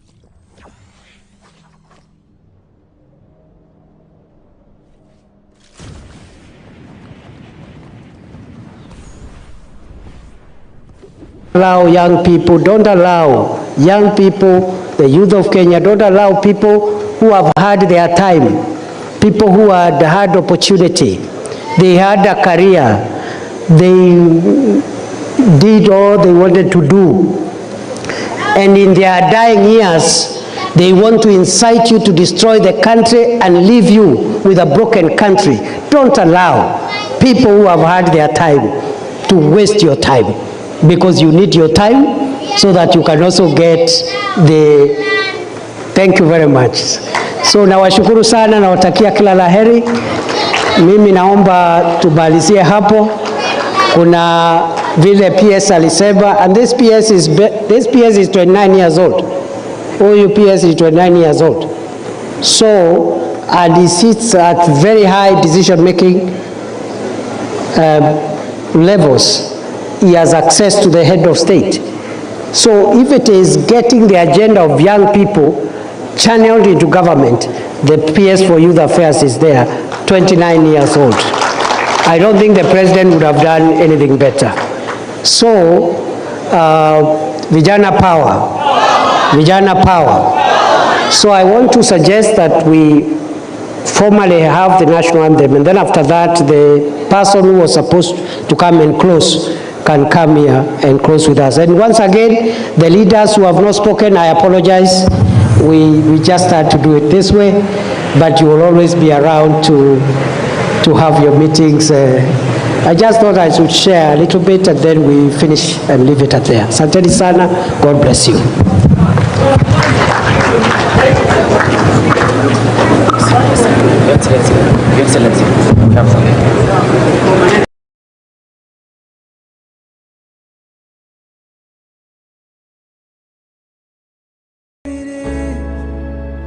Nothing compares to this.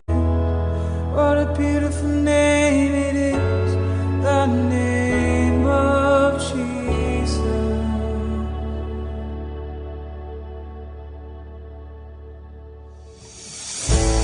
Didn't want to be without us.